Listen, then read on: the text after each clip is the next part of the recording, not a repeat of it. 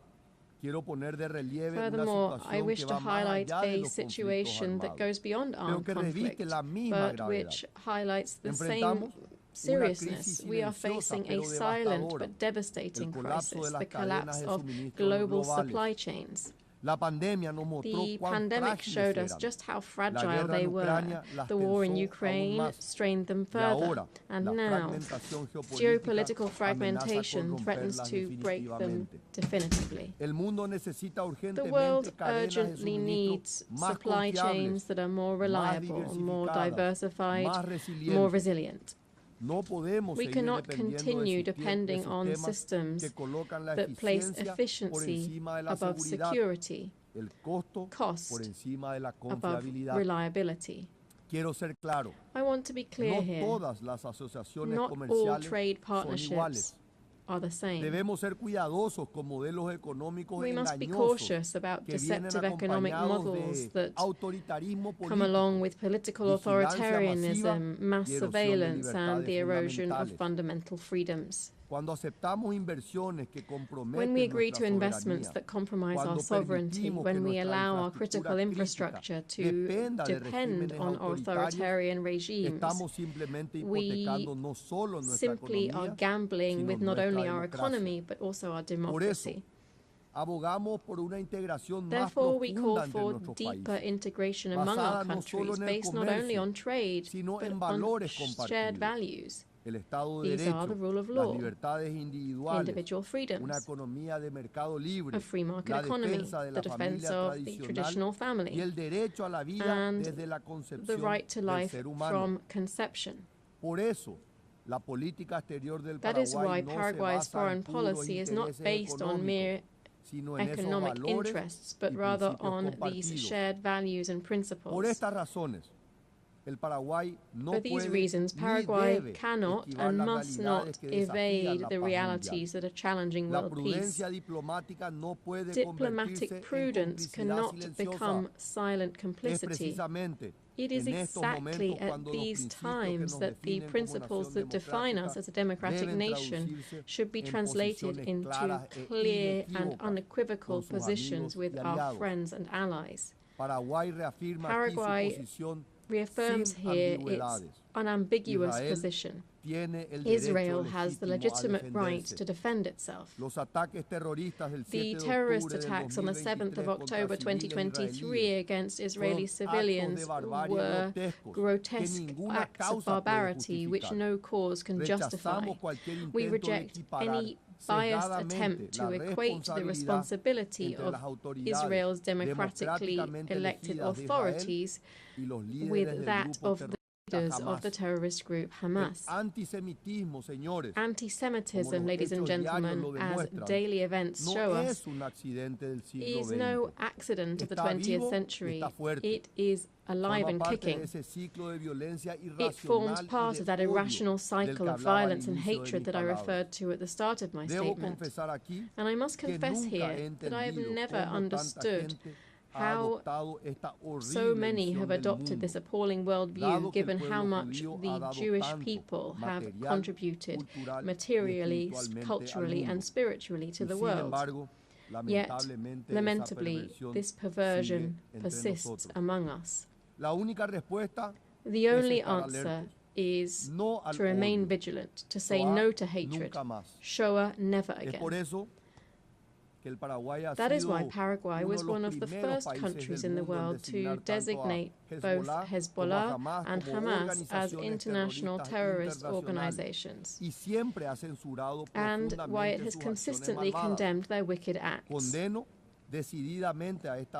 I decisively condemn these criminal organizations before you all again today. My country will continue to oppose those who deny the sacred value of human life, a fundamental idea that underpins Paraguay's vision of the human person. We also urgently appeal for the implementation of a solution that will alleviate the humanitarian situation in the Palestinian territories, bringing an end to the violence and securing the immediate release of the hostages, promoting a constructive dialogue that leads towards peaceful coexistence between both peoples and lays the foundations for a lasting peace in the Middle East. Paraguay's extremely principled diplomacy based on conviction rather than mere convenience also explains the moral stance that we have taken with regard to another democracy facing existential threats. Consistency in defending democratic values doesn't allow for selective geographies or calculations of convenience. Principles, when they are genuine, stand by their intrinsic worth, not by their political profitability. Paraguay has proudly maintained 67 years of diplomatic relations with the Republic of China, Taiwan. This friendship, forged through shared democratic values, has shown that cooperation between nations can be based on more than mere interest. Certainly, this decision costs us dearly economically, but believe me, the value of doing what is right is priceless. The growing tensions in the Taiwan Strait deeply concern us. Increasingly aggressive military exercises, constant aerial incursions, bellicose rhetoric, all of this points towards a dangerous escalation that could destabilize not only Asia, but the entire global order. Ladies and gentlemen, let it be said without timidity or pusillanimity, Taiwan deserves a place in this forum. Allow me to repeat it. Taiwan deserves a place in this forum. This is a matter of strict justice. Its exclusion from the UN system is an affront which undermines the legitimacy of our institutions. 23 million decent, hard-working and dignified people cannot remain invisible to multilateralism. Ladies and gentlemen, as in other cases, the question of Taiwan and its international status must inevitably form part of the discussions of this General Assembly. It is time to uproot this tree of injustice which has grown for decades and to give a place to Taiwan, China in the United Nations. These principled positions based on conviction and not convenience give Paraguay something relatively scarce these days, which is genuine moral authority to discuss the problems that afflict us. Against this backdrop of global crisis, Paraguay stands as an intermediate power with a central role in building consensus and strengthening the multilateral systems. Our words are backed up with facts. Paraguay has a characteristic constructive spirit in multilateral debates. In line with our active leading role, my country is currently a member of the Economic and Social Council, and we have national experts on the Tribunal for the Law of the Sea, the Human Rights Committee, the Committee on Economic, Social and Cultural Rights, and the International Narcotics Control Board, as well as the Advisory Committee on Administrative and Budgetary Questions, among others. Over the term 2026 to 2027, we aspire to the presidency of the Bureau of the 6th Committee of the General Assembly, and we shall take up membership in the PBC. Dear friends, Paraguay stands ready to take its place in the concert of nations, not as a mere voice on the periphery, but rather as a true protagonist seeking solutions to global problems. Thus, Paraguay accepts and commits to the objectives set out in the Secretary-General's UN 80 initiative. These include the quest for greater efficiency in resource use, simplification of processes, and the review of mandate implementation. We therefore demand the implementation of geographic balance in the appointment of the next Secretary-General. This would strengthen the legitimacy and representation of this organization. In this process, we are convinced that we must pay attention, that attention must be paid to our region.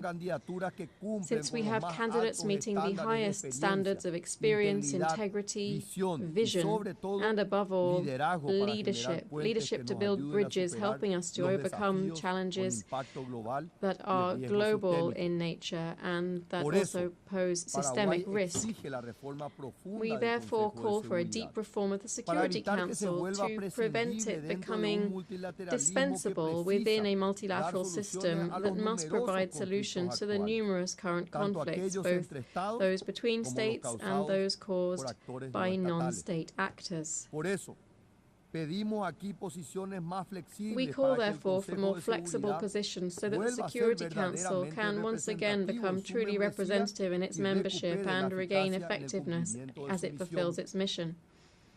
We call for the elimination of the veto, which would bestow greater legitimacy on the body and would enable the UN as a universal organization to once again play a leading role in finding solutions to the great challenges facing our world. Madam President, distinguished delegates, I know that the picture I've painted here is not the brightest. Indeed, it is rather somber. But I prefer to speak truthfully, so as to not underestimate the gravity of our current situation. And yet, optimistic as I am, I can't avoid saying this. I look to the future with great hope. As the great writer William Faulkner said, I believe that humanity will not merely endure, it will prevail. With all of our flaws, when we work together, when we place solidarity above division, dialogue above violence, tolerance above hatred, humanity is capable of great things. Building the future is not possible merely by wishing it. Building the future requires intention, persistence, constancy and discipline. I always say, and I'll repeat it here today, there are no shortcuts to development, just hard work.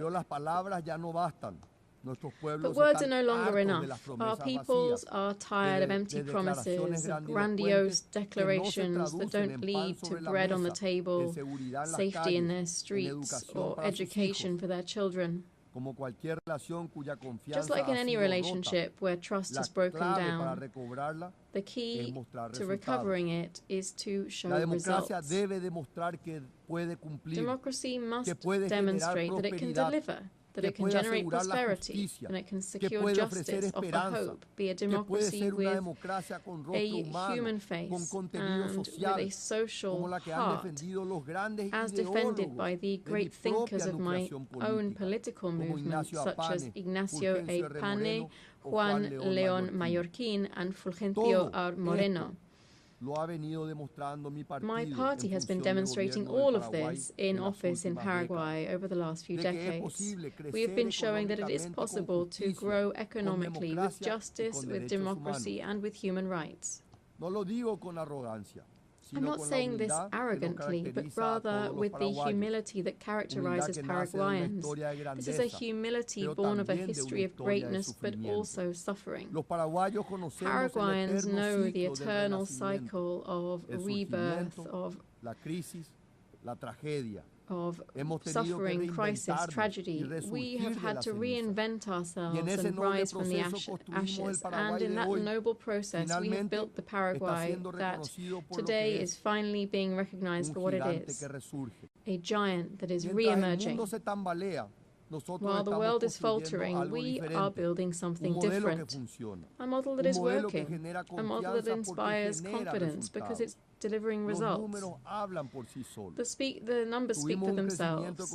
We have seen economic growth of 5.9% in the first quarter of this year, while at the same time the regional average barely reached 2%. Our inflation stands controlled at 4.2%, which is below the regional average. We are advancing firmly towards post-pandemic fiscal convergence. Our fiscal deficit has returned to 1.5% in the national budget for next year.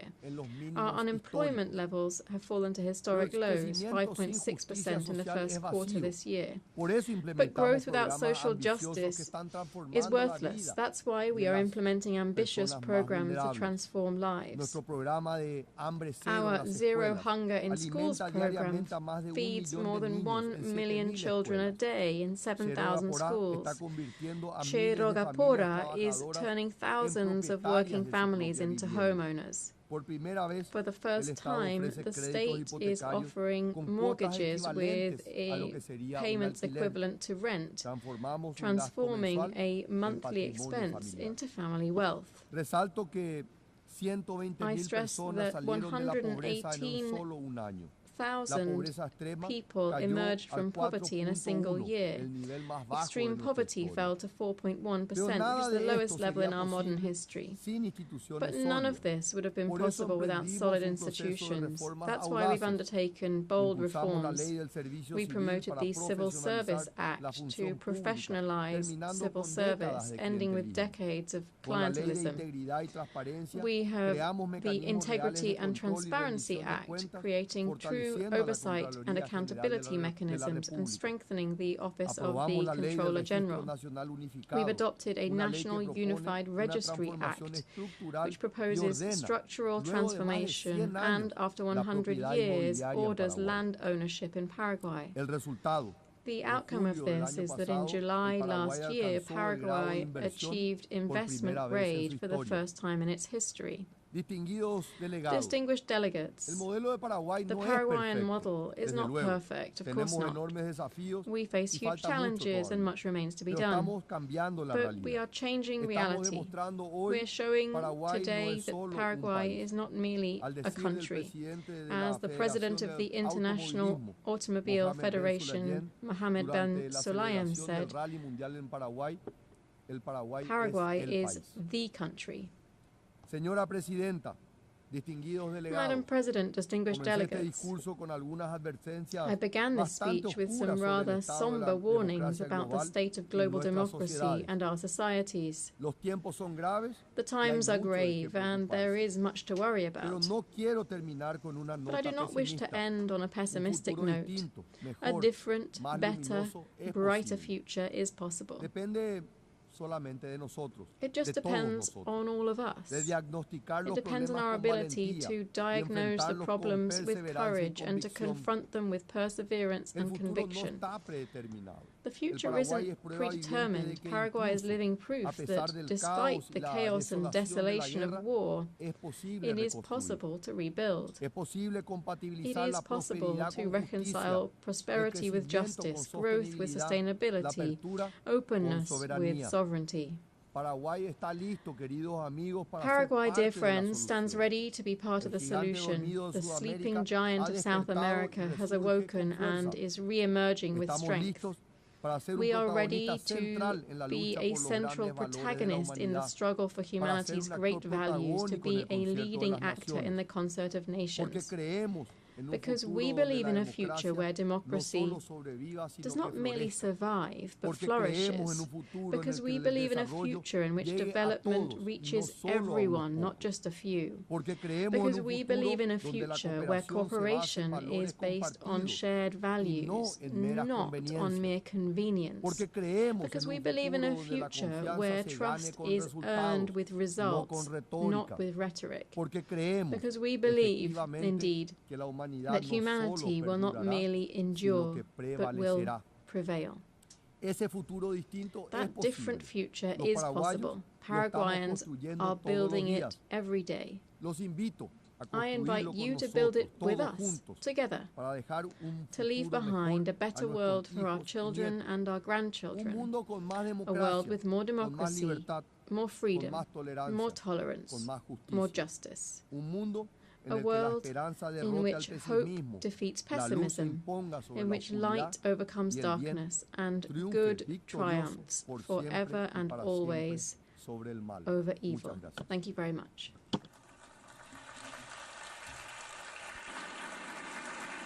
On behalf of the Assembly, I wish to thank the President of the Republic of Paraguay. The Assembly now will hear an address by His Excellency Karis, President of the Republic of Estonia.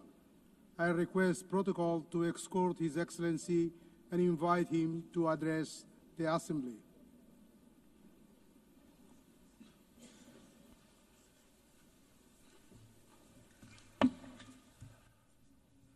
President, Excellencies, ladies and gentlemen. United Nations is an idea of a better world. It is an idea that is not an abstract construction nor an empty declaration, but carefully crafted agreement. The grand agreement that is the basis of a current multilateral world order. An agreement designed to protect international peace and foster prosperity. An agreement to ensure a free and dignified life for everybody. An agreement that is based on the understanding that destruction and horrors of war must not be repeated. Unfortunately, the international law-based multilateral system with the UN and its charter at the core that is supposed to keep us all safe is increasingly under strain. Its fundamental principles are violated in numerous conflicts across the world. Brutality prevails. We simply cannot let this go on. We all should be asking, what kind of future do we want?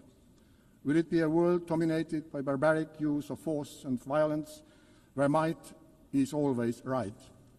Or do we want a peaceful and prosperous world, where law and order, justice and universally agreed rules and principles prevail? This question is relevant for everyone in this room, despite the distance of our own homes from front lines in Ukraine, Gaza, Sudan, or DRC. Multilateral world order based on international law and the principles of the UN Charter must be maintained and strengthened. What our peoples are expecting from us as world leaders today is to bring back the San Francisco spirit, to preserve peace and to reinforce the principles of the UN Charter.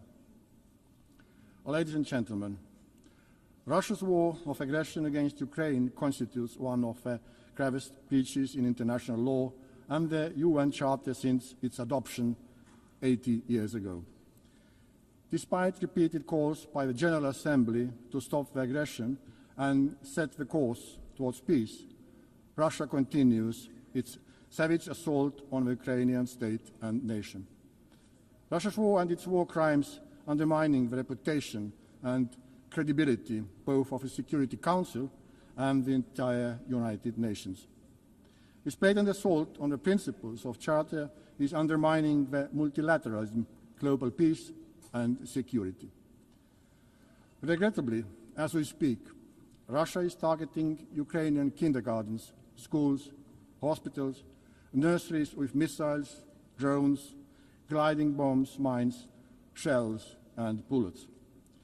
The same permanent member has been systematically abducting and deporting Ukrainian children, erasing their identity and forcing them into integration. A human suffering in Ukraine has reached unprecedented levels.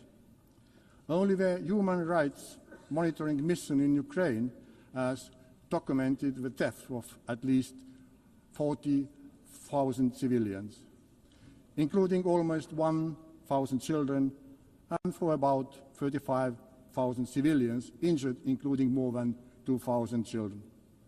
The death toll increases with every year, month, week, and day. In total disregard of President Zelenskyy agreeing to ceasefire in March and the recent peace efforts by the United States, Russia has significantly intensified its campaign of terror with a barrage of drone and missile strikes on civilian targets. It is evident that Russia has no intention of agreeing to a ceasefire, let alone a lasting peace. Russia's objectives have not changed. They remain of the subjugation of all the Ukraine and the reshaping of Europe's security order to satisfy Russia's own neo-colonial and imperial ambitions.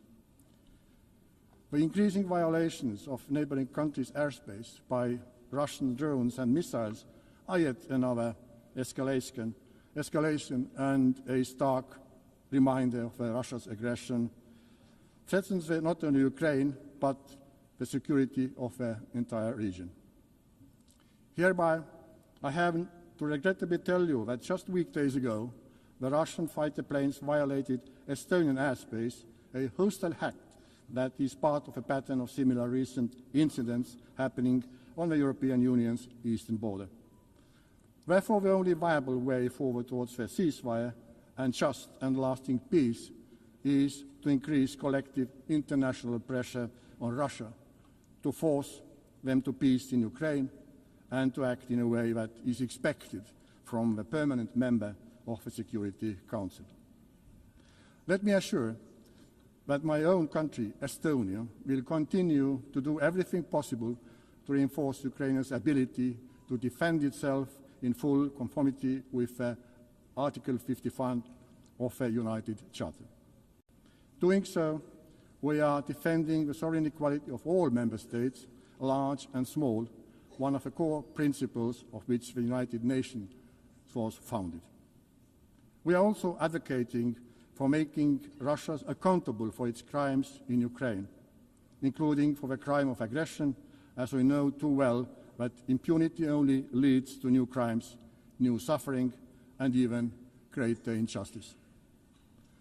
Ladies and gentlemen, the international law-based multilateral system has also failed to protect Palestinians and Israelis.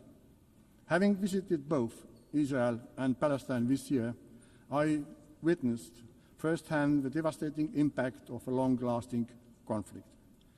Hamas's brutal terrorist attacks on October 7 have been condemned by the whole world. Hamas cannot have any role in the future governance of Gaza and Palestine. It has to be guaranteed that the horrors of terrorism would never be repeated. However, ordinary people and children in Gaza must not be the ones to pay the price. I am devastated that so many innocent lives, including children's lives, have been lost due to the military action, starvation, and the spread of disease. The promise of international humanitarian law was to ensure that people do not suffer during their armed conflicts. And yet, what has unfolded in Gaza has crossed all red lines. Estonia has supported all efforts for a ceasefire that would end the killing, destruction of lives, and bring all the hostages home. In order to alleviate the unbearable humanitarian situation, Israel must fully respect international humanitarian law and implement its commitments regarding access and delivery of humanitarian aid and security of all workers. In order to truly end the cycle of violence, we need a comprehensive political process with the end goal 2 states, Israel and Palestine, living side by side in peace and security. In command of efforts of France and Saudi Arabia to step up international action to implement the 2-state solution. Dear friends, the United Nations must be capable of fulfilling its core functions. In order to face the multitude of current global challenges, all the pillars of the UN, peace and security, human rights and sustainable development have to be strengthened. Estonia, therefore, supports an ambitious system-wide reform of the United Nations. This is not only an issue of monetary efficiency and financial discipline, it's a structural problem and credibility question for the UN. For this reason, we are fully behind the Secretary General in endeavors in pushing the UN 80 reform vigorously forward. Within this transformation, the reform of the Security Council is of central importance. Estonia supports the expansion of the Security Council membership so that it would include countries that have, inter alia, demonstrated their unwavering commitment to international law and the principle of UN Charter, and have consistently acted in accordance with these principles. Furthermore, if we want to have functional and respected Council, we also need to restrict the use, or rather abuse, of the veto, increase the transparency of the Council's work and its accountability. Last but not least, we also need to ensure transparency when it comes to the selection of the next Secretary General of the United Nations. After 80 years of men-only leadership, we are very supportive to the idea that based on a fair process seeking the most qualified candidate, it is high time for a woman to be chosen as a UN Secretary General. We need to put forward ambitious selection criteria, clear timeline, and assure greater role of a General Assembly in this process. Given the current credibility crisis of the UN, we cannot afford to fall short in the selection process. Dear ladies and gentlemen, sustainable development with clearly defined goals remains a central focus of the UN. We have to redouble our united efforts to address global challenges, like the effects of ongoing climate change, which are getting worse in all parts of the world. The upcoming COP30 in Brazil should be a turning point. Countries should submit strong climate plans. These plans should cover all parts of the economy and follow a 1.3-degree goal of the Paris Agreement. Substantial progress during this decade is crucial. We must work together to triple renewable energy production by 2030, because this is the most effective way to reduce emissions. Estonia shows that this is possible. We used to rely on oil shale, a local fossil fuel, for our energy production, but today nearly 40% of our electricity comes from renewable sources. This change happened because of political will and private investments. Let us now raise our ambition together, like we did when we agreed on a World Cleanup Day to be acted upon on 20th September at Estonia's initiative and example worldwide. Not to celebrate it, but to do it. Dear colleagues, in myriad of challenges we face, accessible education is a prerequisite of understanding the current problems, learning from the mistakes of the past, and crafting a better world. Estonian educational system ranks high in many international rankings. We see how this has had an impact to many other fields where Estonia has been doing well, including digital governance, media freedom, and innovation. Our goal is to share with our partners, including through UNICEF board, our diverse experience in innovation, in education, developing educational policies, reforming education, and improving the availability of high-quality education. Every situation, every culture, every context is unique and requires specifically developed solutions. However, allow me to draw your attention to one of specific experience of ours. In 1991, at the start of the Internet revolution, we decided to radically integrate computers and Internet into our educational system.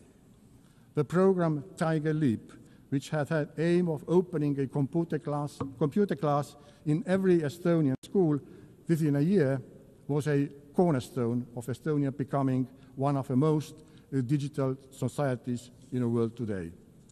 The world today looks different from the one 34 years ago. But new technology is there again and waiting to put it into the best use. Therefore, Estonia is making a new leap, the artificial intelligence leap.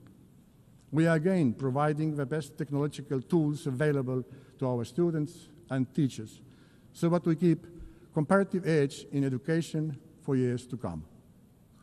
Equipping citizens with the skills to use AI wisely and responsibly is essential. AI must serve dignity, development, and human rights, not the other way around. In Estonia, we believe in innovation, and we are most ready to develop new tailor-made solutions with our good partners all around the globe. In collaboration with the International Telecommunication Union and Germany, Estonia co-founded the CovStack initiative. This innovative platform provides governments with digital public infrastructure toolbox aimed at modernizing digital services by creating modular, open source, and scalable framework for governments worldwide. Dear Member States, whichever global problem we approach, we have to build human rights and basic freedom. Yet today, human rights and fundamental freedoms are increasingly under pressure worldwide. This is a deeply worrying trend that demands our collective response. This is the idea that guides us also on the way to becoming a member of a Human Rights Council for a period of 2026-2028. And I would ask your support at the election next month. Our priorities during our membership are the promotion and protection of children's rights, safeguarding digital rights and reducing the digital divide, and advancing media reform. All three are critical for advancing democracy and protecting international law-based multilateral world order. We are capable of learning as human beings and as a mankind. We learn from mistakes. We get up and will do better. Let us do it. Thank you for your attention.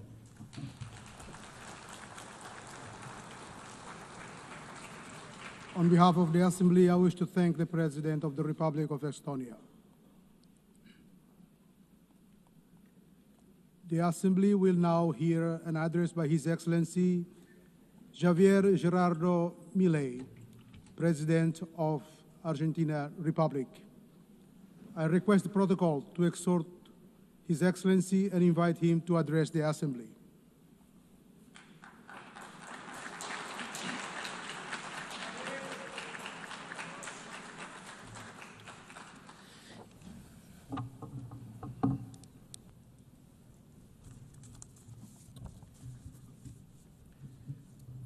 A las autoridades de las Naciones Unidas, United Nations authorities, representatives of member states, all citizens closely following this summit, good morning to you all.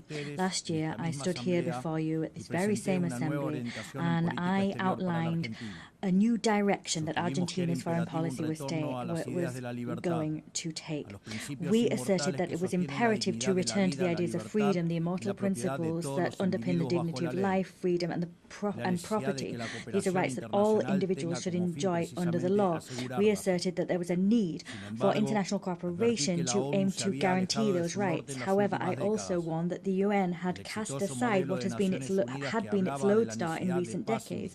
The successful model of the United Nations spoke of the need for peace without victory. It was grounded in cooperation between nation states. It was, however, replaced by a supranational model of government comprising international bureaucrats that sought to impose on citizens across the world a specific way of life. The United Nations has moved from an organization that sought to mediate peace between peers to an organization that claimed not only to decide what every nation state does, but also what all individuals, wherever they may be in the world, must do. We believe in the original aim and purpose of this organization. We believe that there are global problems which require dialogue and international cooperation if they are to be resolved. However, for that reason, and to achieve that goal, we must reject these abuses of authority that often go hand in hand with noble agendas. As we maintained last year, we will never support the amputation of indigenous or commercial freedoms, nor will we support the violation of natural rights of citizens of member states. In the last year and a half, we have voted in accordance with that principle. I am saying this to you well aware that many of you don't share my views, but as I've always said, it's preferable to say an uncomfortable truth than to speak a comforting lie. In that vein, today I want to talk to you about a specific problem facing all modern countries. As things stand, the world is seeming to pit the present against the future and seeing it as a contradiction. This is a political, economic, and philosophical problem. And the response to that problem and that opposition will determine the course of humankind. If we push to the end this idea of comfort versus discomfort, the entire world, I would say that now the entire world seems stagnating in the comfort at the present, overlooking the consequences that will have for the future. Given that doing what is uncomfortable seems to strip votes and power from those that take it on, leaders prefer to do everything in their power to protect the status quo that they inherited, and they do so disregarding future consequences. They light a fire to heat the future and heat the present and disregard the future. Modern states have thus entered into a very complex dynamic from which they cannot return. Incentives both for the people and politicians mean that we tend to talk about the distribution of wealth today, overlooking the need to compile wealth for tomorrow. Currently, decision makers are facing the decision. Either they preserve the legacy that was entrusted to them or they destroy it. This legacy can be accumulated wealth, productive capacity, laws, or any other thing that serves the common good. In general, they tend to if they burn their legacy, if they opt to continue with what's comfortable, they'll have a lot of profit and benefit in the future, but there will be great future costs. What you put aside today, you lose for tomorrow. They seem to be preserving growth and prosperity in the present and casting aside the well-being of future generations. We need to find a balance, meaning that eating bread today doesn't mean we'll go hungry tomorrow, and we need to guarantee sustained growth and well-being. That's something economists call economic growth. That growth can sometimes seem slow and sometimes halt briefly because progress is never linear, but it's precisely long-term consistent growth that has systematically revolutionized the world and has wrenched thousands of millions of people from poverty. The difference between zero growth and 2% growth in the long term is the difference between stagnation and prosperity. The Argentinian people know a great deal about this issue because we're the only country in the region that hasn't experienced growth in the last 15 years. In legal terms, growth, the condition for growth, is respecting the sanctity of property and the free market. And that means nothing other than ensuring free trade between peers and free cooperation between peers. Without the right to ownership, there can be no savings, and without savings or free trade, there is no investment. If there's no investment, there can be no growth. But it's not in anyone's individual political interest, apparently, to respect these principles, because it is precisely when we expand the state that individual freedoms of the citizens are eroded. And we simply seek to protect ephemeral present well-being to earn votes, and that's what our politicians do. Accumulated wealth decreases over time with this way of moving forward. And so what we're seeing now is countries are increasing public expenditure, but that doesn't ultimately create wealth, it rather destroys wealth. With that in mind, politics gains power on two fronts. They get democratic legitimacy and they obtain resources that they can spend. So politics has a double incentive to foster that intergenerational betrayal, because despite the fact that people lose in the future if this course is followed, there's short-term gain. A great man may be that who sows trees, whose shade he will never enjoy. The great man might be the one who cuts down the trees that others sowed. But this cannot continue. This is the major trap that all nations are succumbing to. When this process is continued, growth stagnates. When growth stagnates, the demand for redistribution of wealth grows ever louder. So populist policies become, and the calls for them, become stronger and stronger. These policies appeal to envy and resentment. And the ultimate conclusion of this process is vulnerable young people suffocated under the weight of a state that they know is only there to exploit them. fiscal expansion, monetary expansion, and the expansion of state power is suffocating individuals, and that's all part of a pattern which we're seeing across all countries, particularly those who claim to make up the free world. But the problem is not only one of economic policies. We also see it when there are violations of equality before the law, or when we indiscriminately open the doors to immigration for political reasons. On the contrary to what we don't see there is immigration, we see invasion. International cooperation bodies has this one among its number, and such international organizations are not alien to this problem. As the years have passed, this organization has acquired responsibilities that run counter to its founding spirit. It has created layer upon layer of organizations, agencies and programs until it achieved this hypertrophy of administrations that are barely effective when it comes to resolving the problems for which they were created. Responsibilities that the UN has taken on have swelled and swelled, and in step with that, the contributions made by member states have swelled, and in turn, the palpable results that this organization has achieved have greatly reduced. They can't offer the world what they could. There's this cocktail of incentives, and in addition, you have in this organization, unlike how it was, international organizations now see a situation whereby no one's really held accountable for their failures to resolve problems. This contradiction between lofty goals and scant results has created the erosion of the prestige of this House. Without going further, the poor results of Agenda 2030 bear witness to what I've outlined above. What continues to be seen in practice is a cycle whereby we recycle structures. There is more and more being spent and more targets being set for this region. Argentina decided to step aside from this process because we saw in Agenda 2030 the improper expenditure of scant resources for purposes that we don't share in order to distract attention from the real global difficulties. The world is on course for stagnation, and that's why we stood apart. I need to raise the alarm here because in Argentina we've seen the natural consequences of proceeding in this way. You keep doing what's comfortable, but then you end up out of step with the future. In other terms, what I'm saying to you is that we're speaking to you from a future that hasn't arrived to you yet, and you've still got time to avoid this problem because no society will survive if it sets fire to the future to simply heat the present. In my country, we've learned the hard way a very valuable lesson. For decades, we jeopardized a future in order to distribute the dividends of the present. In 2030, we finally got to a point where we'd had 100 years of doing things improperly. We'd been kicking the can down the road, but there was no one left to kick the can to.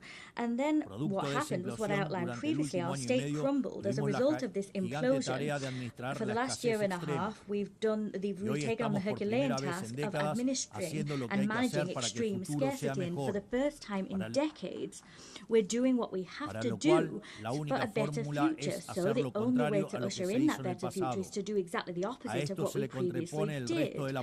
What we're doing stands in opposition to the rest of politics. That politics asks us to do what everyone was doing for years and what has pulled us into decline. They're asking us to jeopardize our future to meet present demands. They want us to apply the same remedy that we did 1,000 times, and that's exactly what brought us here. But I'd like to say clearly that Argentina has a government that decided to undertake the right path, even though it's the thorniest one, because prosperity and progress for our people cannot be delayed one day longer. However, we are not the only ones that are taking difficult decisions at this juncture, as history demands that we do. President Trump of the United States also understands that the time has come to reverse a dynamic which is leading the United States towards a disaster, and we know that a disaster in the United States is a global disaster. His unflinching and successful policy in terms of halting illegal immigration makes that conviction more than clear. He knows that he must do what's necessary, even though many may not like it, before it's too late. In other countries, for example, it's already too late to take the decisions he has. That's not only what's important. What Donald Trump is also doing is restructuring the terms of international trade in an unprecedented fashion. That's a titanic task which gets to the very core of the global economic system, because that system has been gnawing away at the industrial heart of his country, and the country now has an unparalleled debt crisis. Furthermore, he's undertaking a cleaning up of the institutional capture of the American state because it's being infiltrated by left-wing factions that were seeking to undermine any reform program that was necessary. Both I and Donald Trump know what we're doing in the face of these challenges. All of these challenges have a common denominator that all countries, including supranational organizations, must address. They must find a way of creating dividends for the future and not succumb to the temptation of dealing with the present. This is something that major nations, Western nations, have been aware of and putting into practice for decades. We need to get back to that. We need to go back to our roots. We need to tackle priorities first, and that needs to go hand in hand with the idea that you need to do what's difficult but right and prioritize that over and above what's easy and comfortable. As I previously said, this also stands for international organizations that have gradually been integrating such actions into their ecosystem. I think I speak on behalf of all of you when I say that the UN must lead the charge when it comes to this paradigm shift. They must return to the roots that made it the great organization that it once was in the past. I wish to humbly lay before you as an assembly four principles that we think might serve as we seek to achieve the aforementioned goal. 1. The principle of a core mandate. The central mission of the United Nations is to preserve international peace and security. Everything else must be viewed as complementary to or in service of that goal. The strategic management of resources of this institution consequently requires that we stick to our priorities and not take on others. Secondly, the principle of international subsidiarity. The UN must tackle an issue solely when it is patently clear that the problem demonstrably exceeds national capacity for action. In all other cases, it is right and proper to return the initiative to states. They are the ones who have the democratic legitimacy and answer to their peoples. 3. The principle of institutional efficiency. Argentina has undertaken a process whereby it seeks to optimize the state. We've eliminated redundant structures and returned resources to taxpayers. In the same way, we believe that the UN requires a similar journey. That requires conducting reliable audits, closing ineffective programs, the consolidation of agencies into single bodies, and financing tied to real achievement. 4. The principle of normative simplification and streamlining. Peace is not only the absence of conflict, it requires prosperous societies. International cooperation must not transform into an obstacle for economic growth and an obstacle to the creation of opportunities. Consequently, we can only and must only support initiatives that do not stymie states' capacities to lead their own production and productive efforts to attract investment and foster trade that are the right way to reduce poverty. These principles will be highly valuable, we believe, in terms of getting our organization back on course so it can stand the test of time and produce tangible results over time. To conclude, I want to raise 4 sensitive and crucially important issues for the Argentine Republic. Firstly, I wish to reiterate our legitimate claim and irrenunciable claim in terms of sovereignty over the Malvinas, South Georgia, South Sandwich Islands and the surrounding maritime areas that continue to be illegally occupied. In spite of the fact that 80 years have elapsed since the creation of this organization, colonial situations such as this one remain unresolved. For this reason, we call upon the United Kingdom to resume bilateral negotiations in accordance with Resolution 2065 of this very same General Assembly, together with all relevant subsequent resolutions.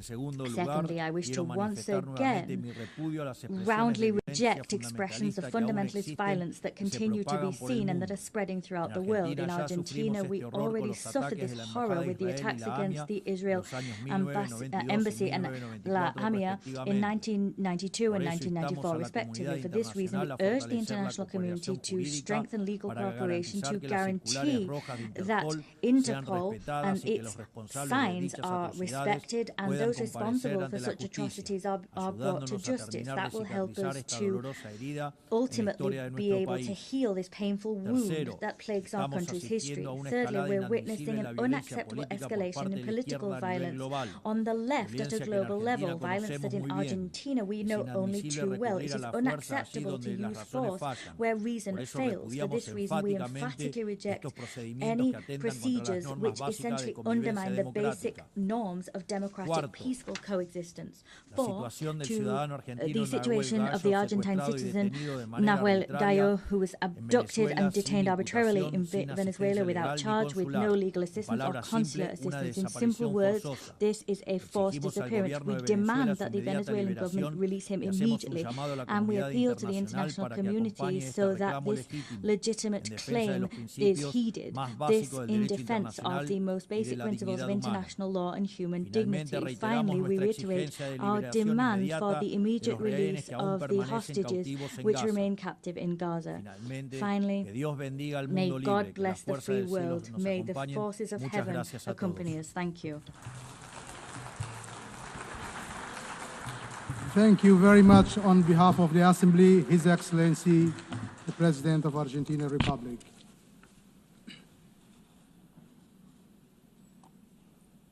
The Assembly will now hear the address by His Excellency Alexander Vučić, President of the Republic of Serbia.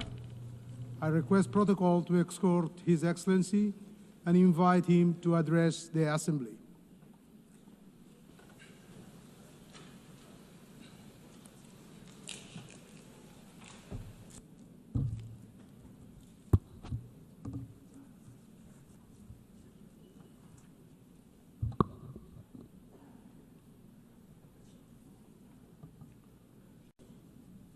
Excellencies, ladies and gentlemen, I'm very honored to address this 80th anniversary session of the General Assembly of the United Nations on behalf of the Republic of Serbia, a founding member of the United Nations and a freedom and peace-loving country proud of its history. This year, we mark 8 decades of the existence of the World Organization, and during that period, the UN has provided a framework for dialogue, cooperation, and solidarity among the nations, short of which it would not be possible to respond to the challenges of our day. Only by joint efforts we can create a future featured by security and dignity. This brings me, ladies and gentlemen, to the 5 essential principles that guide Serbia and its foreign policy vision and constitute pillars in its international actions. Number 1, the United Nations is not a relic of the past, it is a compass for the future. 80 years on, this is a moment for reflection, but also for candor. The UN should not be a stage where giants wrestle while smaller countries hold their breath. It should be a round table where every seat counts. Countries like ours, countries that belong to Global South, are too often treated as chess pieces. It's time to show that we can be conveners, innovators, and guarantors of cooperation. We may not have the loudest voice, but we often have the clearest vision, because we see both East and West at once. Our engagement with all partners does not mean blind agreement. It means respect for sovereignty, territorial integrity, and the belief that dialogue is stronger than division. Serbia is a reliable, predictable partner, but reciprocity matters. We will defend our autonomy as firmly as we defend cooperation. The United Nations Charter was not written to serve one moment in history. It was written to withstand the test of time. In a world facing deep geopolitical fractures, the United Nations Charter remains the only framework capable of holding us together. Serbia is not a buffer zone, it is a bridge, and bridges connect, they do not divide. Therefore, as the President of Serbia, for the first time I would like to offer Belgrade, the capital of Serbia, as a place of dialogue for all the conflicts around the world. I believe that we will offer the best possible hospitality and absolute security for the participants. The world is facing its deadly surge in violence since World War II. In 2024, 61 armed conflicts erupted across 36 countries, the highest number in more than 7 decades. The proliferation of misinformation, particularly via digital platforms, has fueled distrust between countries, targeting elections, trade negotiations, and public sentiment. Serbia believes in pragmatic cooperation, finding common ground even where disagreements persist. People around the world are frustrated with governments and businesses, and they want a better future for themselves and their families. The best way to deliver that is through collaboration across nations. We live in times of the most difficult conflicts and the most difficult divisions within countries, continents, and regions since the foundation of the UN. A particularly worrying thing is a fact that, provoked by different factors, we have the deepest and the most difficult divisions within each society, with, most often, extremely violent consequences of actions of mutual non-understanding, non-communicating, and distancing from what used to be accepted as elementary decency and behavior in both country-to-country and people-to-people relations. The world is divided, believe it or not, less by ideological, but much more by emotional, hate-driven differences caused by undermining of countries, societies, elementary moral values as well. In each village and hamlet worldwide, and particularly with the members of the citizens' alleged elite, at least it used to be the case, no matter who dies of natural causes, and especially if someone dies in an accident or gets killed, the biggest part of the society felt the need to pay their respect to the deceased, even those who didn't think highly of the respective person during his or her lifetime. Today, we are witnessing the unprecedented wonder, a sick expression of joy for the crime committed against an innocent person. The example of Charlie Kirk is the best confirmation of that. He was savagely assassinated just because his killer didn't like his ideas. He was shot, even after death, by the same ones who had prepared political and media grounds for his assassination. And please do not be surprised because I'm speaking about this more than about big world conflicts. It is precisely that such a development devastates in a deepest and the clearest way the world political community much more than conflicts with clear and visible actors. In the era of social networks, in the era of freedom, we have reached the point of the biggest unfreedoms and unambiguous limiting of freedoms of the others. How can it be possible that, let's say, ABC television hosts get bigger media attention in the US than the attempted assassination against, let's say, President Trump? Who are these shadow rulers who impact the key political movements and who want to run the world and each country individually, and almost as a rule without the people's will and legitimacy? They run all the processes, and all of us because they're chosen by God, as they like to put it. The elite and other people who are, I suppose, incapable of choosing their own path. Those are extremely dangerous things, which will lead to further dissolving of our societies and our countries, but also the overall world politics. It was mostly spoken here about Palestine and Israel. Both are our friends. And I cannot easily, because of more likes on social networks, nor I want to take sides and speak about good and bad people just because it brings us another point in daily politics. But speaking of which, let me bring you back to the beginning of this part of my speech. Big pro-Palestinian demonstrations were held in Italy during the past weekend. People were shouting, Gaza, Gaza, but at least in Milan, some of them did not even think of Gaza. The only thing that was on their mind was demolishing and burning down of what the Italian people had created for centuries, just because it is popular to be against the government and take part in some kind of violence. And when otherwise very composed Italian Prime Minister Giorgia Meloni calls such hooligans, rightly so, thugs, we all ask ourselves what the next stage would be like and what awaits us in the future. During the past month, Serbia was facing unrest and attacks against the constitutional order. In spite of the violence exerted by the protesters, we tried to find a significant share of blame in myself, ourselves, and in us running the country. I wanted to listen and I understood the message of the people in the streets. That is why, just like here at the United Nations, I believe that the dialogue between the nations and countries has no alternative. I offer dialogue and unconditioned discussion on all the topics of significance for our society to people who think differently, and I'm absolutely certain that in the upcoming period we will overcome all the difficulties from the past months. Progress on global challenges is uneven. Financing is dwindling, the UN budget is constrained, and smaller nations often lack access to the tools and support that richer countries enjoyed, particularly in the energy transition.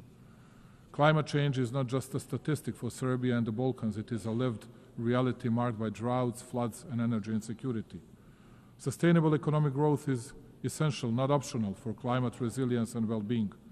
For us, partnerships are defined by commitment, not hierarchy. We are a place where East and West collaborate on concrete projects from clean energy to infrastructure and digital transformation, when we will continue to build on this foundation. At a time when the UN seeks to inspire trust globally, these practical, results-driven partnerships strengthen confidence at home and abroad. Distinguished colleagues, alongside many other member states, especially those who do not belong among great powers, Serbia is adamant in pointing to the importance of and respect for the fundamental principles and rules of the Charter of the United Nations. Perhaps it is only too proper to repeat today what we committed to 8 decades ago. The principles and rules of the Charter are valid equally for all states, large or small, for all political powers or levels of development. With a feeling of deep pride, my country continues to commit to a consistent implementation of international norms, notwithstanding the fact that it too is facing a lack of fairness and double standards. In words and deeds, and on a number of occasions, Serbia has recommitted to respecting the sovereignty and territorial integrity of all UN member states, the fundamental principles of the Charter. In doing so, my country expects all the states to respect its sovereignty and territorial integrity, which I have the pleasure to note most of them do, and to which I owe my profound gratitude. After all, as I said on many previous occasions, the respect of the Charter of the UN is not a matter of choice. Rather than that, it is a universal and binding obligation of us all. Number two, territorial integrity is not a principle measured by power. It is the measure that restrains power. If the principle of territorial integrity is applied selectively, it ceases to apply at all. Its violation in one place becomes justification for conflict everywhere. Undermining it does not create exceptions. Rather, like in the case of Serbia, it creates precedents, dangerous ones. Serbia is well aware of the price paid in disregard of international law and multilateralism. 26 years ago, my country fell prey to a brutal aggression by NATO. It opened a Pandora box of sorts, whereby the very postulates of international law were unscrupulously undermined and the principle of territorial integrity brought into question. The consequences of such actions of those who consider themselves untouchable at the time are felt today as well. Even though small in respect of global powers, Serbia is not deterred from commitment to the principles of international law. We firmly believe that they should be respected in every situation, without exception and selectivity. As a persistent drop can shape stones over time, so does our perseverance in defending universal norms help assert their durability. Serbia will continue advocating those principles, as the observance of the respective is the only reliable way to peace and stability. This rostrum and this occasion are the best opportunity to reiterate that my country will never forget its history, its people, its sanctities. Kosovo and Metohija is an inseparable part of Serbia, the main pillar of its identity, culture, and spiritual heritage. For us Serbs, it is not only a piece of land, it is the cradle of our spirituality and our existence on that land over centuries. Our concern is not only moral and historical, it is humane too. It is with a heavy heart that I advise of the dramatic circumstances in which the Serbs of Kosovo live today. Day in, day out, they are denied basic human rights, the right to life, freedom of movement, the right to education and health protection, access to workplace and property. They live in isolation, basic foods and medicines are in short supply, while children grow up in a fear and uncertainty. Their situation is not only local by nature, it touches upon the conscience of the entire international community and is a test of its readiness to fend for the innocent and helpless. We witness ethnic violence suffered by the Serbs almost every day. It is frightening in size and scope. The Serbs are physically attacked, intimidated, arrested unlawfully, their property is confiscated, and their rights to language, education, and cultural expression limited. The Serbs are often discriminated against, too. The practice sets the stage to make life in Serbian communities more difficult, as they are denied basic services, taxed exorbitantly, and erected hurdles and obstacles too. This is aimed at creating fear and pressure, and by extension change the demographic picture and force the Serbs to flee Kosovo and Metohija. Serbia therefore calls on the international community to take concrete and resolute measures to stop the violence in order to ensure security and rights of all peoples in Kosovo and Metohija. Compassion is not good enough. We need deeds and protection mechanisms. Notwithstanding the continuous, open and obvious violations of UN Security Council Resolution 1244, Serbia continues to believe in dialogue under the European Union auspices. It has no alternative, and if true and committed, it is the only way to a just and sustainable solution in line with international law and with full respect for mutual obligations. Just as in the past, my country will continue to fight for peace, patiently, emphatically, and in good faith. Number 3, the Balkans must not be a stage for the ambitions of others, but a space for shared responsibility. 30 years after the conflict, stability has become our highest value. The nations of the Balkans deserve the right to shape their future free from external patronage through cooperation, mutual respect, and regional ownership. Distinguished colleagues, cooperation, dialogue, and mutual confidence are perceived as main levers of international relations also on the regional level. We consider that our region should look to the future while we continue to work to the benefit of all citizens and economic interlinkage. To paraphrase Indira Gandhi, who once said that one cannot shake hands with a clenched fist, let me say that Serbia will keep its hand extended, the hand reaching over divisions and borders, devoted to stability and prosperity for all those who strive for a positive agenda and a vision of common European future. The stability of our region is of paramount importance for us. As a guarantor of the Dayton Peace Agreement that we signed 30 years ago, we shall always work toward its full implementation and respect for the rights of all 3 constituent peoples in Bosnia and Herzegovina, Serbs, Bosniaks, and Croats.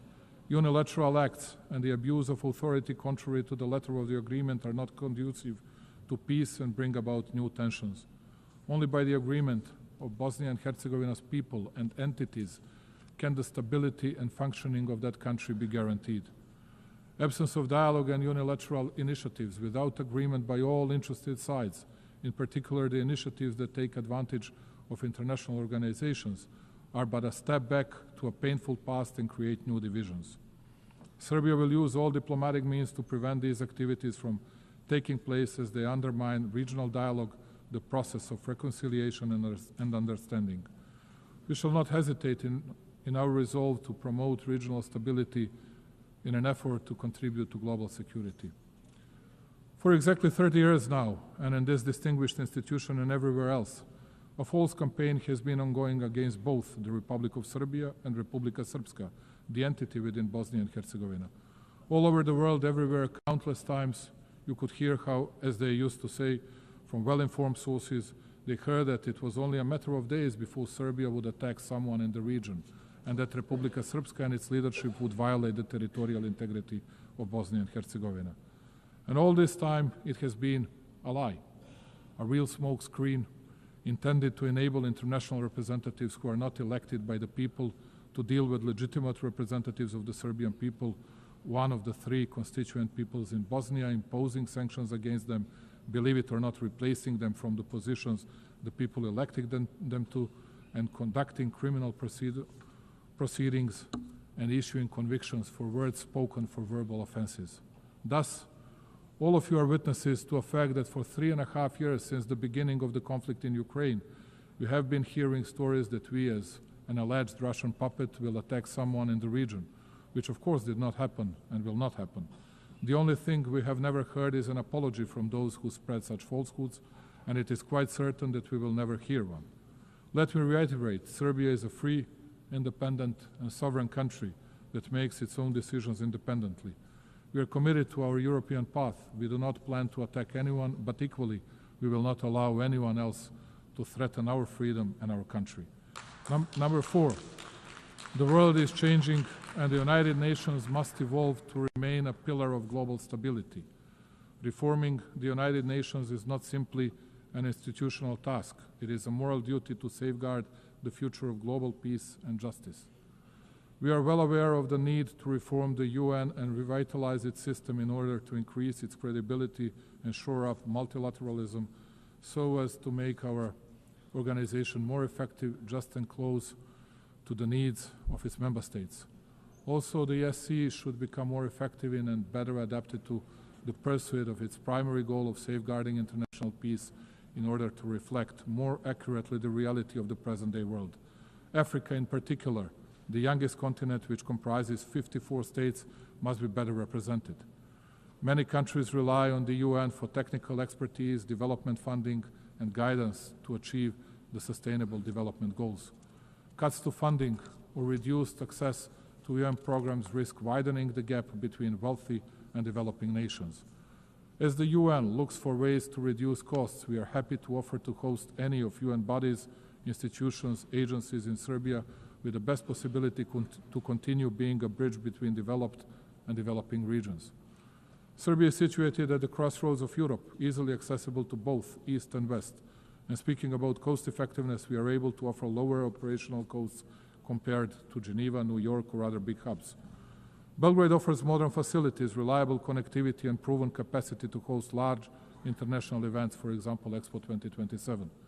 Hosting an agency in Belgrade strengthens the UN's presence in Southeastern Europe, a region with transitional and developmental experience relevant to global priorities. This would expand the UN's geographic footprint, ensuring agencies are more representative and globally distributed. And number 5, Serbia will remain independent and will overcome internal challenges through the strength of its statehood, tradition, focusing steadfastly on building a prosperous future. True sovereignty today is not insulation. It is the dignity to choose, to say yes on our own terms, and to use that choice for cooperation. Serbia's independence is not a privilege granted.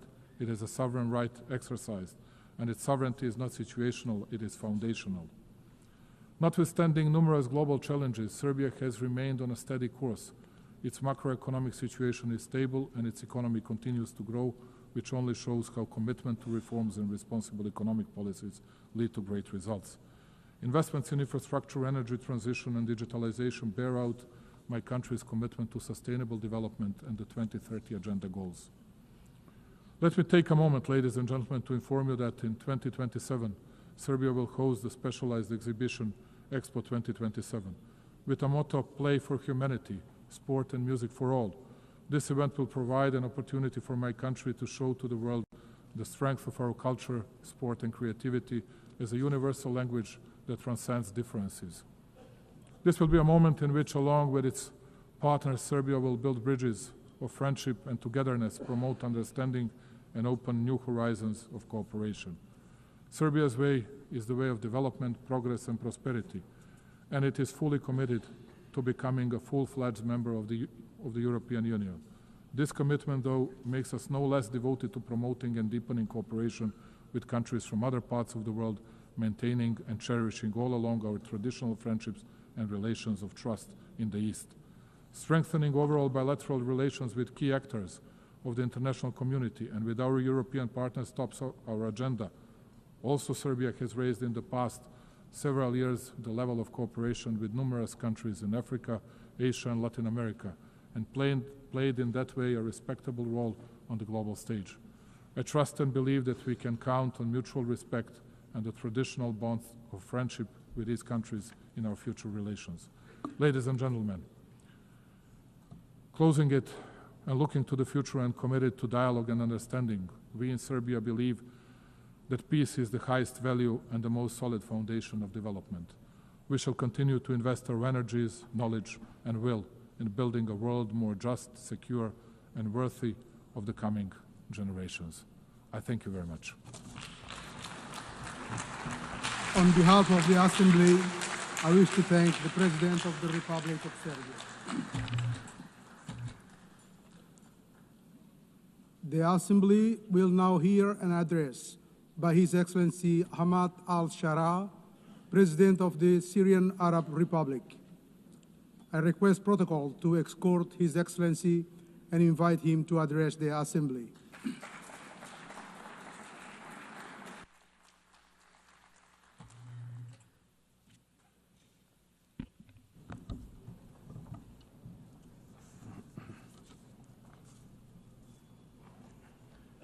In the name of God, most compassionate, most merciful.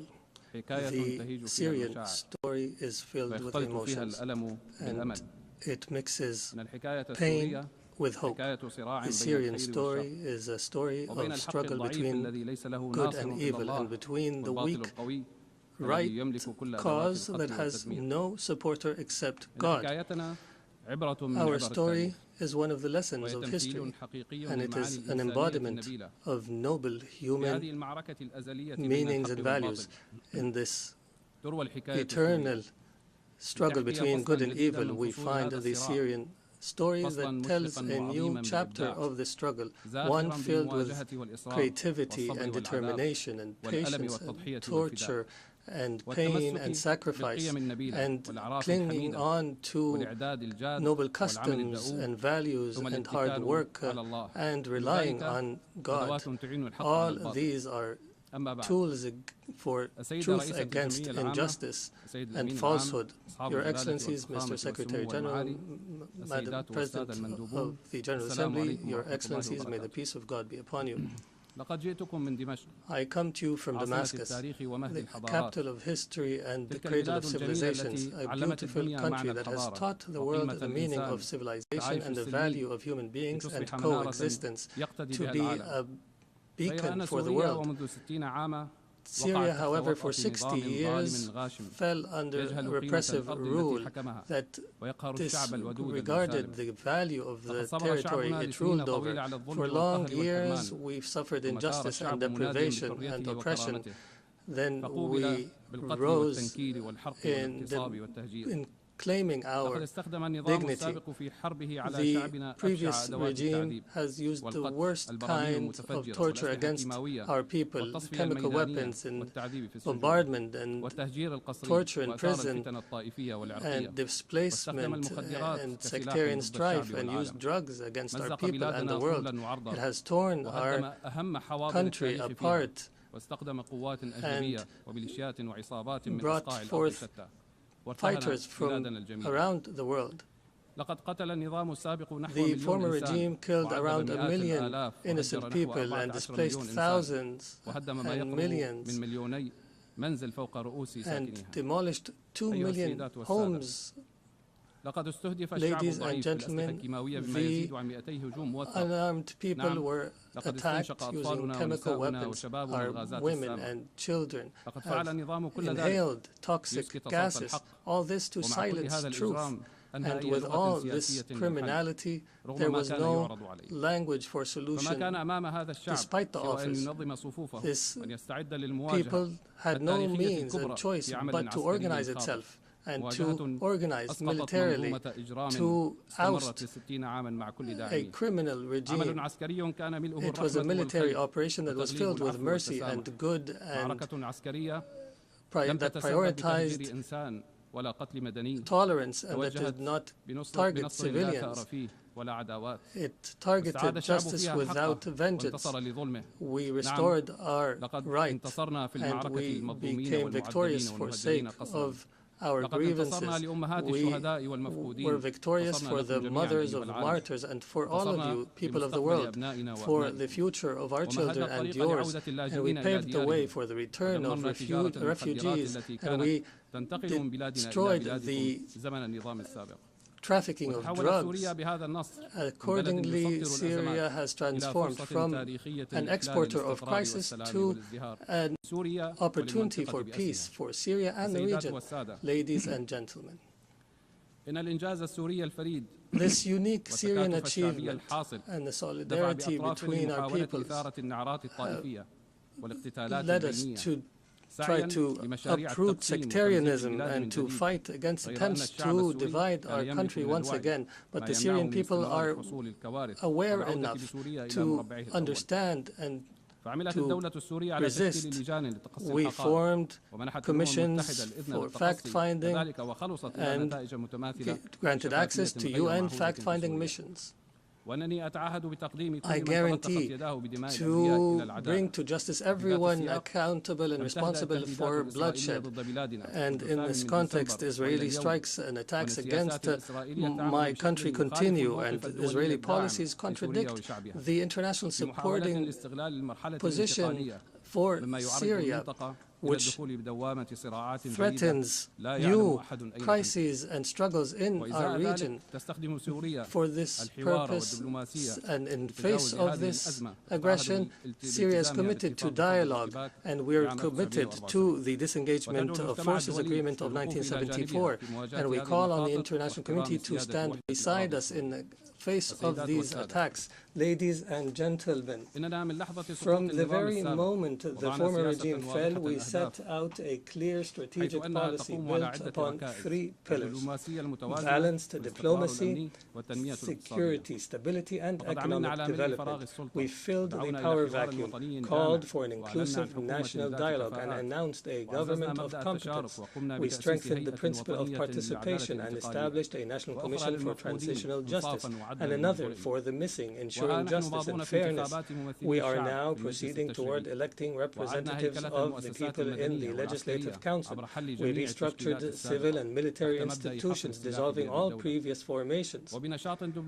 Through intensive diplomatic activity, Syria restored its international relations and forged regional and global partnerships, and achieved the gradual lifting of most sanctions. And we call now for the complete lifting of sanctions so that they no longer shackle the Syrian people. Investment laws have been amended, and major regional and international companies have already begun entering the Syrian market, contributing through investment and reconstruction. Syria today is rebuilding itself through establishing a new state, building institutions and laws that guarantee the rights of all without exception. A land of ancient civilization and culture deserves to be a state of law, protecting everyone, safeguarding rights, guaranteeing freedoms, and fostering life to flourish while turning the page of a wretched past. We are determined to restore Syria's glory, dignity, and honor. And in continuation of the Syrian story, I declare before you today the triumph of truth over falsehood. Truth has come and falsehood has perished. Syria is reclaiming its rightful place among the nations of the world.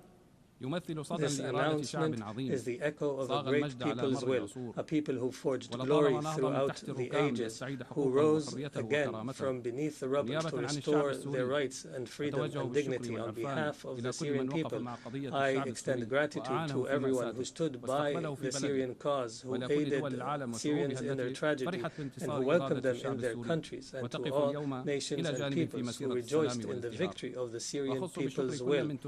And I particularly thank Turkey, Qatar, the Kingdom of Saudi Arabia, and all Arab and Islamic states, the United States of America, and the European Union. And before I conclude, let me affirm the suffering Syria endured, we wish upon no one. We are among the peoples most deeply aware of the horrors of war and destruction. For this reason, we stand firmly with the people of Gaza.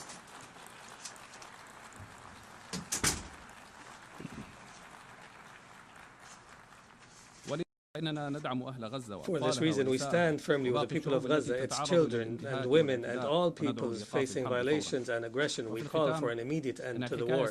In conclusion, the Syrian story has not come to an end. It continues to write a new chapter entitled Peace, Prosperity, and Development, and may the peace of God be upon you.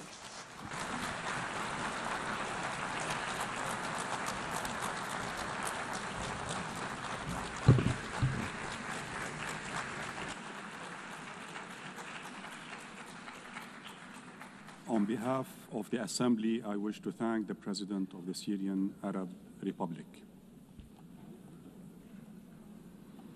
The Assembly will hear an address by His Excellency Zoran Milanovic, President of the Republic of Croatia. I request protocol to escort His Excellency and invite him to address the Assembly.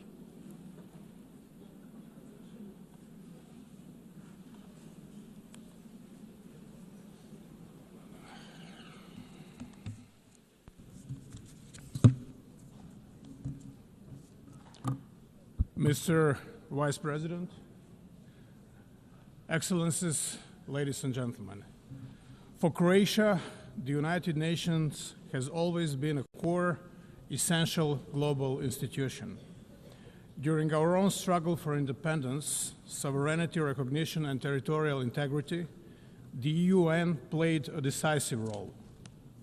Our path to admission and early years of membership were about braving the stormy seas rather than smooth sailing. And it was this organization and what it represents, the principles of the Charter of the UN, that served as our safe harbor. I believe this experience proved productive for both Croatia and the UN and has provided many lessons for the future, including on how to successfully end a complex war and conduct peaceful territorial integration and reintegration. Today, the international community faces daunting challenges. Armed conflicts are more numerous than at any time since the Second World War. They are multiplying and intensifying, overwhelming humanitarian systems and eroding trust in our capacity to prevent or resolve crises. In Ukraine, we hope the senseless loss of human lives will end as soon as possible. We welcome recent diplomatic efforts and encourage inclusive dialogue that can restore peace. Beyond Europe, other regions faced devastating crises. In Gaza, tens of thousands of women and children, human beings after all, or before all, have been killed and are being killed. Millions live without safety, food, medicine, and basic human dignity. This is worse than a mere war. It's a carnage, and we urgently call for it to end, for safe delivery of aid, especially to children, and for the release of all hostages. Lasting peace can only come through the universal recognition of the legitimate political aspirations of the Palestinian people, long denied. Time to close the chapter. The suffering is in less visible crisis is no less real. In Sudan, one of the gravest humanitarian catastrophes of the 21st century is unfolding before our eyes. UN peacekeeping must adapt to today's conflicts. Missions must be flexible, realistic, and sequenced towards achievable goals, reasonable goals. This requires the Security Council to focus on political solutions and remain committed to sustaining peace long after missions withdraw. Peace is more than silencing the guns. It requires preventing new wars and breaking the cycles of violence from the past. Lasting peace rests on democracy, legitimate governance, and full respect for the right of each people to freely choose their leaders and representatives. Excellencies, in our region of Southeast Europe, Croatia continues to champion and promote legitimate political processes as the foundation of progress. The EU membership is not a cure-all, but it remains a strong driver of prosperity, as can be witnessed in my country, Croatia. We promote good neighborly relations and urge all countries to refrain from actions that undermine stability in the region. In Bosnia and Herzegovina, we call for full respect of the constitutional order, sovereignty and equality of three constituent peoples. All parties and the international community must uphold the Dayton-Paris Peace Accord. Respecting the right of constituent peoples to choose their legitimate political representatives at all levels of government is fundamental prerequisite of lasting stability and progress in European Bosnia and Herzegovina. Lasting peace cannot be imposed. It must be built. And if it's to be sustainable, it must include respect for human rights and development that is inclusive and fair, basic building blocks of any just and prosperous society. The humanitarian system must be reformed to respond with speed, innovation, and stronger partnerships with local actors. Croatia supports the UN's humanitarian reset in order to make responses more agile, effective, and grounded in resilience. Above all, strict respect for international humanitarian law must remain the moral core of multilateralism. In Croatia, decades after the Homeland War, 3 decades, 3.5 decades, families still search for 1,744 missing loved ones. Not bodies, not just numbers, but human souls, fathers, sons, grandchildren still missing, unaccounted for.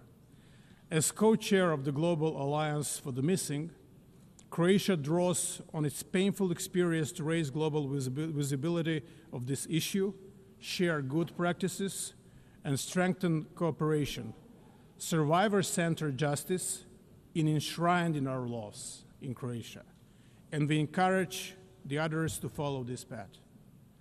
We also share the Croatian model for searching for the missing. It rests on an effective interdepartmental cooperation and a comprehensive, transparent approach without discrimination, consistent with the highest international standards, of whom some are set by us. With this in mind, Croatia is proud to host later today a high-level side event on missing persons in armed conflict, dedicated to advancing the search for answers.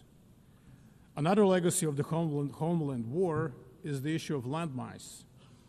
Croatia has been active in promoting the Human Rights Council's first resolution on landmines, adopted by consensus on April 4th, International Mine Action Day.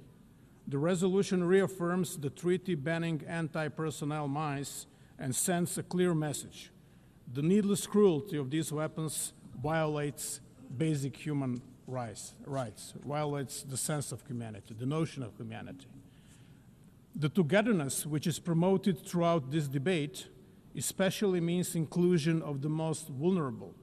Therefore, Croatia is proud to have led the initiative resulting in consensus adoption of an impressive 99 member states co-sponsoring the General Assembly resolution declaring the June 27th as the International Day of Deaf Blindness. Peace and security are inseparable from development and human rights.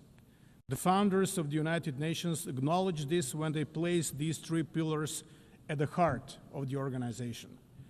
As we marked the 10th anniversary of the General Assembly's resolution on the 2030 agenda, Croatia reaffirms its commitment to the SDGs and to ensuring that no one is left behind. We are grateful to member states for their support in electing Croatia to the UN Economic and Social Council for the 2026-2028 term. Our priorities will include accelerating the 2030 agenda, preparing momentum for the 2027 SDG Summit and the agenda beyond 2030, and strengthening links between humanitarian, development, and peace efforts. At home, in Croatia, sustainable development is fully embedded in our national planning. Croatia's National Development Strategy 2030 is closely aligned with the SDGs, placing us among leading global performers. We reaffirm our commitment to progress made at SOP meetings, including the landmark SOP 28 agreement to begin phasing out fossil fuels. COP 29 in Baku, Azerbaijan, must deliver a new quantified climate finance goal, and COP 30 in Belém must raise ambition, advance fossil fuel transition, and scale up climate finance. Croatia supports a credible climate finance roadmap. The triple planetary crisis also threatens global public health. Croatia endorses the One Health approach, recognizing the interdependence of human, animal, and the environmental health. We welcome adoption of the pandemic agreement at the 78th World Health Assembly earlier this year. As a Mediterranean nation, Croatia knows that healthy seas are both a national imperative and a global responsibility. We remain committed to multilateral ocean protection under the United Nations Convention on the Law of the Seas. We welcome the outcome of the third UN Ocean Conference in Nice, France, have ratified the BBNG agreement, and urge others to do so without unnecessary delay. Croatia's contribution to development cooperation and humanitarian aid continue to grow. Since 2011, we have steadily increased our support, reaching record levels in 2023. We share lessons from our own recovery, from democratic transition to mine action and veteran reintegration. In Ukraine, our expertise in humanitarian demining is particularly valued, making us one of the leading contributors relative to GDP. Our support extends far beyond our neighborhood, reaching whole Southeast Europe, the eastern and southern neighborhoods, and Africa. Excellencies, fundamental changes we are witnessing in our world are not mere historical echo, but an all-encompassing global transformation. We are at the defining moment of an era to come. Emerging technologies are reshaping every aspect of society: how we live, how we trade, and how we defend ourselves. Drones are a clear example. They did not only increase the lethality of war, they changed its economics. They showed us that assumptions we held only a decade ago about defense and deterrence are already outdated, total bygones. This disruption brings danger, but also opportunity. New tools can be misused by hostile actors, spreading instability and lowering the threshold for conflict. But the same tools, used responsibly, can strengthen our defenses, improve disaster response, and drive economic growth. Artificial intelligence, cyber capabilities, space technologies, robotics, each can be a threat or a solution. The choice is ours. We need to rethink security, not only nationally but globally. Rules, safeguards, and cooperation must keep pace with innovation. If they do not, we risk instability and peril. But if they do, these technologies can become engines of resilience and stability. The task is urgent. The world must act with clarity, not hesitation. Emerging technologies are not tomorrow's challenge. They are today's reality. And how we choose to guide them will define not just the future of defense, but the future of peace. Reforming the United Nations is an existential necessity. At 80, the UN must adapt to stay relevant and effective. We welcome the Secretary General's UN 80 initiative as an opportunity not only to celebrate achievements, but also to reform and revitalize the organization. Security Council remains essential. Its reform is at the fundamental. The Council must become more inclusive, effective, transparent, and accountable. Croatia supports comprehensive reform, including enlargement in both categories of membership and stronger representation of unrepresented regions, in particular Africa. The financial stability of the UN is also vital. All member states must pay their due, their contributions, in full, on time, and without conditions. Without predictable financing, mandates fail and trust weakens. The upcoming peace-building architecture review offers another chance to turn commitments into action. Croatia will contribute actively, emphasizing prevention, coherence, and strong links between peace, development, and human rights. We welcome the decision to provide assessed contributions for the Peace-Building Fund from 2025, but needs still outpace resources. Mr. Vice President, Your Excellencies, ladies and gentlemen, The UN does not exist for itself, but to serve humanity, to save and improve lives, protect dignity and freedoms, and advance peace, security, and sustainable development. On its 80th anniversary, we have a duty to leave to future generations a UN system that is stronger, not weaker. Croatia will continue to defend the principles of the Charter and international law, not rules-based order, to support multilateral solutions, and to build partnerships rooted in respect and responsibility. The world is not short of strategies and grand ideas, reports, or debates. What it lacks is political courage and determination. Let us find that courage together and prove that multilateralism can meet this moment and rise to the challenges of our times. Thank you so much.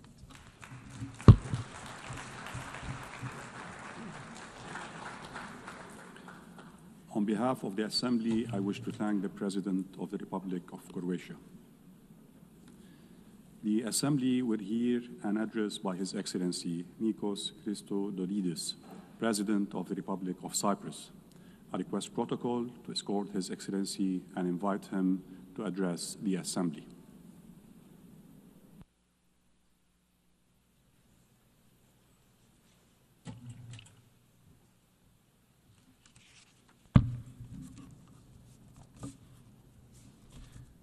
Mr. President, Your Excellencies, we stand at the brink of a precipice.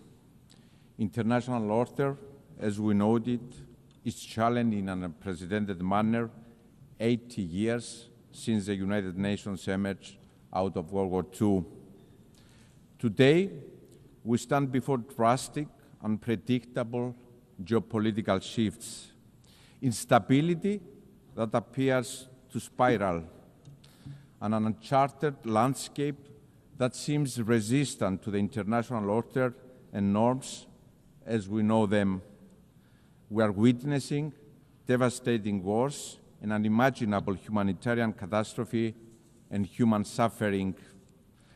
Blatant violations of international law and international humanitarian law that bring our system to its knees. We stand before the rise of use of force against sovereign states that constantly escalate and expand, threatening regional security and stability. States are sponsoring Malayan actors to destabilize, disrupting critical maritime routes. The use of new means of warfare is rising without even the most basic safeguards in place. Global security is constantly undermined. At the same time, we are faced with the challenge of the uncontrolled expansion of technology and AI, threatening our security and the well-being of our children. And climate change is looming, threatening livelihoods, economies, creating new migration routes, and inequalities are becoming embedded. Our world is changing rapidly.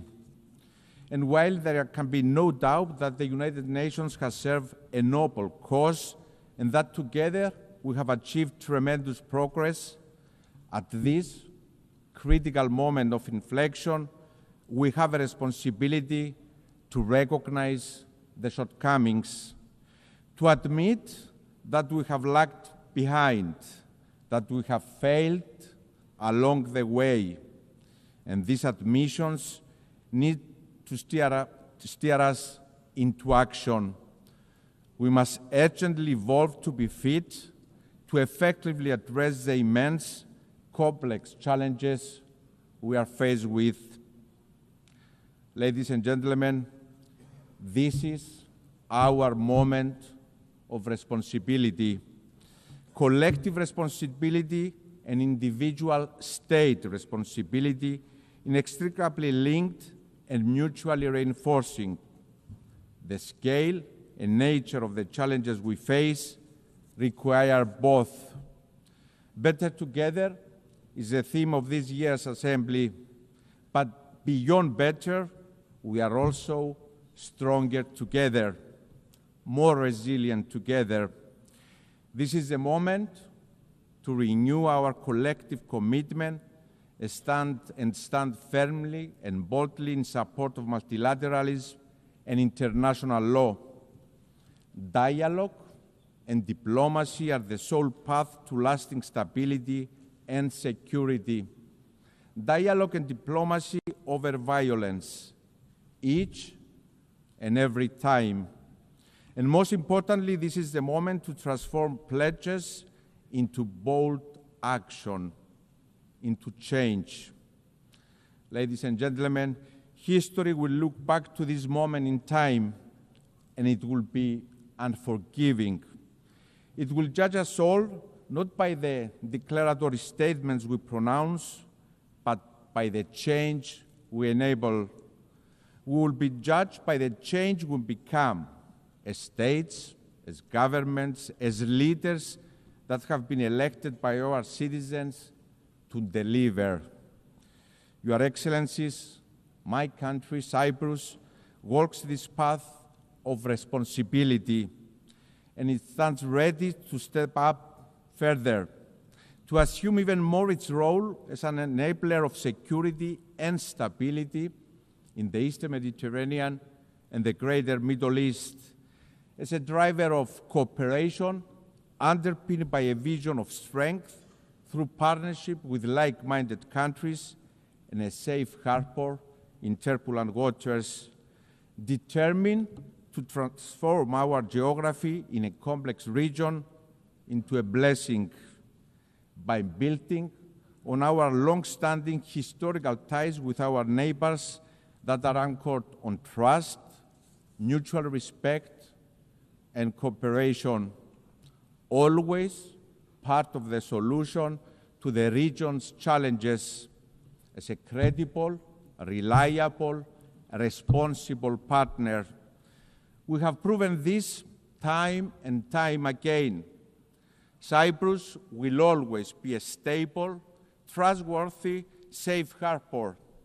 And let me be clear, this is not theoretical. It takes shape and form through concrete initiatives that build on Cyprus' role as a hub of stability and cooperation in a challenging part of the world. Cyprus has consistently provided the necessary infrastructure and support for the evacuation of foreign nationals from areas of danger or conflict, from Sudan, from Lebanon, from Israel, from Iran.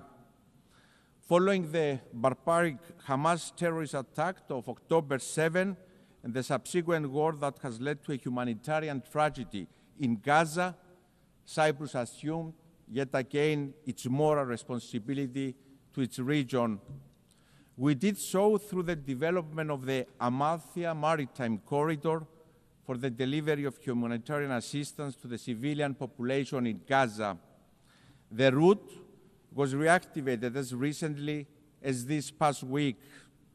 We worked with like-minded partners, the United Arab Emirates, the United States, the European Union, the UK, and others, and yes, we deliver.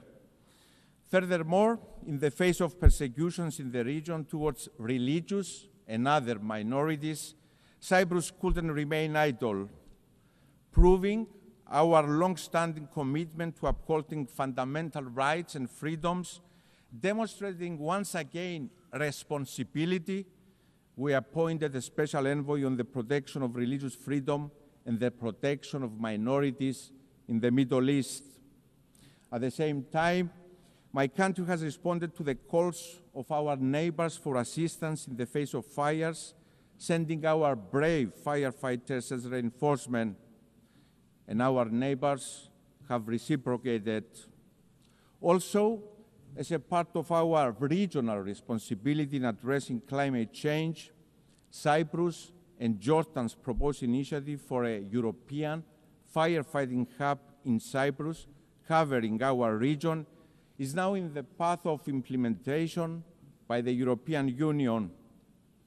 and the aforementioned example, dear friends, are only a snapshot of Cyprus's active, tangible responsibility. And I'm very proud that my country walks this path of responsibility, and we are determined to expand it, always part of the solution and never part of the problem. Your Excellencies, Cyprus stands ready to assume its regional responsibility also in the context of bringing an end to the war in Gaza, and given our proximity, to play a role in its reconstruction. Let me be clear, there are no substitutes for peace. This war must end. A first necessary step is the immediate ceasefire in Gaza, and I really hope that President Trump's initiative has a positive outcome. At the same time, the humanitarian catastrophe must be alleviated. This means unhindered flow of aid in Gaza. The displacement must also end. International humanitarian law must be respected. We also call with the same fervor for the immediate release of all hostages. And, dear friends, as unreachable as it may seem at this moment, we must not lose sight of the path for peace, for a two-state solution in line with the United Nations Security Council resolutions.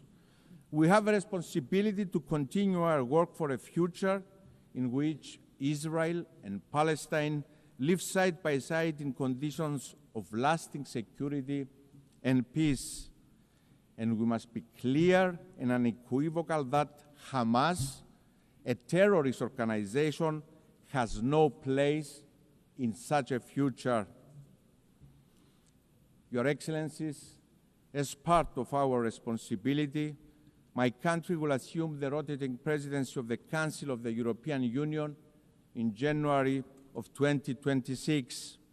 The European Union that has evolved into an unprecedented political union embodying the essence of multilateralism anchored on respect for the UN Charter. It is a project of collective responsibility that delivers a unifying force of stability, security, and prosperity. And the European Union presidency is yet another moment of responsibility for Cyprus. Europe's heart will beat for 6 months from the Union's last divided member state under occupation since the 1974 Turkish invasion. We will exercise our responsibility fully aware of what is at stake. An imperative need to deliver stronger multilateralism, more integration, and more cooperation between Europe and the world. To deliver a stronger, more secure, more autonomous European Union, committed to supporting partners focusing also on the Eastern Mediterranean and the greater Middle East, supporting and investing in strategic partners that are pillars of stability in the region, such as Egypt and Jordan, working together with our Lebanese partners to ensure long-lasting stability in the country, working to ensure stability in Syria, inclusivity, respect to religious freedoms, and of course protection of minorities, assuming more responsibility as a union for our security, but also for our neighborhood. Ladies and gentlemen, Cyprus will assume another role of responsibility for the first time in its history as a member of the Human Rights Council for the period 2025-27. It is in the same spirit that we also proudly presented our candidature for the presidency of the 81st session of the UN General Assembly. As a member state that embodies and embraces the principles of multilateralism, inclusivity, bridge building, and of course responsibility. Mr. President, Your Excellencies, the Russian aggression against Ukraine in violation of the UN Charter must serve as a wake-up call. As we condemn the use of force against a sovereign nation, the killing of civilians, the forced disappearance of children, the destruction and displacement, we have an obligation to remember. We must collectively act against aggressor, no matter who they are.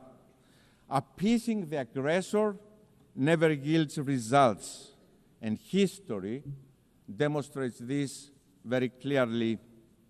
Each time we turn a blind eye to violation of territorial integrity and sovereignty of states anywhere in the world, we create space and opportunity for the next aggressor. And this time, it can be bordering your country.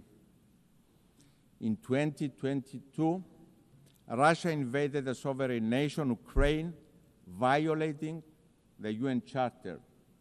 In 1974, Turkey invaded a sovereign nation, Cyprus, violating the UN Charter. The violation is equal: the suffering, the invasion, and the occupation. My country, Cyprus, is under Turkish occupation for 51 years. Tens of thousands displaced, women raped, destruction of cultural and religious heritage, the fenced town of Varosha held hostage by Turkey, awaiting for its lawful inhabitants to return, as the relevant UN Security Council resolutions have prescribed for Turkey to allow. A policy of illegal settlements to change the demographic character of the country. Families, 51 years later, waiting for the fate of their loved ones. As a young boy in those early years after the invasion, the images of mothers and children weeping for their loved ones have been engraved in my memory. Dear friends, the playbook of occupiers is always the same. Your Excellencies, from this very podium yesterday, Mr. Erdogan preached the word on peace and accountability. He pointed the finger to others for crimes Turkey itself commits every single day. That is selective sensitivity and hypocrisy of the highest form. Illegality cannot yield legality. Illegality stemming from use of force cannot be recognized, no matter who is the perpetrator is, no matter who the victim is. Ladies and gentlemen, politicians are judged not by their words, but by their actions. It is what distinguishes politicians from leaders. Cyprus has proven time and again that it is a reliable, responsible actor. A country that not only talks the talk, but also walks the walk of responsibility. And my call to Mr. Erdogan is to join that path of responsibility, to end the occupation through negotiations for a comprehensive settlement that will reunify Cyprus in a bizonal, bicommunal federation with political equality, always in line with UN Security Council resolutions, European Union law, values, and principles. This is the only way. Therefore, let me repeat, the call for responsibility is the loudest for my own country. I'm ready for this moment of responsibility, ready to deliver on the call of history to reunify Cyprus, to reunify my people, Greek Cypriots, Turkish Cypriots, Maronites, Armenians, and Latins. Mr. President, Your Excellencies, we stand at the brink of a precipice And while the impulse may be to shrink away from the immense responsibility we inherited from the visionaries who stood here 80 years ago, now is the moment for us to assume our responsibility collectively and individually as states. Rest assured that my country, Cyprus, will continue to do its part by being responsible, by being advocates for responsibility, for the good of humanity, for our peoples. Thank you very much.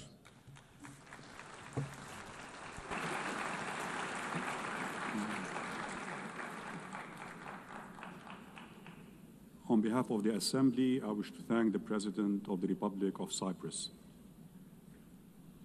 The Assembly will hear an address by His Excellency Alexander Stubb, President of the Republic of Finland. I request protocol to escort His Excellency and invite him to address the Assembly.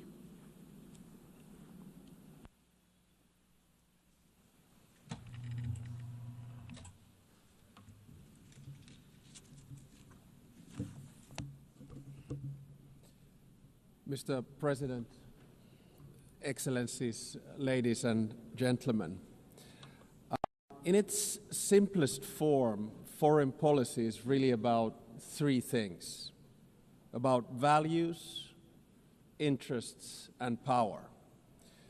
I come from a relatively small country, Finland, and our toolkit is mainly about two of those three things. It's about values and interests.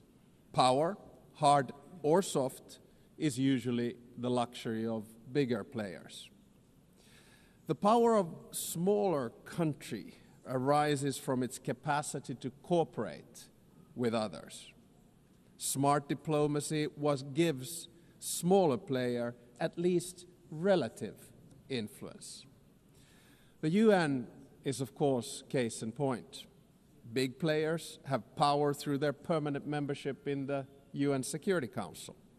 But we, the smaller players, can influence the ebb and flow of international relations by being active in the corridors of diplomacy. Now, most of the speeches that we've heard here today have highlighted the fact that the world order, balance, and dynamics are changing, much like they did after World War II when the UN was founded. I actually think that the post-Cold War order is over, but we don't know what the new order is going to look like. It will take at least 5 to 10 years for things to settle. And my message to this Assembly today is that regardless of the size, each and every member state of the United Nations has agency, a say in how the new world order will look like. It is important that we all use this power wisely and responsibly. Now, I fully appreciate that our interests differ, depending on our geographical location, history, state of development, or culture. But fundamental values are something we should all share. We have commonly defined some of the most essential of them in the UN Charter. Today, I want to do two things. First, analyze where we are, and second, give my proposals on what we might want to do together. To understand what's currently happening in the world, I'd like to raise three different but yet related developments. First, it seems to me that there's a growing tension between multilateralism, in other words, an order based on the rule of law, and those that speak the language of multipolarity or transactionalism. So difference between multilateralism and multipolarity. Now, I can understand the temptation and the rationale of the proponents of multipolarity and transactionalism. But can they solve the world's biggest challenges, such as climate change or sustainable development? Today, I see many states, both big and small, pursuing transactional or multivectoral foreign policies. In essence, their aim is to diversify their relations with multiple actors rather than aligning with any one particular bloc. Now, this can be opportunistic, but it may also be justified and reasonable. This depends on political choices.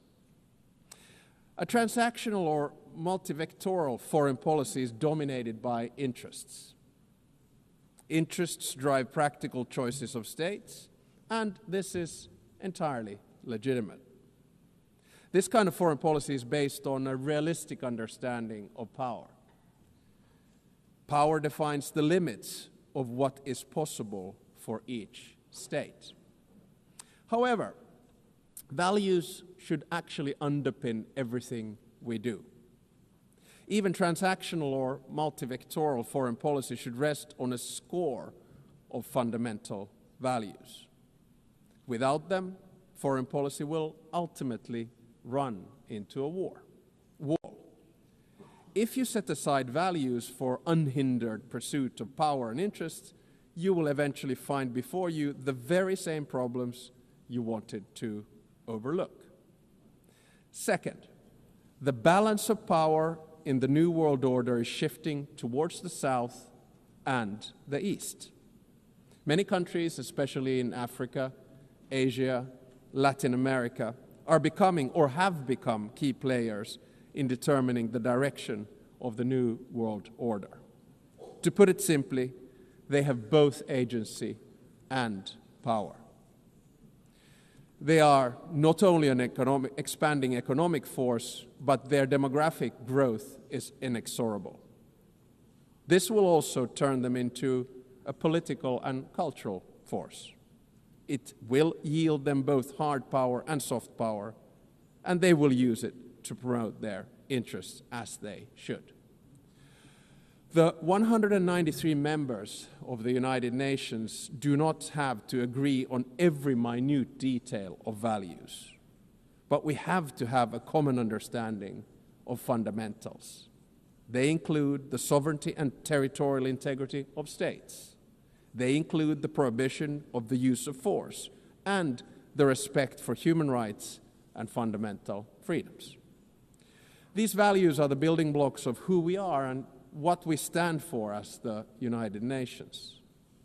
The broad international community has overwhelmingly an interest to uphold them. Let me be clear.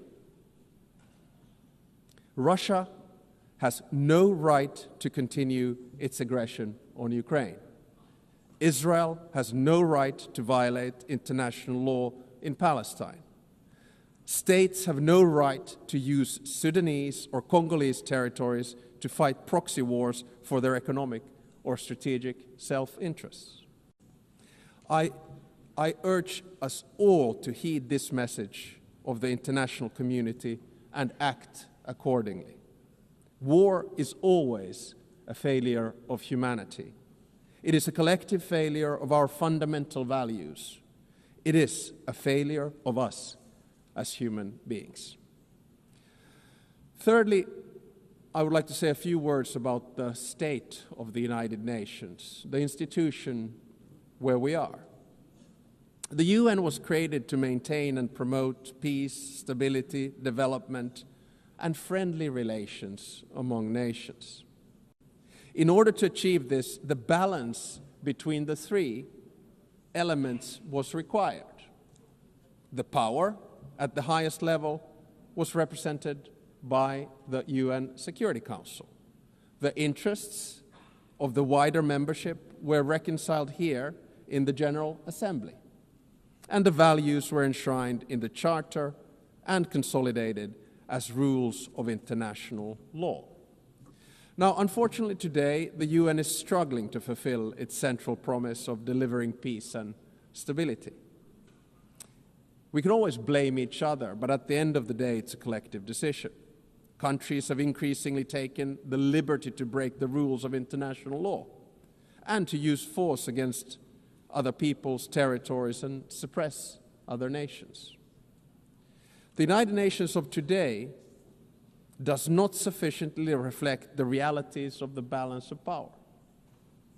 All too often, it fails to serve as a forum for the coordination of interests, and the values at its core are too often not respected in good faith. We all want to have the freedom to make choices and a possibility to influence the world around us. Today, many countries are seeking answers in multipolarity or transactionalism. If the UN fails to deliver, this trend will accelerate. So, let me sum up in the terms of the three pillars: values, interests, and power. Our values can divide us. Fundamentally, however, they should unite us around the basic principles of humanity, the rule of law, and the prohibition of aggression. Our interests differ, and it's only right that we promote them. However, our choices have consequences. Opportunism will eventually be forced to confront the problems it tried to ignore. Power will constantly seek a new balance. We must adapt to change. Nevertheless, we should not allow the rise of hard power to blind us. The power of legitimacy, integrity, and rules will remain strong. So let me get to my second part, from the situation to possible solutions or things that we could do together. Never before in history has humankind had such means of innovations at its disposal to solve the world's most pressing problems. However, the current direction is wrong in so many ways. There are more wars than at any time since World War II. The world is becoming increasingly divided. And so are our societies, and the measures to deal with climate change and sustainable development are lagging behind. In different parts of the world, we're witnessing immense civilian suffering and blatant disrespect for humanitarian principles. For me as a Finn, Russia's war of aggression in Ukraine not only reminds me of our past, but is directly linked to the security of the part of the world where I live. On the other hand, there is aggression and total disregard for civilian life, and an attempt to undermine the fundamental principles on which the international order is based. On the other hand, there's a bastion of freedom that is defending its right to exist and to make its own choices. The battle for what consequences we will draw from this aggression is not yet over. Recently, there's been serious attempts at diplomatic solutions of the war on the initiative of the United States. There are no perfect solutions to wars. At the same time, we know that any decision made in these matters will have far-reaching consequences in Ukraine and beyond. There can hardly be a stronger unifying interest among the UN's broad membership than our opposition to the wars of conquest. Aggression must not be rewarded. Accountability for the most serious international crimes must be pursued. In the Middle East, civilians in Gaza are experiencing immense suffering. The deepening humanitarian crisis has reached unbearable levels and represents a failure of the international system. At the same time, Hamas continues to hold the hostages it has taken, and many have already lost their lives. An immediate ceasefire is needed in Gaza. That has been reiterated from this podium many times today and yesterday. Humanitarian aid must be granted safe and unhindered access. The hostages must be released. I commend the efforts led by France and Saudi Arabia to advance the two-state solution. The negotiations must meet the Israeli and Palestinian security needs and Palestinian right to self-determination, its legitimate aspiration for statehood and sovereignty. The occupation that began in 1967 must end, and all permanent status issues must be resolved. Correspondingly, the countries that have not recognized Israel must do so. At the same time, the international community must support and strengthen the Palestinian Authority for it to govern the entire Palestinian territory effectively. This is the only viable option for achieving a two-state solution. A stable Palestine will also significantly benefit the security of Israel. In many parts of the world, conflicts are raging, causing immense suffering locally, instability regionally, and reverberations globally. We've witnessed particularly brutal violence in Sudan, in the Democratic Republic of Congo, in Haiti, Myanmar, and Mali, among others. Civilian populations continue to face famine and displacement at a large scale. And sometimes I feel that we end up looking at conflicts only that are near to us. But I think the job of the UN is to look at all of them with equal determination. I praise all those who, in good faith, continue to work for peace despite the daunting task. In June, a peace agreement was reached for the conflict in the Eastern Democratic Republic of Congo. The true test, like with all peace agreements, lies in its implementation. Does it stick? There's a humanitarian crisis of alarming proportions that compels us, all of us, to respond. Peace processes should not be transactional. They must be guided by international law. All countries and stakeholders in the region must be engaged and committed to achieve sustainable peace. The presence and involvement of the UN is essential.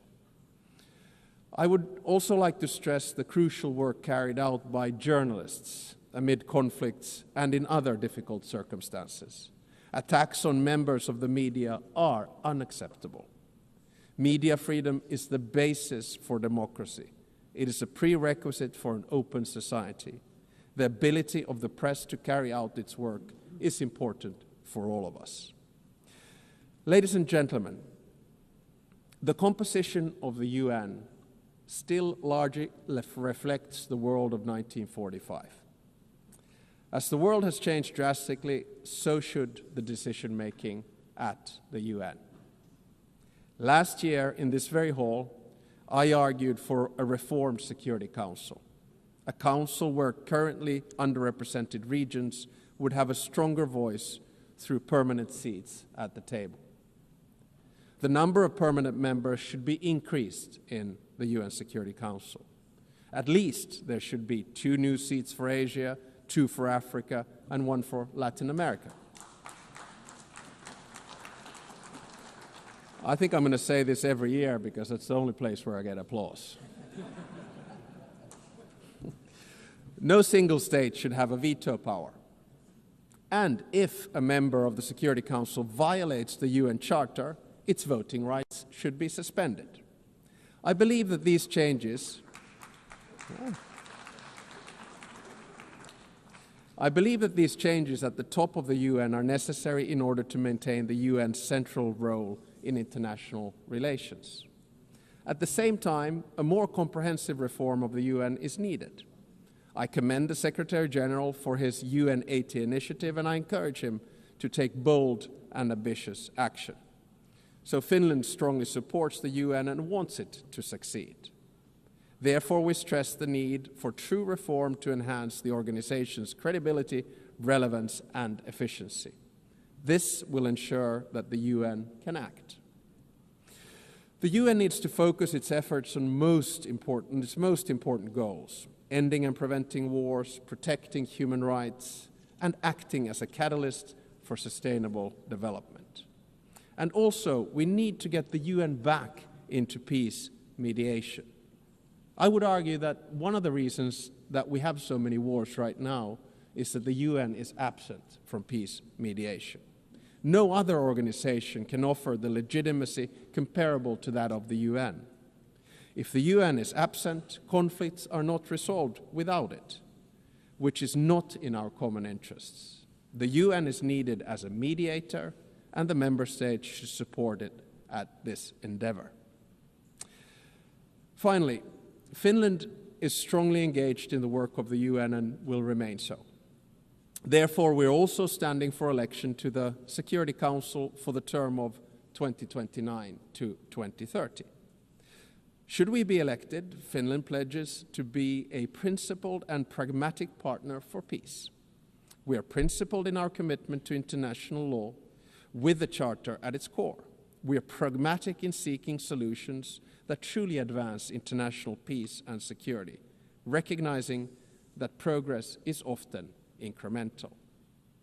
At the outset of my speech, I said that each and every one of us has agency, a say how the new world order will look like. We want to be able to make our own choices and have an impact on the world around us.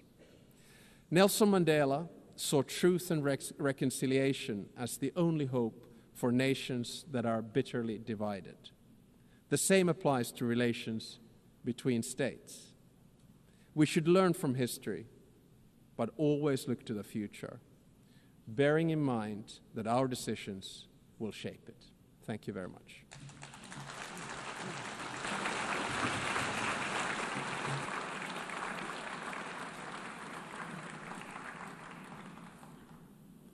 On behalf of the Assembly, I wish to thank the President of the Republic of Finland. The Assembly will hear an address by His Excellency Julius Maada Bio, President of the Republic of Sierra Leone. I request protocol to escort His Excellency and invite him to address the Assembly.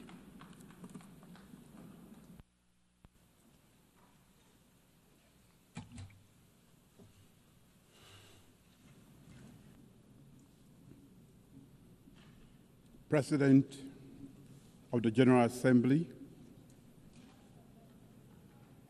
the Secretary General, Excellencies, distinguished ladies and gentlemen, I congratulate Her Excellency Annalena Baerbock on her election as President of the General Assembly to lead this historic 80th session of the General Assembly. I thank her predecessor, His Excellency Felipe, for his distinguished leadership during the 79th session. I commend the Secretary General, Antonio Guterres, for his steadfast commitment to the ideas of the United Nations during these increasingly turbulent times. Madam President, it's both an honor and a solemn responsibility to address this Assembly on the 80th anniversary of the United Nations. This Assembly is not just ceremonial. It is a call for the world's conscience to act with unity, determination, and vision. Our theme, Better Together, 80 years and more for peace, development, and human rights, both celebrates and summons. It reminds us that cooperation delivers progress. It also demands that we reimagine multilateralism so that peace, dignity, and equality are not promises on paper, but realities in the lives of people. This anniversary is not a time for complacency, but for courageous renewal. Today, we face deepening inequalities, climate crises, geopolitical fragmentation, technological disruptions, and entrenched conflict. No nation can meet these challenges alone. We need bold multilateralism and a united nations that is not only reformed, but reinvigorated. The UN must be more than a meeting place. It must be a working place for people, for peace, and for our planet. Madam President, Sierra Leone is a small state that has relied heavily on the United Nations Charter and now helps to uphold it. We speak with independence and conviction because we have lived the cost of its absence. I also serve as chair of ECOWAS Authority of Heads of State and Government and coordinator of the African Union Committee of 10 Heads of State and Government on Security Council Reform, C10. For both myself and the people of Sierra Leone, these roles are not just titles, they are responsibilities. They reflect Sierra Leone's conviction that principled multilateralism is the surest defense of law, equity, and peace. Since 1945, the Charter's promise of sovereign equality, non-aggression, and human dignity have been the bedrock of small states like ours. In 1961, when Sierra Leone first addressed this assembly, our founding Prime Minister, Sir Milton Magai, pledged that our voice would be independent and principled, guided not by bitterness, but by conviction. That pledge remains our compass. We stand for justice and equality. We uphold the rights of all people to self-determination. We speak truth. We speak truth to power and act in defense of humanity and the rule of law. Small states are not inherently small. Our sovereignty is equal and our responsibilities are the same. Leadership is not the loudest voice in the room. It is the clearest voice for justice. Madam President, our current term on the UN Security Council has deepened these convictions. Guided by the Charter, we have championed peace through dialogue, upheld international law, and promoted prevention as the first duty of collective security. We have supported efforts to stabilize Eastern Democratic Republic of Congo, de-escalated tensions in the Middle East, and supported political transition in Lebanon and Syria for peace and stability. We have also seen the Security Council's limits, its paralysis in the face of grave human suffering. Nowhere has this failure been heart-wrenching than in Gaza.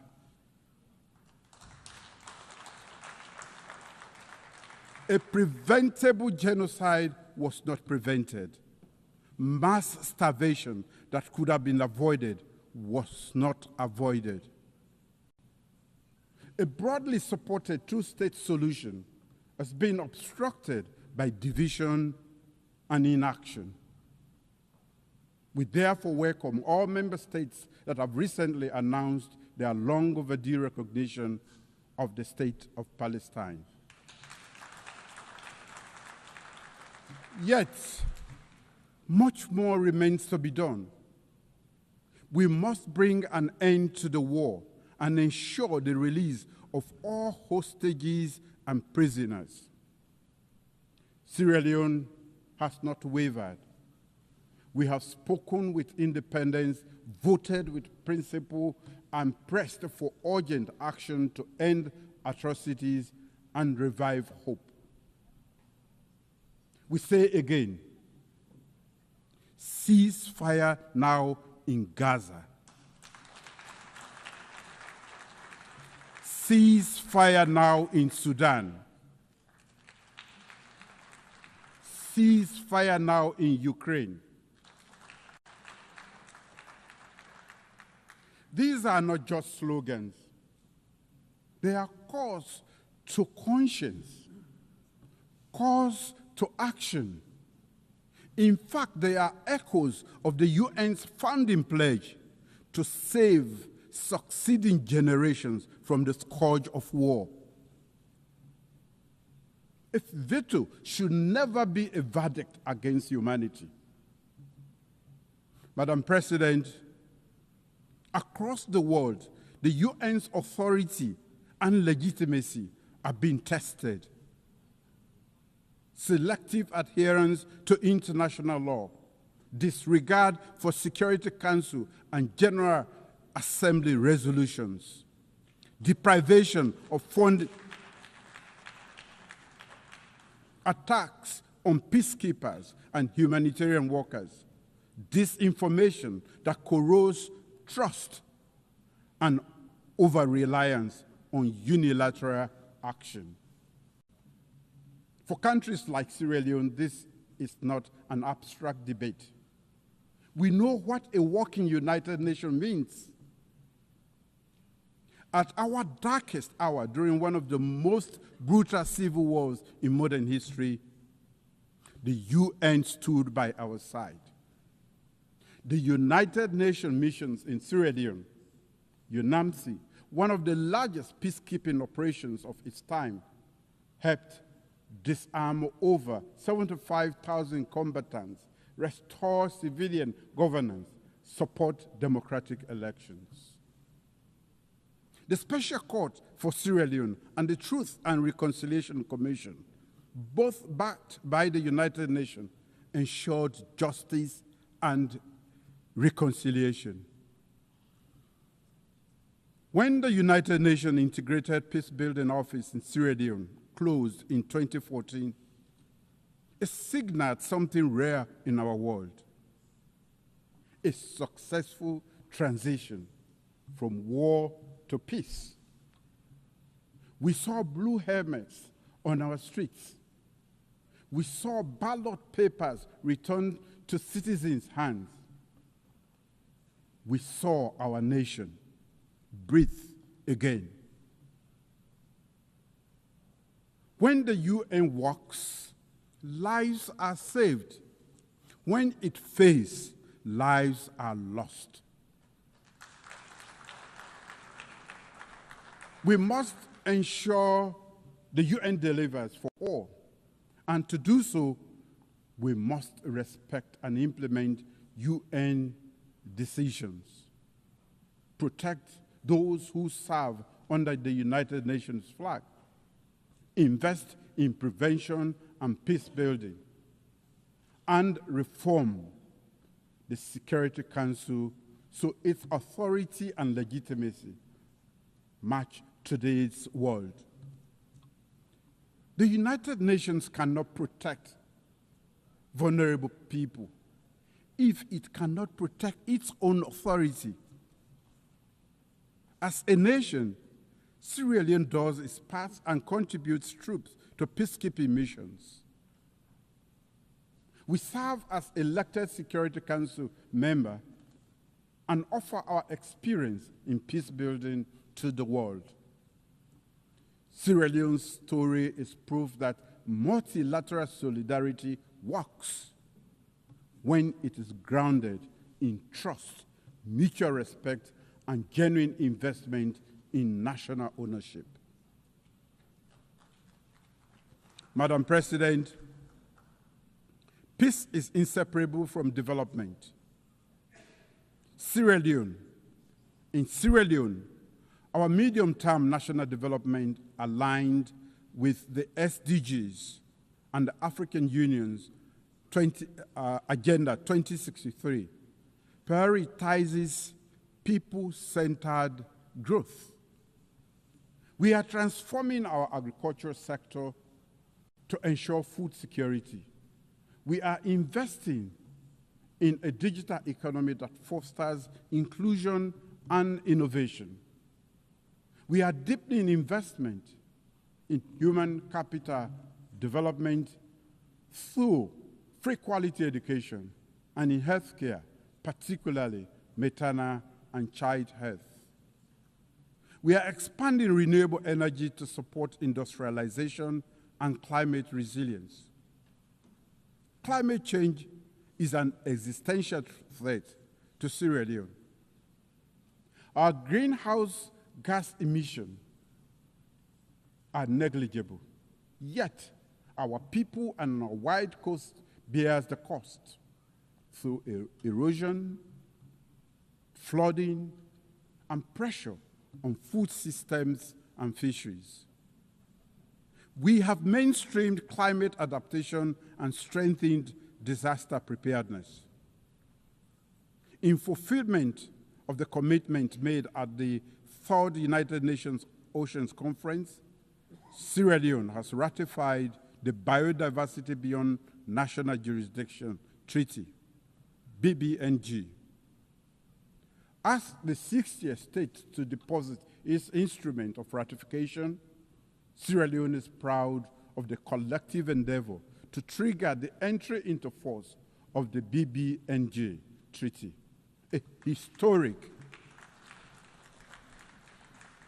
historic milestone for multilateralism and the collective stewardship of our ocean commons.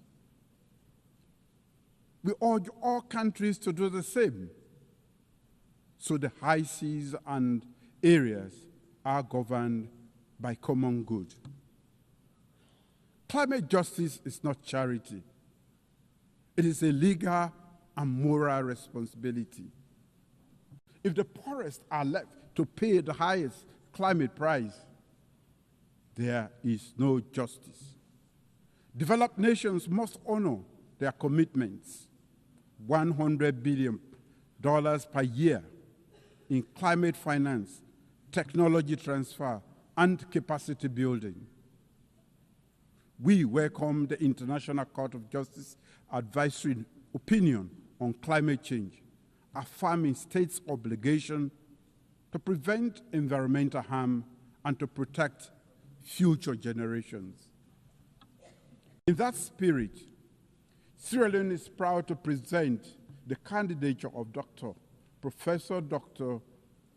Charles Cherno Jallo to the International Court of Justice, a distinguished jurist and tireless advocate for the rule of law.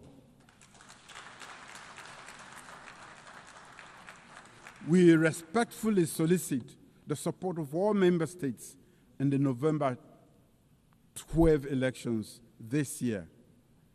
Madam President, as chair of the ECOWAS Authority of Heads of State and Government, I proudly note our community's 50th anniversary. For 5 decades, ECOWAS has embodied regional integration and collective security, often acting decisively when others hesitated. ECOWAS moved early in Sierra Leone's peace process before and alongside the UN to end our civil war. It has done so in Liberia, the Gambia, and elsewhere to defend democracy and stabilize the region. These are African solutions to African challenges, open to global partnerships anchored in regional legitimacy and trust. Partnership with Africa must move from promise to practice. As chair of the ECOWAS Authority, I recently embarked on a regional tour, including a second visit to Burkina Faso in 2 years. This was to demonstrate solidarity and build trust between ECOWAS member states and the Alliance of Sahelian States. I commend the leadership of Burkina Faso for its willingness to engage and I look forward to continued dialogue with the leadership of both Mali and Niger. In my role as chair of the ECOWAS Authority, I have placed emphasis on advancing and safeguarding democratic governance with a strong commitment to upholding constitutional order and reflecting the people's will, countering terrorism and strengthening our regional security architecture, including operationalizing the ECOWAS standby force and implementing counterterrorism strategies, enhancing economic integration by promoting trade, liberalization, developing cross-border infrastructure, and advancing towards a common ECOWAS currency, strengthening the credibility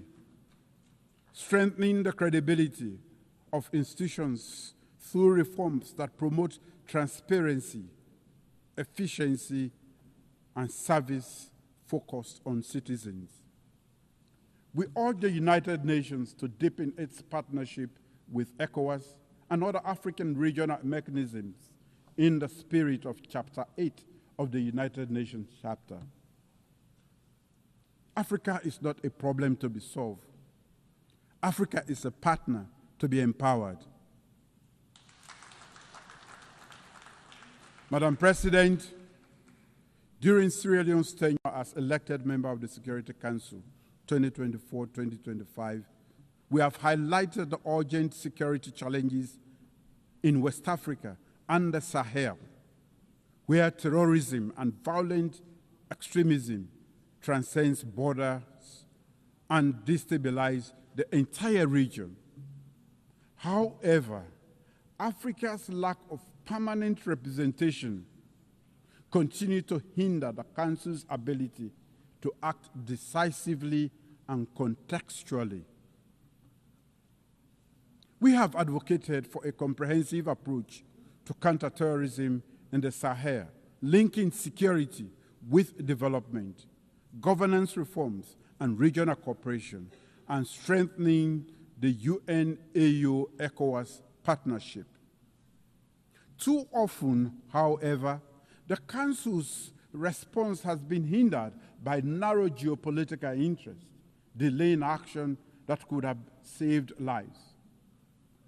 Our experience confirms a clear truth.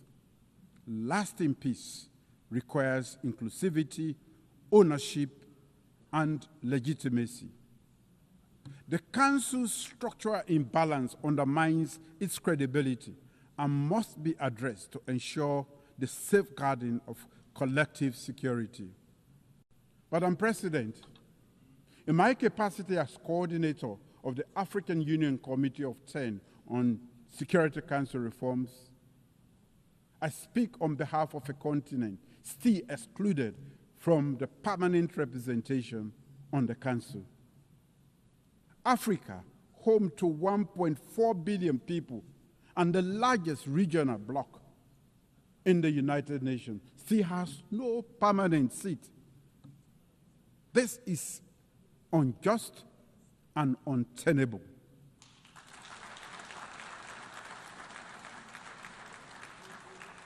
It undermines the credibility of the Council and the legitimacy of its decisions. The common African position expressed in the Eswatini Consensus and SAT Declaration calls for at least 2 permanent seats for Africa with full rights and prerogatives, including the veto, if retained, and 2 additional non-permanent seats.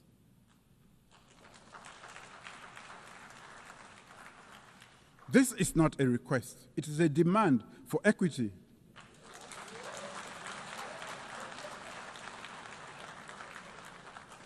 It is a test of UN's commitment to fairness and its own charter.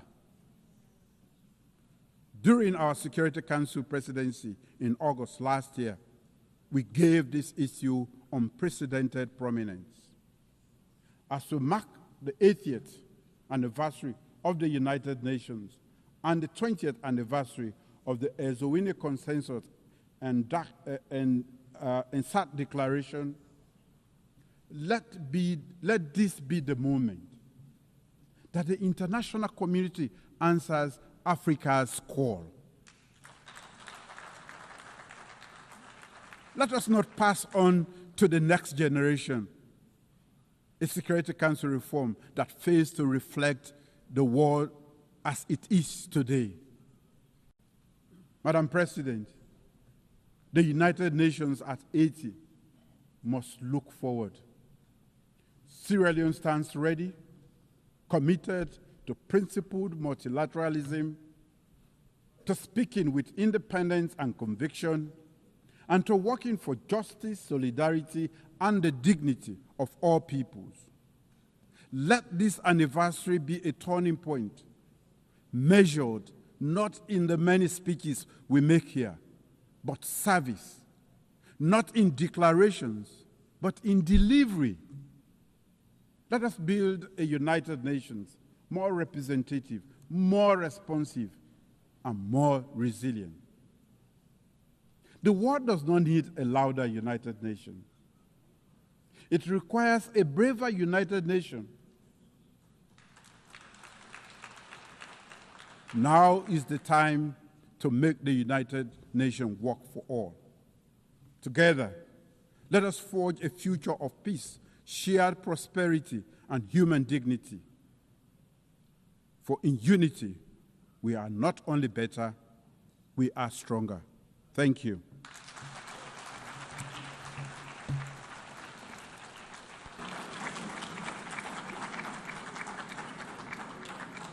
On behalf of the Assembly, I wish to thank the President of the Republic of Sierra Leone. We have heard the last speaker in the general debate for this meeting. The next plenary meeting to continue with the general debate will begin at 3:30 p.m. At 3 p.m. The meeting is adjourned.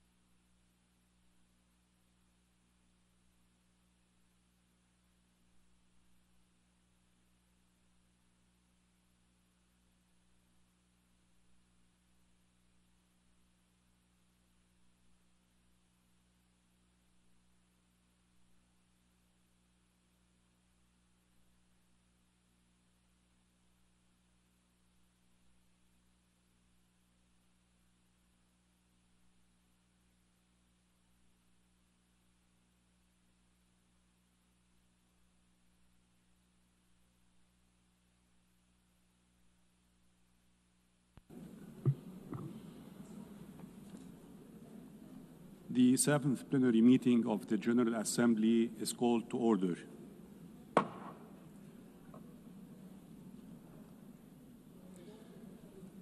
The Assembly will hear an address by His Excellency Luis Rodolfo Abinader Corona, President of the Dominican Republic. I request protocol to escort His Excellency and invite him to address the Assembly.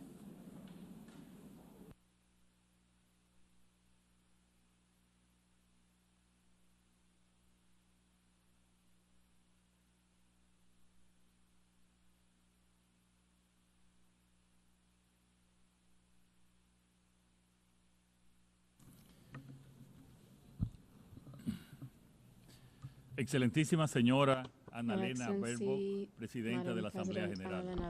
Excelentísimo señor Antonio Guterres, Secretario General de las Naciones Unidas. Excelencias, distinguidos jefes de Estado y de Gobierno, honorables jefes de delegación, señoras y hace 80 años, 80 de years las cenizas ago, de la guerra, nació esta this organización. organization was born out of the ashes of war with the staunch resolve to prevent humanity from once again slipping into hatred and barbarity, and with the firm conviction that cooperation and dialogue should govern our coexistence. In the Dominican Republic, we are well aware of our responsibility as a member state of the international community and of the impact that global decisions have upon our societies. We therefore firmly call for a fairer international order in which the development of some does not mean the sacrifice of others. We are living through a time of great international complexity, shaped by a combination of 5 forces that are driving the destiny of our peoples: political polarization, the re-emergence of trade protectionism, the technological revolution, climate change, and geopolitical competition. These global challenges are having very specific consequences for countries such as ours. The recent and persistent wars we've seen have disrupted markets, generating volatility and uncertainty in commodity prices. Newly introduced tariffs inject a further element of unpredictability into international trade. Hurricanes and the uncontrolled blooming of sargassum reminds us of our climate vulnerability. Added to that, disinformation, which gains even greater volume in digital environments, is eroding public trust. These are converging challenges that test the principles of the Charter of San Francisco. Franklin Delano Roosevelt expressed the key to addressing these. He said, "The only true safeguard for peace can be found in cooperation based on economic and social justice." Against this backdrop, the Dominican Republic reaffirms its faith in the founding Charter of the United Nations, in its principles and values, not to be seen as secondary options, but rather as the only path to preserving peace and human dignity. We welcome the theme convening us here today, Better Together, 80 years and more for peace, development, and human rights. We embrace this as a historic mandate and as the legitimate cry of our peoples. Madam President, multilateralism is undergoing profound challenges, exacerbated by the financial crisis affecting this organization and by the increasing difficulty in reaching consensus to halt conflicts. In this context, we urgently need to see more candid, effective, and results-oriented spaces for dialogue at all levels. We must listen to each other with greater openness and a genuine willingness to achieve mutual understanding. If we fail to transform the United Nations, we risk it falling into irrelevance, and this would be a disaster that we must not allow. The UN 80 initiative provides an historic opportunity to revitalize mandates, renew structures, and to restore effectiveness and credibility to this common house of nations. The Dominican Republic firmly supports this process. In the coming months, a new Secretary General must be chosen. It now falls to Latin America and the Caribbean to offer renewed leadership with the vision, independence, and commitment demanded by our times. Our region possesses the diversity, capacity, and experience to be able to raise a strong voice for peace, climate justice, human rights, and sustainable development. I am fully convinced that the time has come for a woman to take up the post of Secretary General. Colleagues, we stand barely 5 years from 2030, and yet the Sustainable Development Goals remain behind schedule. The principal obstacle is an international financial architecture that does not reflect the realities of developing countries. The commitments undertaken at the recent Conference on Financing for Development in Seville are a positive step, but insufficient. We need to see genuine transformation, a new international financial compact with access to concessional finance, debt relief, innovative mechanisms, and enhanced technical cooperation. The Dominican Republic's commitment is strong. Despite the challenges, we have achieved tangible progress in implementing the 2030 Agenda. In particular, we stress the sustained advances in the first two SDGs, poverty reduction and zero hunger. As a result of our social protection policies, boosting our agricultural production and increasing the minimum wage, we managed to reduce moderate levels of poverty from 25.8% in 2019 to 18.05% in the first quarter of 2025. At the same time, undernourishment fell from 8.6% in 2018 to 3.6% in 2025 Ladies and gentlemen, I have responsibly and consistently stated before this Assembly and in every relevant international forum that the multidimensional crisis in Haiti represents a serious threat to peace and security for the Dominican Republic and the region. Since 2021, we have clearly stated that the only solution for Haiti is consistent and sustained international action ensuring minimum conditions of security and opening the way to the broadest democratic and sovereign agreement among Haitians themselves. This neighboring country is experiencing an unprecedented human tragedy, extreme violence, institutional collapse, and territorial control by numerous criminal gangs terrorizing its population.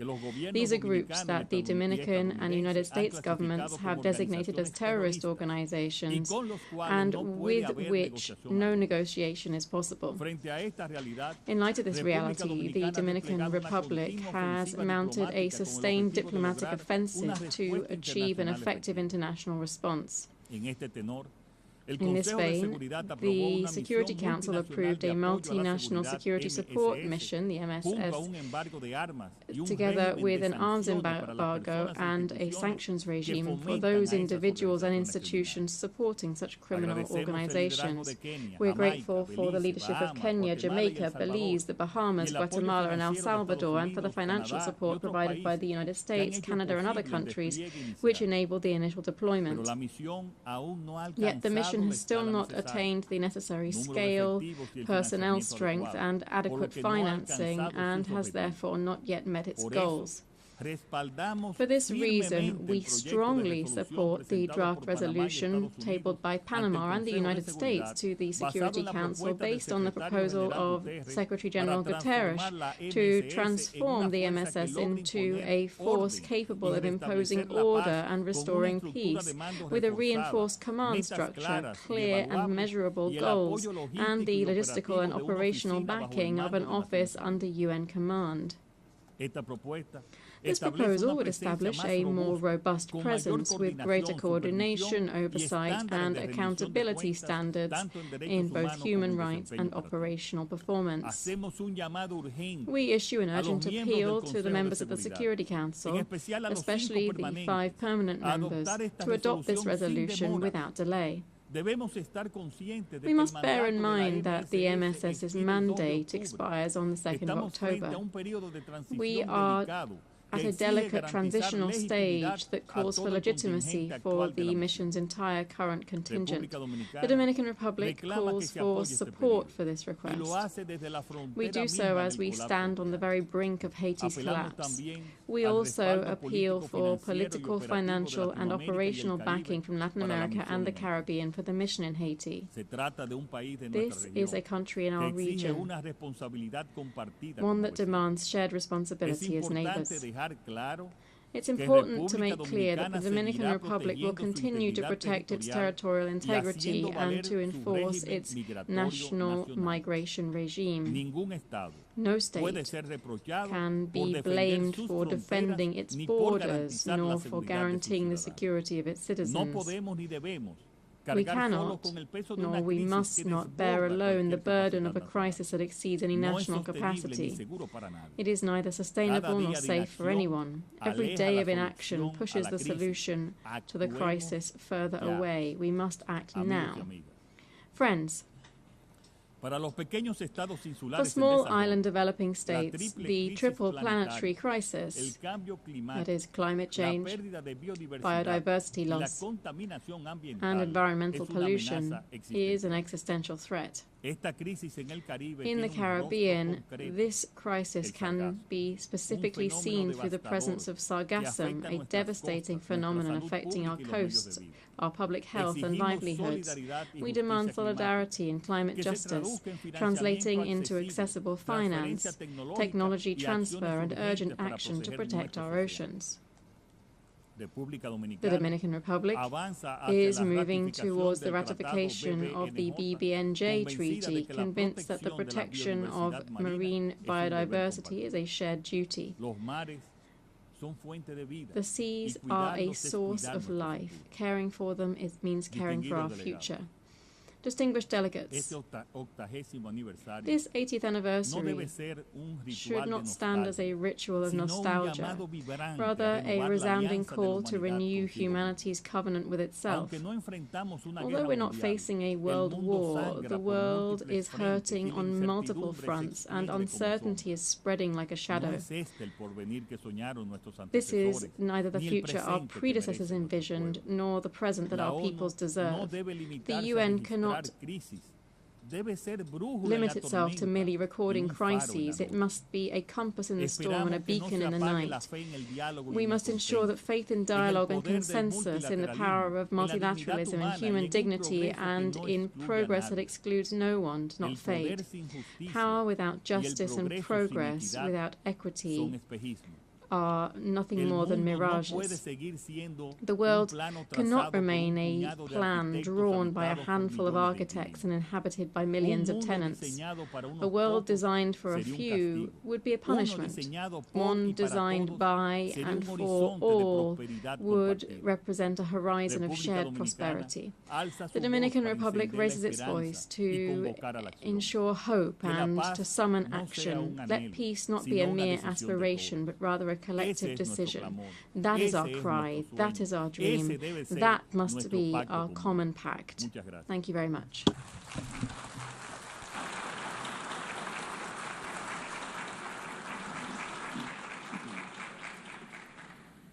On behalf of the Assembly, I wish to thank the President of the Dominican Republic.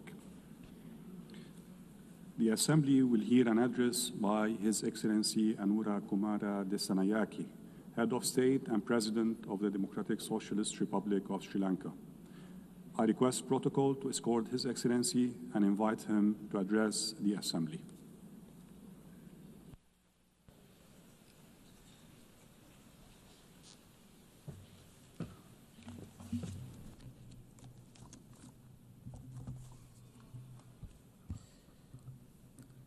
ಸಭಾಪತಿಯೇನು ಗೌರವನೀಯ ಆರಾಧಿತೇನು ಸಂಭಾವನೀಯ Mr. General Secretary, Honored invitees and distinguished delegates, allow me, Madam Annalena Baerbock, representing the beautiful country of Germany, to begin my speech by offering my warmest congratulations to you on being elected the President of the 80th session of this organization, formed with the noble aim of bringing about a just and lasting peace among the nations of the world. I would also like to use this opportunity to express my country's appreciation to His Excellency Philemon for the exceptional leadership he provided during the 79th session. We are gathered here today to plan the future path of this organization, which has worked tirelessly for 8 decades to bring about a world of peace. It is my honor to address this august assembly for the first time as the President of Sri Lanka. As representatives of nations, we all bear the responsibility to work towards fulfilling the aspirations of our people. The decisions we make now will impact people across the world and play a decisive role in the future of this planet, our common home. Distinguished delegates, our decisions will have a very important impact on our future. Poverty, a tragedy as old as human civilization, has accompanied humankind on its journey through time. For centuries, countries across the world have faced this painful and relentless struggle. Poverty and problems stemming from it are also casting an oppressive shadow on our future. This assembly must pay special attention to eradicate extreme poverty. I believe our conscience dictates us to do so. Distinguished delegates, for centuries, many countries in the world are struggling against poverty. Poverty is a terrible enemy with many faces. Even as we gather here in the countries we represent, including in my own, children are suffering from hunger. A child's right to education is an internationally accepted fundamental right. This right is enshrined in the constitutions of most of our nations. Yet, across the world, poverty has denied this right to hundreds of thousands of children. In a world which boasts of its technological advances, how can there be children without access to education? Education is the foundation of every great nation. It is the most vital factor deciding one's future. We firmly believe that investment in education is an investment in global progress. Many developing countries are constrained in their struggle against poverty by indebtedness. Low-income countries allocate twice as much on debt servicing than on education or health care. Our people and our countries are caught in debt traps. The 2030 Agenda for Sustainable Development pledges to leave no one behind and to reach the last first. The agenda acknowledges the most critical challenge before the world is the challenge to end poverty. I would also like to recall the decisions taken at the Global Summit for Social Development in Copenhagen in 1995. However, wars and political upheavals and the COVID pandemic have obstructed the fulfillment of these hopeful agendas. I propose to you that the time has come for us to accept inequality and poverty are a global catastrophe. and we should act accordingly.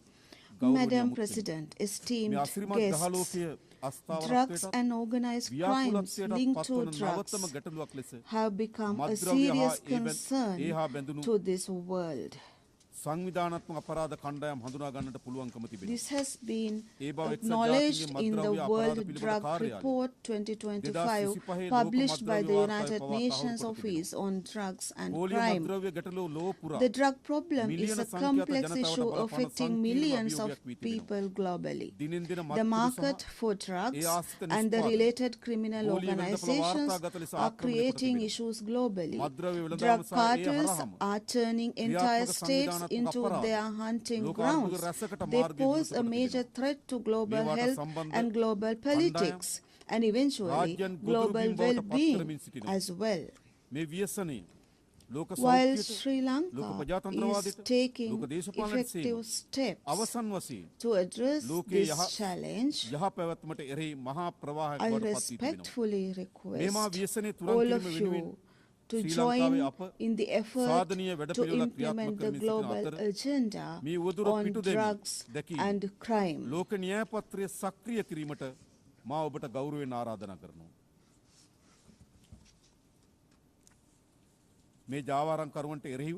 I bring to your notice the need to implement the law strictly against these drug traffickers and prevent drug traffickers from taking refuge in our countries, and also to set up rehabilitation centers for rehabilitation purposes.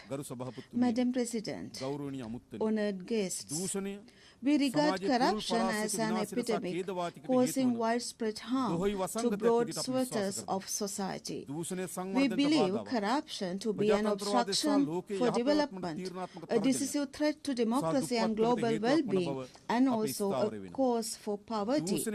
Let me remind you that fighting corruption is dangerous, but not fighting corruption is even more dangerous. The Universal Declaration of Human Rights of 1948 was a remarkable victory for the people of the world. Civilizational achievements were never accomplished overnight. They were all results of unwavering efforts and sacrifices. And the struggle against corruption is also a difficult one. We must take the necessary steps here. The first step may be difficult, but if the courageous first step we take is correct, 1,000 steps will follow. That is what I believe. Madam President, delegates, be brave. All the rest will follow. Sri Jawaharlal Nehru has once stated so. I represent a small island of nearly 22 million people. Sri Lanka's population is about 0.30 of the global population. It is true that we are small in size and in numbers, yet we have begun the struggle against corruption for the future generations of our country and the world. I propose that corruption should become an integral part of the culture of all UN member countries, the struggle against corruption. Madam President, I feel confident that all of you will join me in condemning war. There is no nation in the world that desires a war. The result of a war is a tragedy wherever it happens. We all know that. Even now, many countries of the world are experiencing the pain of that tragedy. As a country that lived through a 3-decade war, we know well the futility of war. No one who sees the pain and the suffering of parents, spouses, and children of the victims of war would never dream of another war. We have witnessed these painful sights with our own eyes. Even as suffering caused by conflict has reached unprecedented levels, the international community has become reduced to bystanders. Opportunistic power politics has turned the lives of children and innocent civilians into a game. No one has the right to inflict pain and suffering on another to enhance one's own power. The duty of a ruler is not to destroy lives, but to protect them. We are deeply distressed by the ongoing catastrophe in the Gaza Strip. Gaza has been turned into an open prison full of pain and suffering, echoing with the cries of children and the innocent civilians. The United Nations Organization and all related parties must work towards an immediate ceasefire, enable adequate humanitarian aid to these areas, and to ensure the release of hostages of all parties. We recognize the Palestinian people's inalienable right to their own state. We also believe that legal, security, and humanitarian concerns of Israel and Palestinian people need to be acknowledged. Sri Lanka reiterates the importance of early implementation of the UN General Assembly resolutions regarding a two-state solution on the basis of the 1967 borders. The time has come for the international community to stop being a mere spectator and to move decisively to end the suffering of millions. Religious extremism and racism have been major causes of wars and conflicts, bringing suffering to millions of people. Although a century has passed since the abolition of slavery, the poison of racism still lingers in many places. Extremist and racist ideas are as deadly as epidemics. We must ask ourselves how these extremist and racist ideas survive like sparks under the in a world that has witnessed so many advances on so many fronts. I believe that we must awaken our conscience to oppose racism and religious extremism in protection of human rights and freedoms. We must be brave enough to speak up for peace. We must not be afraid to speak up for war. We must be afraid to speak up for war. In a world where millions of children die of hunger, we spend millions on weapons. When tens of millions die of inadequate health facilities, hundreds of millions are spent on futile wars. When hundreds of thousands of children are denied the right to an education, millions are spent on invading another's land. In every inch of this world, if every inch of this world can be turned into peaceful communities, what a wonderful world would it be? As a country that suffered the horrors of war for decades, where loved ones still weep in remembrance of their loved, we have a duty to make that heartfelt proposal.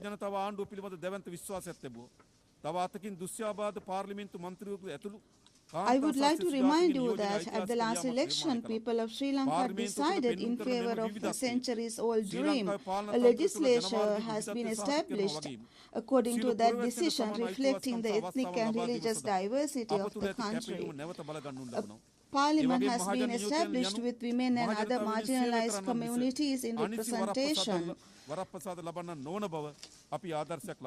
believe that the duty of legislators is to develop the country and the people, not to develop themselves.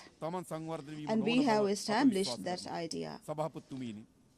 Madam President, distinguished guests, our people have chosen light over darkness. They have given their approval to realize the vision of a thriving nation, a beautiful life.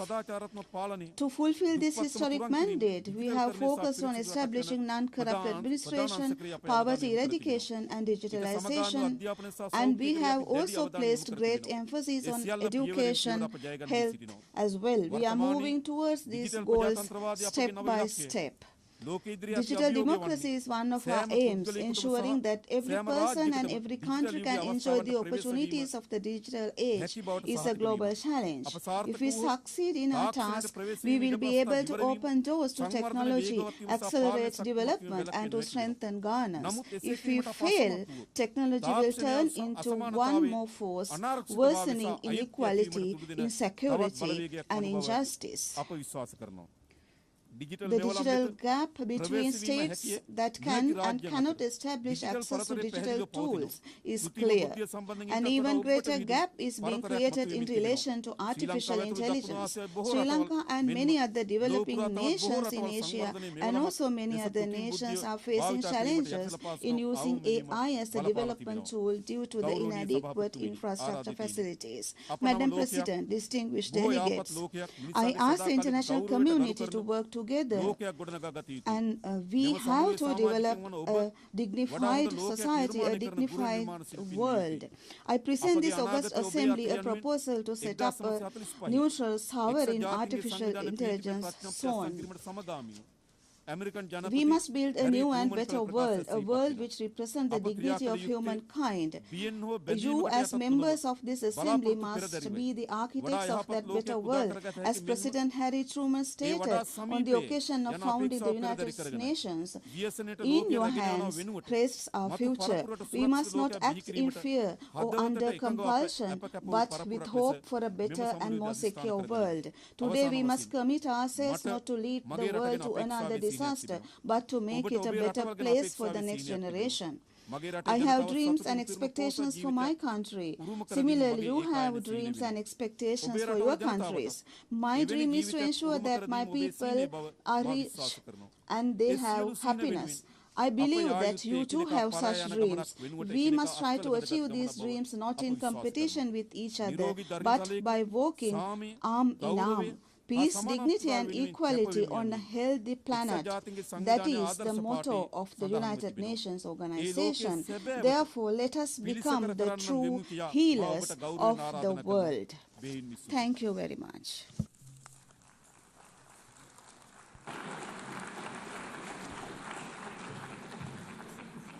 On behalf of the Assembly, I wish to thank the Head of State and President of the Democratic Socialist Republic of Sri Lanka. The Assembly will hear an address by His Excellency Cesar Bernardo Arevalo de Leon, President of the Republic of Guatemala. I request protocol to escort His Excellency and invite him to address the Assembly.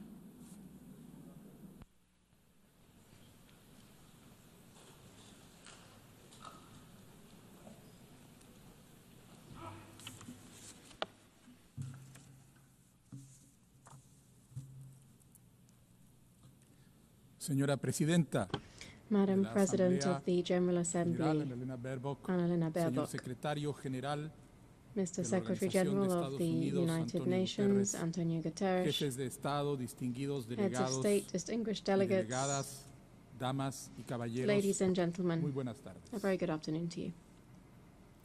Ninkam Chakhun Resilal, Tuktuk Ilal, Ut Sail Cholejil, Chok Reheb Litenamit, Sarau Chichoch, Sa Ishkabaeb, Likaib Chi Tenamit Re Guatemala. Traigo I bring a message of peace and harmony to the peoples of the world on behalf of the 4 peoples of Guatemala. These words come from the heart of the Americas, from the lands inhabited for centuries by the Quechua people in northern Guatemala. I greet you in the language spoken in the region of Verapaz, that means true peace, a region that could only be incorporated into the Spanish colonial administration through peaceful means after 20 years of dignified resistance. And I present these words to call for the true peace which today seems so distant. In the ancestral calendar of the Mayan peoples, periods of 20 years are called catunes. So in 2025, we can say that 4 catunes will have passed since the United Nations was founded. This means that we are closing one cycle and opening another.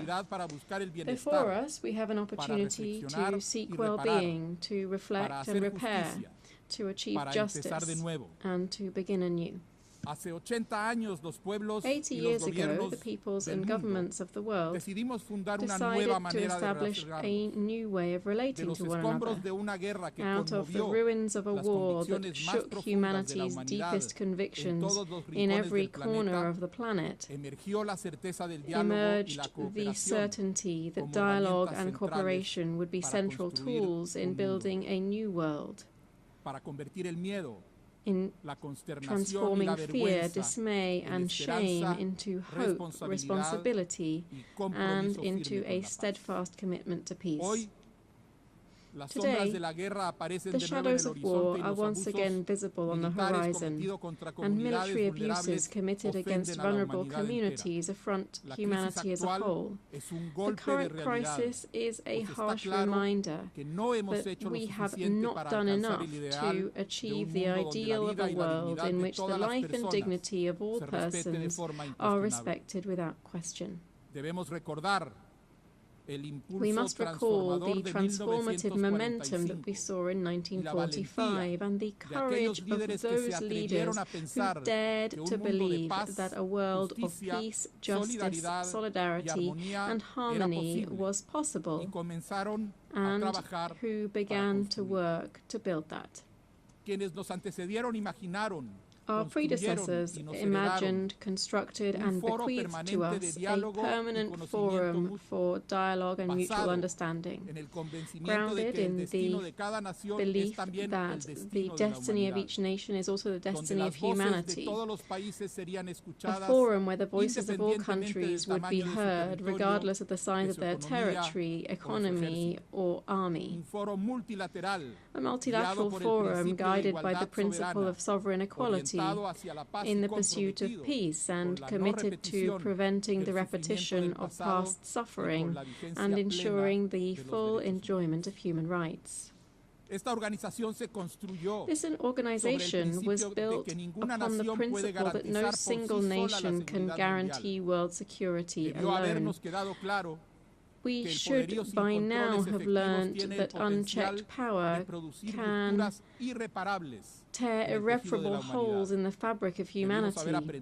We should have learned by now that advances in science and technology can produce unimaginable catastrophes if left in the hands of unchecked power. We should have learned by now that any international mechanism must include strong, binding, and enforceable agreements in order to be effective. Ladies and gentlemen, just how much has the world changed since 1945? This organization has contributed significantly to decolonization processes and to the ending and stabilization of armed conflicts across the globe, including in my country, Guatemala. The various UN bodies have actively sought well-being in all corners of the earth, achieving major advances through cooperation and mutual support in areas such as public health, environmental protection, the fight against poverty, and the promotion of gender equality. Guatemala saw firsthand the watershed represented by the founding of the UN in terms of how it established universal multilateral diplomacy as a way of addressing conflict. Our country attended the San Francisco conference with the drive and transformative enthusiasm of the democratic revolution of the 20th of October 1944. This was a revolution that today remains a fundamental touchstone for continental aspirations of sovereignty, dignity, and genuine independence. However, from 1960 onwards, Guatemalans endured one of the longest and bloodiest internal wars in our continent. This war claimed the lives of hundreds of thousands of people, entailed countless human rights violations, and opened a deep wound in the collective soul of Guatemalan society. That long chapter of intolerance and political violence came to an end in 1996. Since then, our governments have adopted the peace accords to ensure the full effect of human rights and the non-recurrence of the horrors that we've left behind. The support of the United Nations verification mission in Guatemala was decisive in giving the country's diverse sectors the certainty that peace was possible. But this is a struggle that never lets up and that continues to pose important challenges for our society. Guatemala's democracy was supported by the United Nations and other multilateral bodies such as the Organization of American States. In recent decades, we have received support to strengthen our judicial institutions and to combat corruption and impunity. This has helped the people of Guatemala to strengthen their struggle to secure effective government, an independent justice system, clean and transparent elections, and a future of progress and well-being. After a long period of institutional dismantling during which corruption was simply how the system conventionally worked, Guatemala is now returning to the path of democratic recovery. We are convinced that cleaning up our institutions is essential to consolidating democracy. This despite the difficulties posed by the constant harassment that we suffer from anti-democratic actors entrenched within our justice system. In a hostile context, we have acted to combat corruption and impunity and to promote transparency and accountability. My administration defends, promotes, and protects human rights and does so firmly. We remain committed to safeguarding the freedoms enshrined in the Universal Declaration of Human Rights. After more than 7 years, we have reopened our doors to the monitoring mechanisms of the United Nations Human Rights Protection System. We have received 7 official visits, including that of the UN High Commissioner for Human Rights, the visit of the Special Rapporteur on the independence of judges and lawyers, and of the Special Rapporteur on adequate housing. However, the results that we've achieved so far are not enough. The process of change that we're undergoing requires improving how we take collective decisions. In a country where exclusion and discrimination were everyday features of our public administration, my government is breaking down historical barriers and is working hand in hand with the ancestral authorities of indigenous peoples, with civil society, and with various business sectors, so that together we can foster development throughout the country. We know that there can be no democracy without social justice, nor social justice without democracy.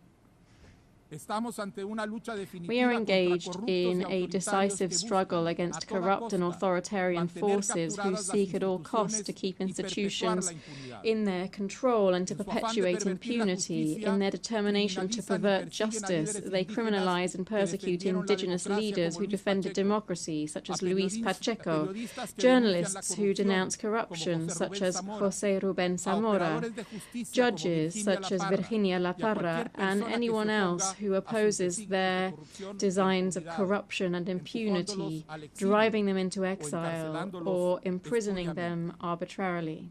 2026 will be a crucial year for Guatemala. It will bring elections for new authorities in key oversight and justice bodies. It's essential that these selection processes be conducted transparently, impartially, and in accordance with the law. We have therefore formally requested the technical and political support of our strategic partners to ensure that these processes meet the highest standards of legitimacy. Preserving our democracy and the possibility of building a genuine rule of law in Guatemala depend on this. I invite the international community to continue supporting these efforts through technical oversight, institutional assistance, and further cooperation. Madam President, señoras y señores delegados, distinguished delegates, además de nuestros esfuerzos domésticos, beyond our domestic efforts, Guatemala strives to meet its commitments to its neighbors and to the world. We are strengthening our capacity to be able to address the needs of the thousands of migrants who transit our territory, ensuring that they receive dignified treatment, the same dignified treatment that we demand for Guatemalans abroad. At the same time, we are tackling the root causes of poverty that have forced so many Guatemalans to migrate. And we are stepping up the assistance that we provide to our citizens in the United States and in Mexico. Together with our neighbors, we are promoting major initiatives to combat transnational organized crime and drug trafficking.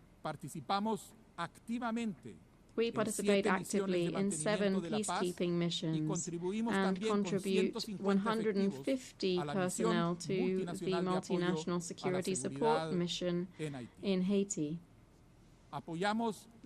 We support the Secretary General's proposal to transform that mission into a hybrid mission backed by the organization and financed from the assessed peacekeeping contributions. We reaffirm our support for Haiti and its efforts to achieve stability with the backing of the international community. Señoras y señores delegados, distinguished delegates,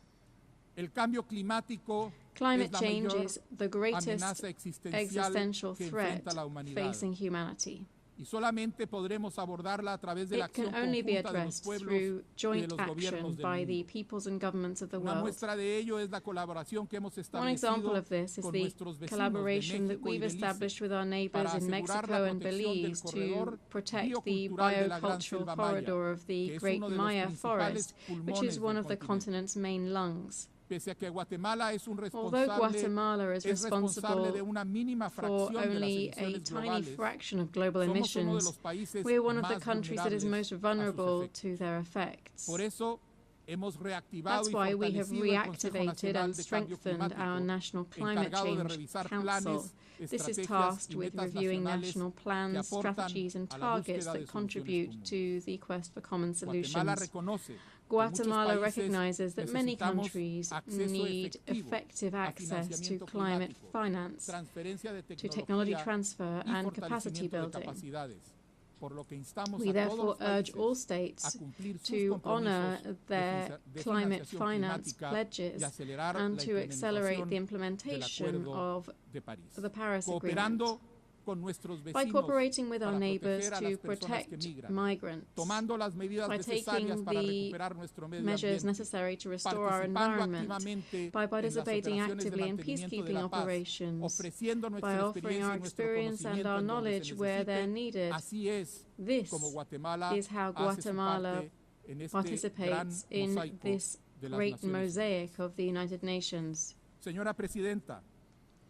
Madam President, the forthcoming judgment of the International Court of Justice will bring an end to the territorial, insular and maritime dispute with our neighbour Belize. The written phase has now been concluded and the oral hearings are scheduled for next year. We now stand before an historic opportunity to open a new chapter in relations between the two countries. Resolving this dispute peacefully is an example of how even the most complex differences can lead to peace and cooperation. Guatemala reiterates its commitment to strengthening its bilateral relations with Belize on the basis of mutual respect, peaceful cooperation, and the observance of international law. Distinguished delegates, nos encontramos ante una encrucijada. We are at a crossroads. En tiempos donde el diálogo y la búsqueda de consenso son vistos como signos de debilidad. At times when dialogue and consensus building are seen as signs of weakness, when the shadow of authoritarianism grows in many parts of the planet, when disinformation is leading many people to seek out quick fixes, even at the cost of sacrificing their own freedoms, it is our duty to reaffirm the values and principles of solidarity, which for 80 years have guided the spirit of this organization. My country makes an urgent appeal for us to remember that multilateralism is a matter of humanity. Humanity understood as the community of human beings inhabiting this planet and aspiring to equality, happiness, and well-being. But this is also humanity understood as the quality that allows us to feel empathy, to feel compassion, and to be profoundly offended by any form of injustice committed against our fellow human beings. For Guatemala, it is very clear that injustice anywhere in the world is unacceptable. Our main task as the United Nations is to recover a certainty, which is that we can and must live together in peace. The universal aspiration for a world without war and the desire for sustainable peace mean ensuring legitimate, open and plural processes to make decision-making more effective. This quest for legitimacy must not become an obstacle or an excuse for delaying necessary action. The United Nations has not fulfilled its mandate to act when military machinery is devastating individuals, families, communities, and entire populations in the name of security and sovereignty, as is happening right now in Ukraine, in Sudan, and in Gaza. We must immediately halt the attacks and guarantee the entry of humanitarian assistance to all war-torn territories. We must put an end to the invasion of Ukraine, an end to the war in Sudan, a total end to the suffering and death of the civilians in Gaza. We also call for the immediate and unconditional release of the hostages. Consistent with the position that we have maintained since 1947, Guatemala calls for renewed efforts to achieve a peaceful settlement to the conflict between Israel and Palestine, ensuring the establishment of a state for the Palestinian people and its peaceful coexistence with the State of Israel. We should never have reached this point. It's up to us to learn from this painful moment and to act accordingly, as others have done over the last 80 years in this very hall. That's why we need to discuss and promote reforms of the United Nations that make our work more efficient and brings it closer to the peoples of the world. We must strengthen the impact of the United Nations and its three fundamental pillars: international peace and security, sustainable development, and human rights. We reiterate the urgent need to reform the Security Council of the United Nations. This body, which is tasked with maintaining international peace and security, must reflect the realities of the 21st century, not the geopolitical structures of the past. We therefore support a more representative and democratic structure that removes the complications of the veto power and reflects today's geopolitical reality. In this regard, quiero hacer propia la frase de un anterior I wish to make secretario my general own the words de of las a former Naciones UN Unidas, Secretary General, Dag Hammarskjöld, que dijo, when he said, esta "This organization was not created to take humanity to heaven, sino para but salvar to save a la humanidad humanity del infierno." from hell." Pueblos del mundo, Peoples hoy of the world, el multilateralismo está en crisis. today multilateralism is Su in crisis. supervivencia Its como acción survival conjunta de naciones libres as que joint da action sentido, by free orientación y nations vida a giving esta meaning, organización orientation and life to this depende de que organization tengamos la depends on our capacidad de ability to reformarlo reform it profundamente. and at the No root. podemos perder más tiempo. We cannot afford to waste Debemos any more luchar porque time. las Naciones We Unidas must sean una strive to comunidad de ensure seres that humanos the United unidos Nations becomes a que cuidan la community vida of united en human todas sus beings formas caring for y en life todo in lugar. all of its forms Solo esto and everywhere. nos Only this will guarantee la paz true verdadera, peace, la vera vera paz. paz. Bantios, muchas gracias. Thank you very much.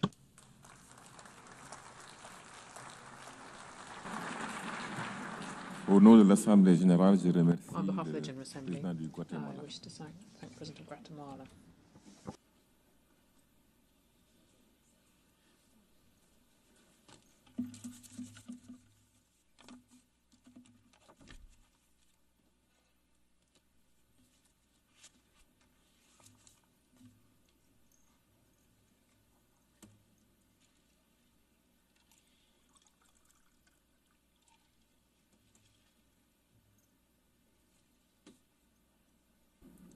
L'Assemblée va maintenant entendre l'allocution de son Excellence The Assembly will now hear address from His Excellency, président de l'Union des Azalia Comores. Somani, Je President prie of le the Union for protocole de bien Comoros. vouloir I accompagner invite son Excellence. Protocol to Et j'invite à prendre escort la His parole Excellency devant and invite l'Assemblée. him to address the Assembly.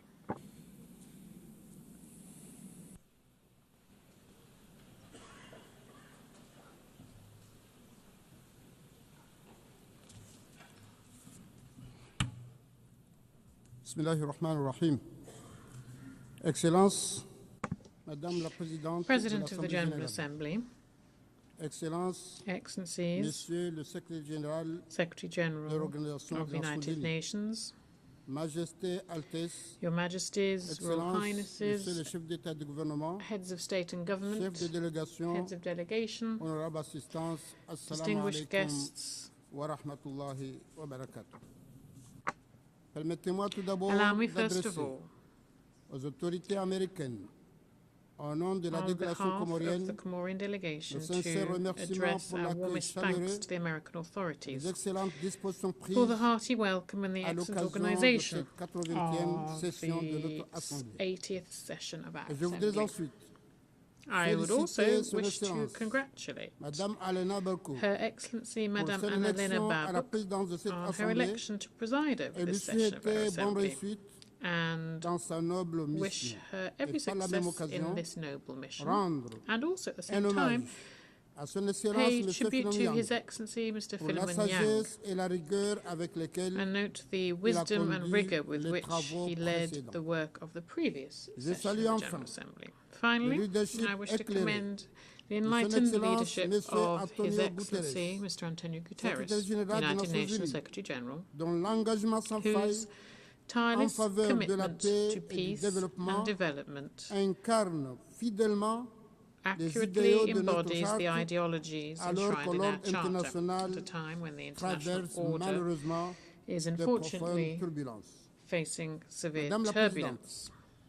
Le thème de cette 80e session, The theme of this Mieux 80th ensemble, session, Better plus de Together, 80 ans au service de la 80 paix, years and more for du peace, développement development et and des droits human humains, rights, prend toute sa is pertinence as urgent et and son relevant urgence as dans le ever contexte in the mondial current actuel. global context. Il y a 10 ans, ici 10 même, years ago, in this very nous avons room, fixé l'ambition we d'un set monde the meilleur ambition à to l'horizon build a better 2030. world by Les 2030. objectifs de The développement Sustainable durable Development Goals devaient were éradiquer supposed la to pauvreté, eradicate poverty, protéger la protect the planète planet, et offrir and à provide tous everyone la prospérité with et la paix. peace and Or, prosperity. à 5 However, ans de cette with échéance, 5 years to go force before the est de deadline, constater que le monde it is notable n'est ni that the plus world juste, is not ni more plus apaisé, just, more ni plus peaceful, équitable. or more equitable. Au contraire, On the contrary, les inégalités s'accentuent, inequalities les have conflits se increased, multiplient, conflicts multiplied, and humanity is moving further and further away from the vision that once drove us. This is the case in Europe with the conflict in Ukraine, in Africa, the situation in the Sahel, and the crisis in the Great Lakes region. The Palestinian tragedy is perhaps the most shocking demonstration of this. For more than 70 years now, and today even more so than before, the Palestinian people have been suffering the pillaging of their ancestral lands, suffering exile, torture, and humiliation. Their recent history is simply a succession of pages written in blood, indifference, and scorn. When faced with this tragedy, rightly qualified as a genocide by many experts, the international community is all far too often simply verbally condemning this without any concrete action. We rightly condemned the barbaric acts committed on the 7th of October in Israel, but the disproportionate response that has been unleashed in Gaza since then is indeed a genocide. 80% of the victims are children, older persons, or the ill. They have been killed by shelling, which does not spare hospitals, aid distribution centres, schools, UN staff, or journalists. The crimes perpetrated against Palestine stem from an untenable contradiction. Indeed, how can a government elected by a people who are victim of the Holocaust, how can they commit a genocide before the very eyes of the entire world and inflict similar trauma on others today? War, exile, and oppression. How can Israel, in addition, take it out on everyone else, entering into deadly conflict with all of its neighbours? As the old adage goes, we don't choose our neighbours, but we have to live in peace and security with them. Thus, we must welcome the courage and the humanity of the Israelis, friends from Israel who are raising their voices against this barbarity. Bravo and thank you to you, dear friends. And as history reminds us, when we look at the tragedy of the Holocaust, Arab, African and Muslim countries have never been on the side of the perpetrators of genocide. On the contrary, our forefathers and our ancestors were risking their lives. They fought alongside the Allies to defend the Jewish people and host them, welcome the survivors into their countries.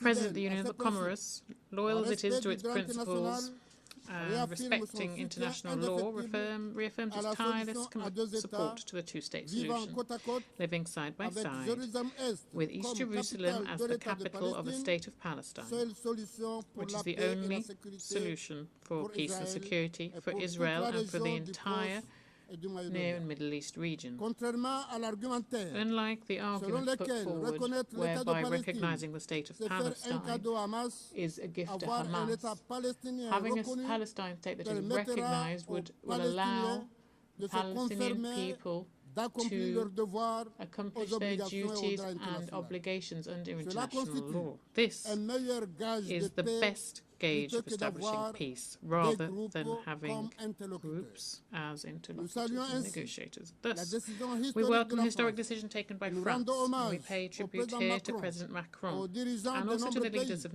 many other countries, who, on Monday the 23rd of September, recognised the state of Palestine at this UN rostrum.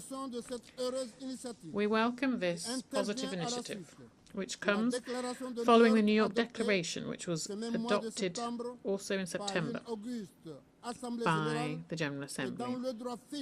In a continuation of this international conference, organised in August by France and Saudi Arabia, under the aegis of the United Nations. We call on this Assembly to put the future of the Palestinian state once and for all on our common agenda.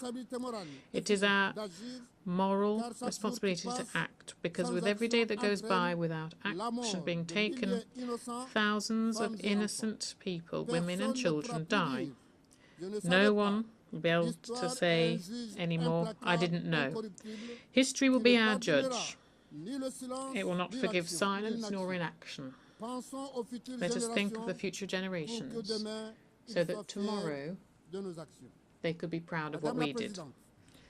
President, peace and development cannot be built without justice and inclusion. That is why, 65 years after a wave of independence, Africa is a continent of more than 2 billion people.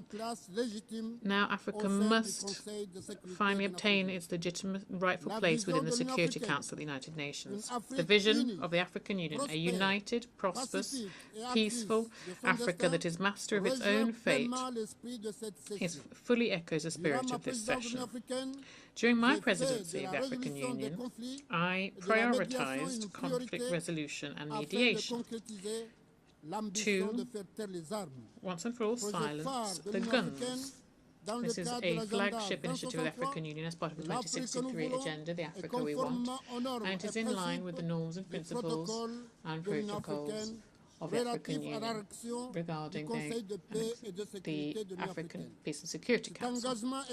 This commitment is the key for the effective implementation of the African Free Trade Area, which itself is a pillar for a strong Africa within the concert of nations. President, distinguished guests, in the same vein, I wish to recall that the declaration adopted by the General Assembly at its 26th session declared the Indian Ocean a zone of peace, free from nuclear weapons and military bases. However, still today, competing ambitions are threatening this stability. Thus, I strongly condemn and denounce any project to install a military base in Mayotte, a Comorian island which, unfortunately, is still under French administration. The Union of the Comoros, they were just celebrated 50 years of independence and accession to the United Nations. We remain committed to the full entirety of our national territory, Anjouan, Grand Comore, Mohéli and Mayotte, all of it. I wish to reiterate the gratitude of the people and the government of the Comoros to all of those who, as we mark this half-century anniversary, have congratulated us and sent their best wishes. In this context, from this rostrum, I cannot also ignore the question of Mayotte, a Comorian island which is still under French occupation, despite clear and repeated resolutions of the UN, of the African Union, and from other bodies too. The dialogue that has begun with France, what the late President Mitterrand called an unfortunate dispute, must reach a successful conclusion, because this dispute has gone on far too long, and every year it costs the lives of thousands of our compatriots in the stretch of sea that separates Mayotte and its sister islands. This week, very serious facts were unveiled by an investigation from the French newspaper Le Monde, which reported on deliberate manoeuvres on the part of the police operating in Mayotte, carrying out regularly sinking boats which cost the lives of several Comorian citizens. Thus, the Union of the Comoros calls on the French state, the occupying power, to stop these operations, to launch the appropriate investigations and to punish the perpetrators of this barbarity, so that justice be served and so that the dignity of human lives be respected. On our side, the Union of the Comoros will tirelessly continue its diplomatic and legal action, so that justice can be served and so that a just solution can be found to the question of the Comorian island of Mayotte, which is one of the last open wounds of decolonization in Africa. We thus regret that some brotherly countries in Africa who've always defended international law and the Comorian cause are today prevaricating and undertaking unfortunate initiatives with France to establish relations with Mayotte, in spite of international law and our national sovereignty. We call on the African Union to act, to recall the duty and necessity for the respect of international law and the respect for unity of our archipelago. President, distinguished guests, much like many small island developing states, Comoros are on the front line of climate change, and we remain a vulnerable but determined country. Rising seas, coastal erosion, and the increased frequency of cyclones are posing a threat to our villages, our ecosystems and our lives. We call for equitable and simplified access to climate financing.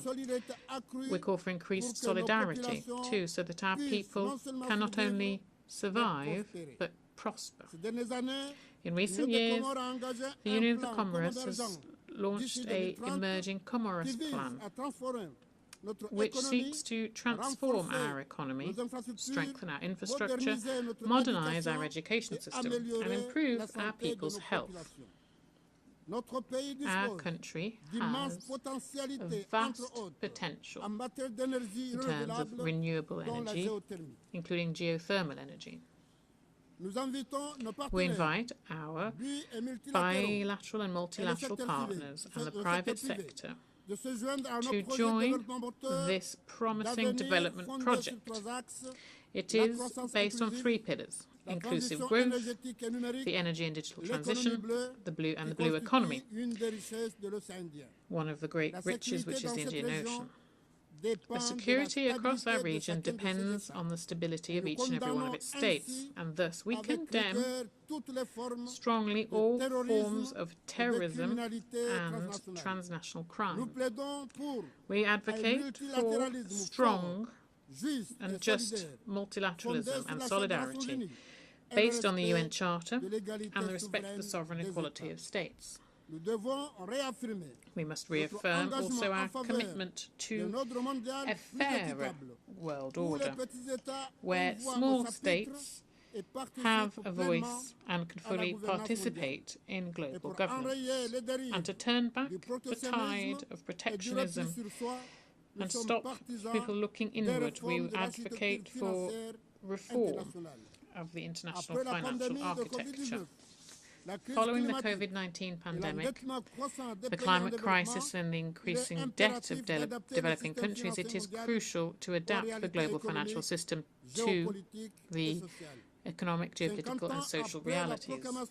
50 years after its independence, the Comorian nation is still a young one, but it is buoyed by its experience and by its dreams. The Comorian people is proud of its history and confident in its future, and they remain committed to this assembly, which embodies our common aspirations for peace, justice and development, which must be consistently consolidated. I therefore solemnly appeal to the international community and our development partners to support our efforts, so that we can have a world that really is for peace, development and human rights. Thank you for your kind attention. Au nom de l'Assemblée, je remercie le président de l'Union des Comores.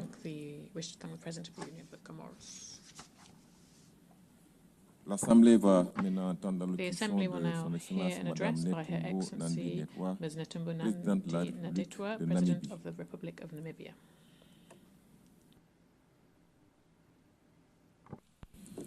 J'ai pris le protocole de bien vouloir accompagner son Excellence. Je l'invite à prendre la parole devant l'Assemblée.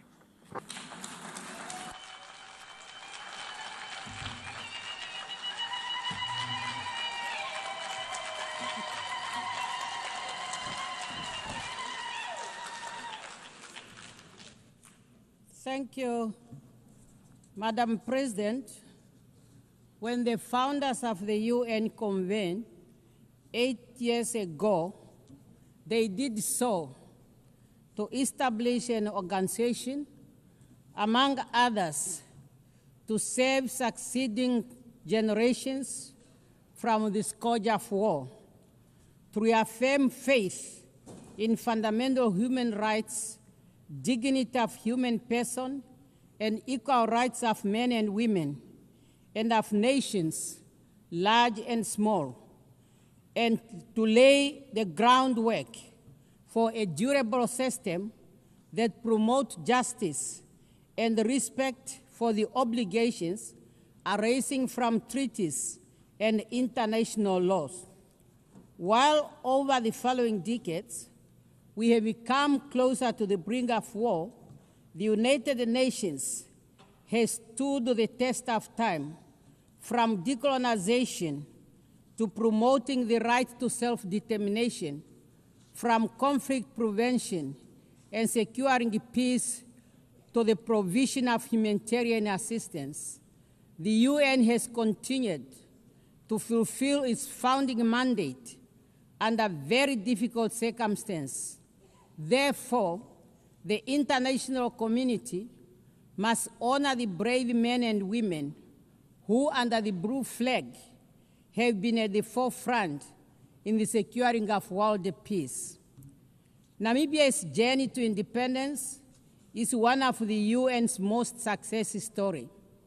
It was through this very organization that our forebears tirelessly petitioned for the end of apartheid, colonial rule in Namibia, for freedom and independence of our country.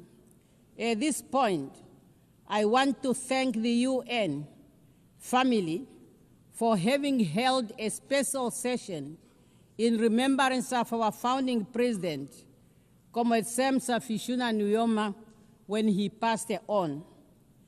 Madam President, my personal journey with the United Nations begins in 1974, where I have had the privilege to serve my country and Africa in various capacities within the halls of this distinguished global organ.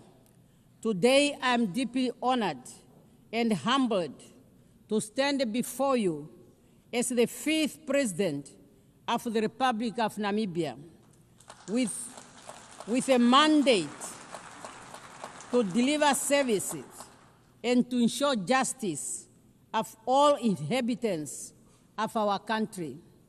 As a woman, I encourage every girl and woman by affirming that your voice matters, your vision is needed, as it will pave you a way to the helm of whatever institution you are serving. Madam President, Namibia's 8th administration is built on the strong foundation and legacy of our predecessors. Under the theme, Unity in Diversity, Natural Resources Beneficiation, and Youth Empowerment for Sustainable Development. That theme aims to shape and transform the Namibian economy through value addition and other economic activities. Hence, we have identified agriculture, sports, youth empowerment, education and training, creative industry, health services, land and housing as critical sectors supported by mining, energy, water, tourism, infrastructure development, transport, logistics, to sustain our economic development through our long-term development blueprint, Vision 2030. This vision is being implemented through a series of national development plans, NDPs. Recently, we launched the 6th NDP with its fundamental pillars clearly aligned to the global agenda, such as the SADC Regional Inductive Strategic Development Plan, the African Union Agenda 2063, and the UN Agenda 2030 for Sustainable Development.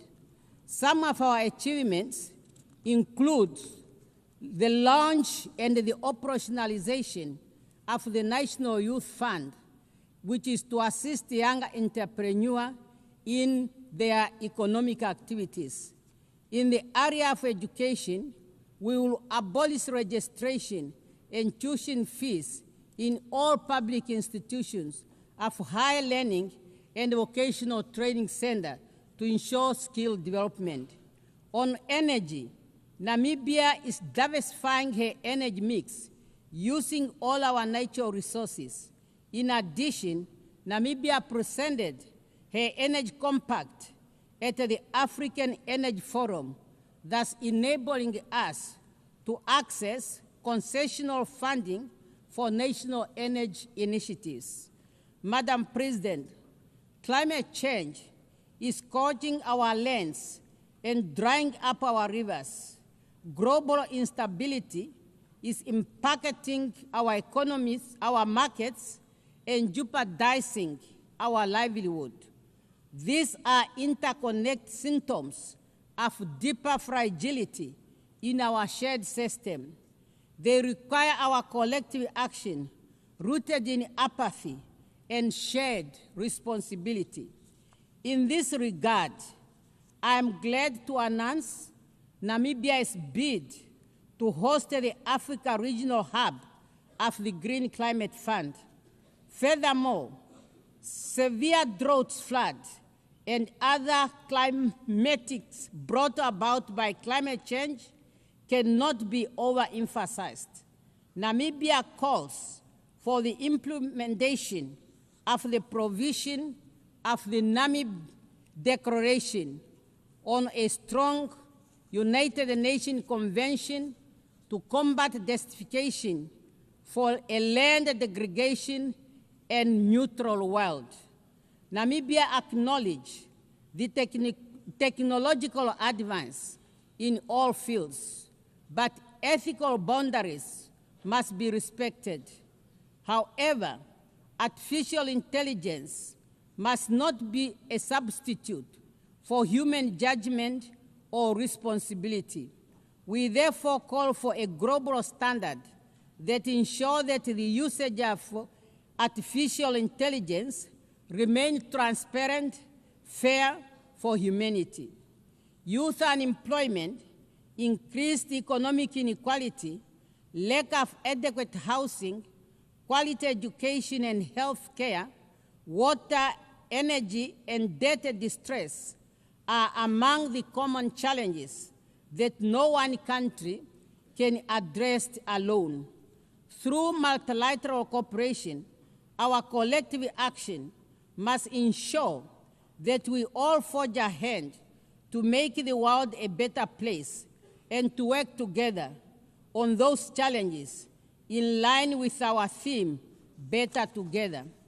Madam President, 30 years since the adoption of the Beijing Declaration and Platform of Action, we have made much to celebrate and to ponder on. Namibia continues to make progress in the area of women participation in politics and decision-making. Currently, Namibia's cabinet has 57% of women. As we gear up to commemorate the 25th anniversary of the adoption of the UN Security Council Resolution 1325 on women, peace, and security, adopted during Namibia's presidency of the UN Security Council, Namibia will host 2 high-level events in Windhoek and New York. I look forward to the participation of all member states in those events to collectively reaffirm commitment to women, peace, and security agenda.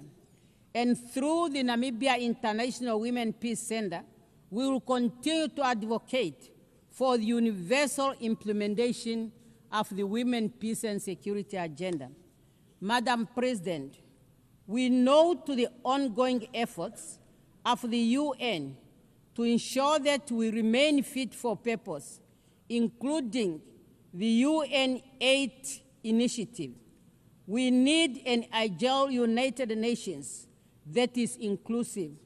Respect of the UN Charter and its purpose and principles must be our guiding star for our future endeavors. Madam President, we are meeting against a backdrop of profound global tension.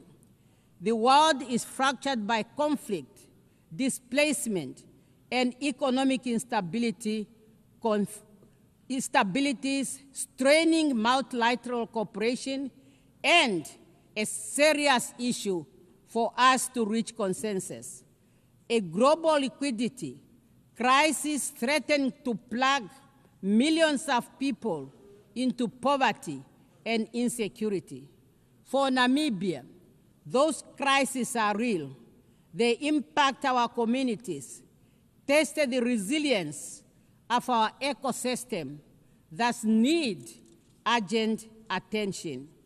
In this context, the Southern Africa Development Community is committed to promoting peace, security, and stability in the Eastern DRC. Namibia welcomes the ongoing efforts by the AU, SADC, and AC to align the Rwanda and Nairobi peace process and encourage the continued strengthening of political and security aspects of the challenges faced in our region. We further call upon UN Security Council and good office of the UN Secretary General to strengthen negotiation and peacekeeping initiatives towards resolutions of all conflict, including those in different parts of Africa. The impasse in the UN security over the question of Western Sahara is an injustice. More than 34 years after the adoption of the Resolution 690 of 1991, the time for the holding of the UN referendum on the right to self-determination for the people of Western Sahara is now. This year marks the 20th anniversary of the Ezuwine Consensus and the Third Declaration, which jointly constitute the common African position on the reform of the UN Security Council. We acknowledge the support from all interested groups for the common African position, which culminated in the recognition of Africa as a priority and a special case in the reform process, as reflected in the outcome documents of relevant United Nations process, including the Pact for the Future. We can no longer delay the urgent call to redress the historical injustice to Africa and address our call for equitable and balanced representation on the Security Council. Madam President, the Charter of the United Nations has laid the foundation for conditions necessary for peaceful coexistence and harmony among nations. Therefore, unilateral cohesive measures should not be used as a tool to undermine sovereign state, for this violates the Charter and the principle of the United Nations. In this regard, we call for an end to the continued illegal economic, financial, and commercial embargo imposed on the friendly people of Cuba and removing her from the list of states sponsoring terrorism. We call for an end to the illegal sanctions on Zimbabwe. We are also gravely concerned about the emerging threats against Venezuela and call for the removal of sanctions and the threats against that country.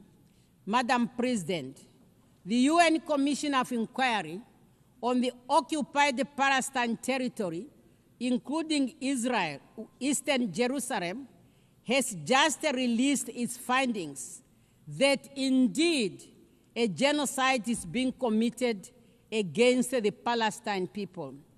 Despite the clear provision of the Security Council and General Assembly resolutions and advisory opinion rendered by the International Community of Justice, the humanitarian situation in Gaza is worsening, and access to humanitarian aid is very limited. A failure to address the crisis in Gaza could become the moral failure that defines this era. We call on the UN Security Council to find consensus and help put an end to the lasting conflict between Israel and Palestine.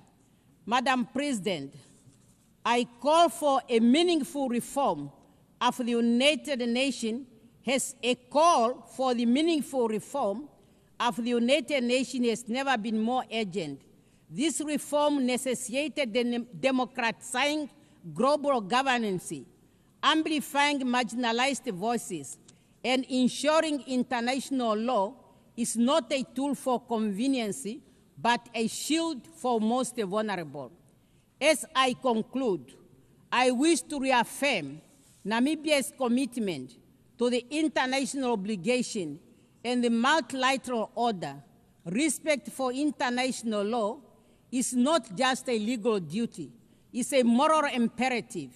We must reaffirm our commitment to the principle that unite us, mutual respect, and peaceful resolution of dispute, and solidarity in the face of common challenge. Let us remember that even the smallest nation have a voice. When those voices are heard and heeded, durable peace and justice will prevail. We have an obligation to make this our moment, not to despair, but renewal. We have the opportunity to restore hope, to build a future defined not only by division, but by unity and preservation of human dignity. I thank you for your kind attention. Au nom de l'Assemblée générale, je tiens à remercier la présidente de la République de Namibie. L'Assemblée va maintenant entendre l'allocution de son Excellence M. Mohamed Irfan Ali, président de la République coopérative Republic of Guyana. I request protocol to escort His Excellency and invite him to address the Assembly.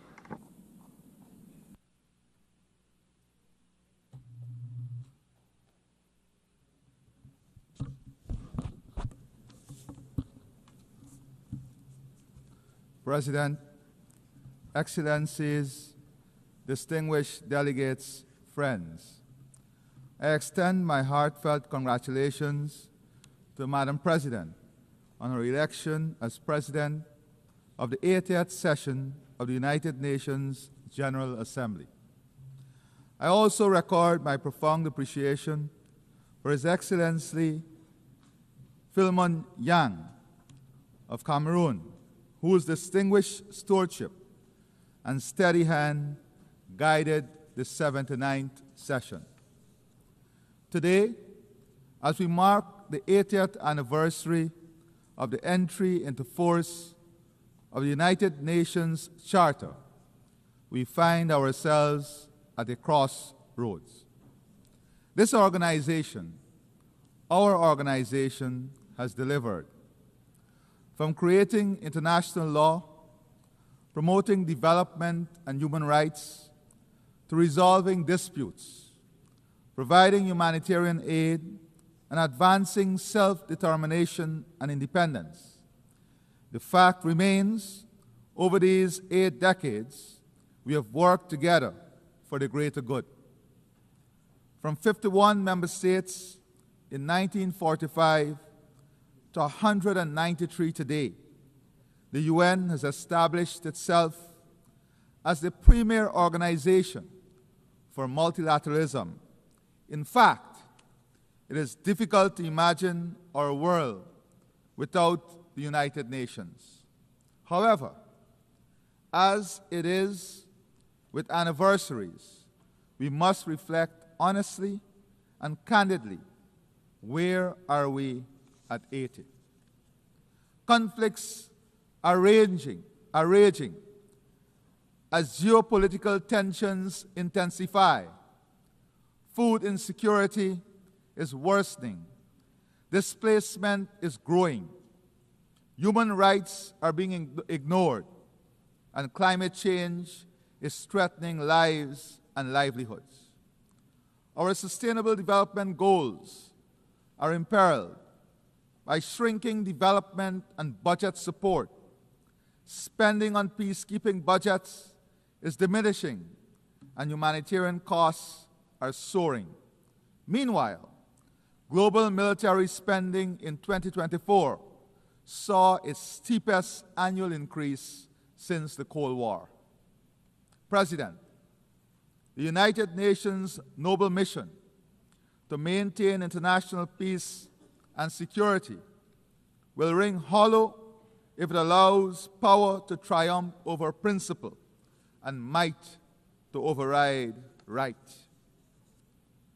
In remaining faithful to its charter, the United Nations must ensure that the survival and progress of humanity are not mortgaged to the ambitions of the powerful. The collective will of our membership must be reflected in the institutions and governance structure of the United Nations, including the Security Council. On this note, as we prepare to leave the Security Council at the end of this year, I want to thank our permanent representative and a team from Guyana for their exceptional work at the Security Council and their leadership.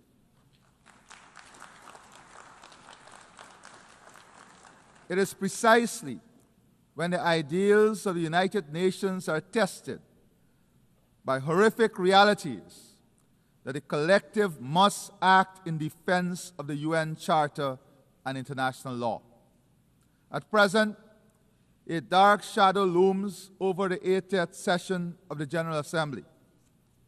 Genocide in Palestine, annexation of Ukrainian territory, persecution of women in Afghanistan, humanitarian catastrophe in Sudan, brutal gang violence in Haiti, increased transnational organized crime, trafficking, and illegal immigration.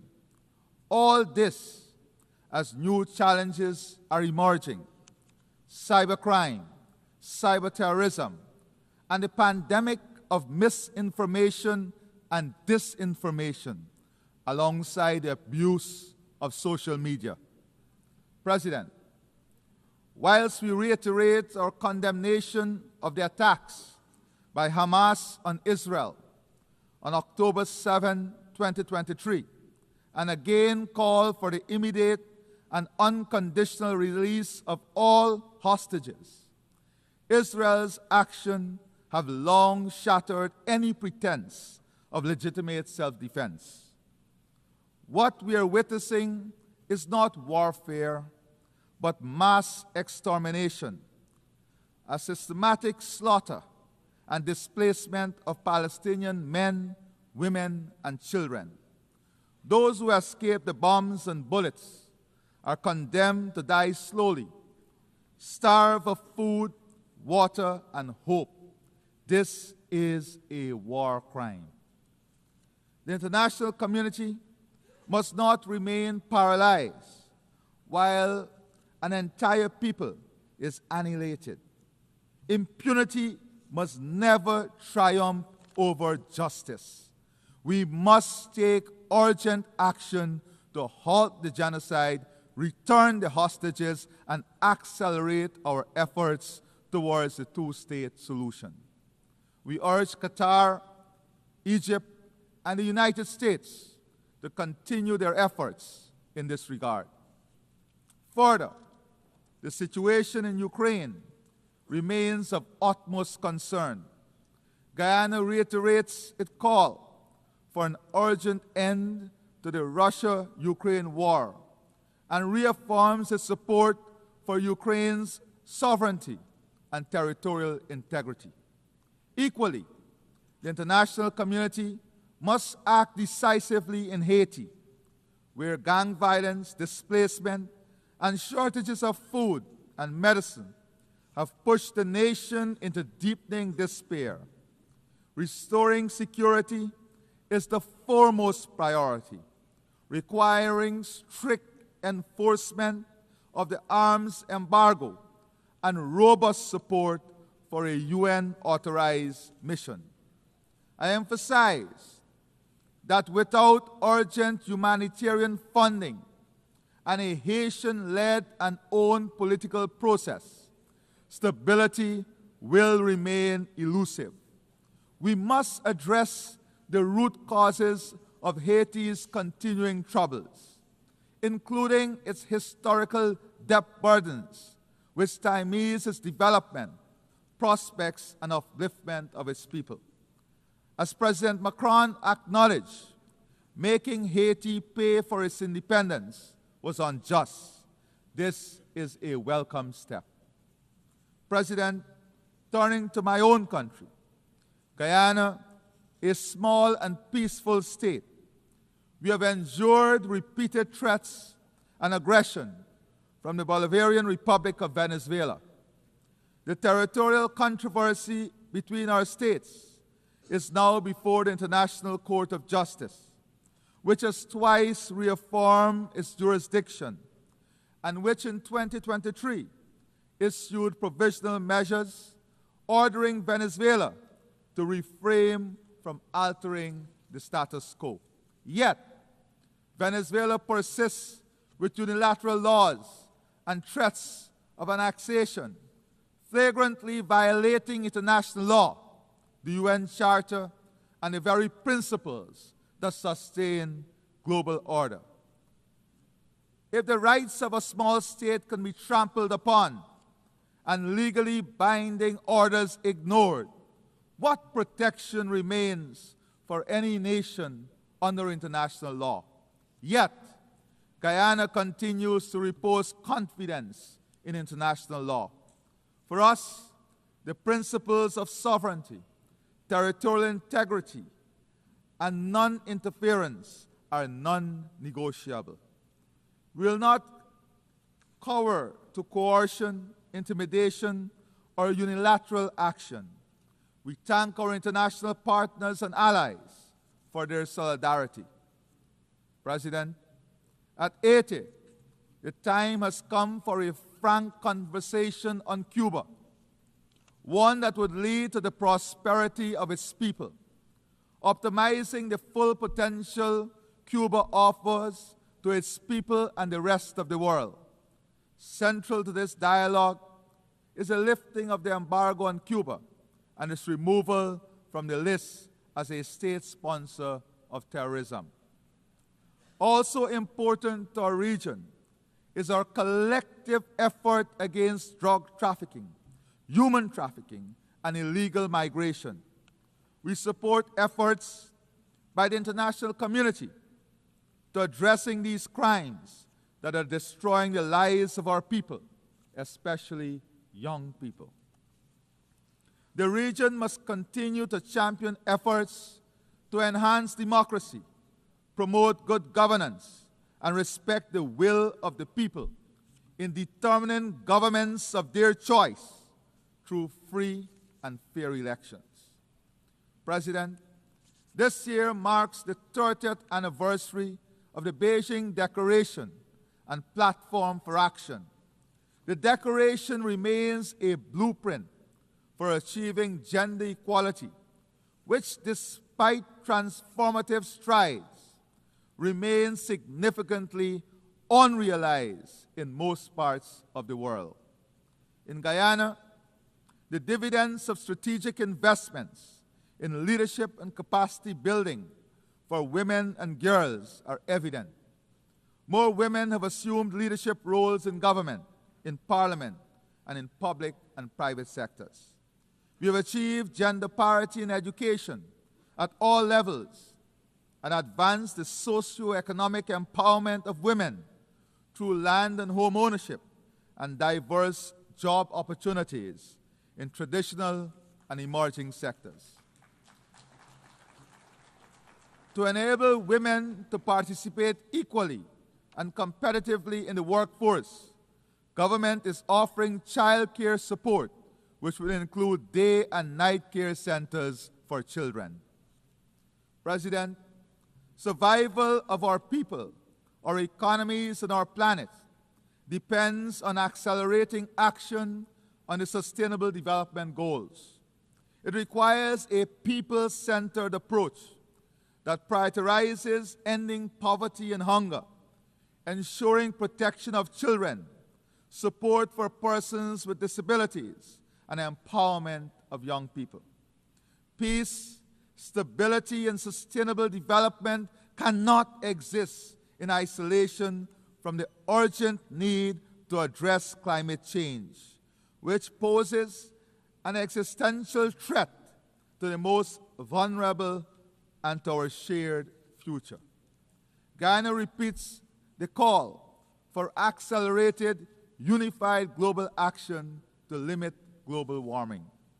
We continue to match our words with actions, protecting our forests, investing in sea and river defenses, improving drainage and irrigation, and restoring mangrove ecosystems to protect our people, our land, our livelihoods, and our planet. Our low-carbon development strategy 2030 demonstrates that economic growth and environmental stewardship can advance hand in hand. As the first country certified under the REDD+ Environmental Excellence Standard and a successful seller of carbon credits, we are demonstrating that nature has tangible value and that innovation and responsibility can and must be rewarded. We call on the international community to deliver predictable, accessible climate finance to support adaptation and resilience and to embrace nature-based solutions. We once again commend Prime Minister Motley and the Bridgetown Initiative as the path towards sustainable financing for climate action. President, this year marks the 10th anniversary of the Sustainable Development Goals. Yet, the slow pace of implementation and regression in many areas sound a stark warning that the promise of 2030 is at risk. Guyana calls for renewed global commitment to financing for development, including fulfilling official development assistance pledges, mobilizing domestic resources, and addressing the crippling debt burdens that hinder progress in many developing nations. Addressing these development challenges requires recognizing that the health of our ecosystems is inseparable from achieving the SDGs.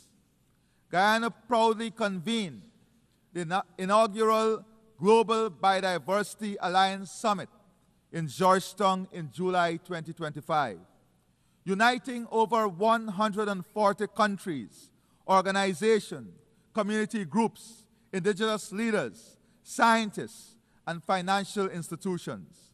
The Georgetown Declaration, endorsed by this broad coalition of stakeholders, sends a clear and urgent message that biodiversity is a global public good and its protection must be woven into national development plans, climate strategies, and financial frameworks. Building on the global pledge to double protected areas by 2025 and achieve the 30 by 30 goal by 2030, the summit underscored the urgent need for innovative financing mechanisms, including biodiversity credit, green bonds, debt for nature swaps to fund nature's protection. Guyana is actively exploring biodiversity credits to create sustainable income streams for forest communities, building on our carbon credit success.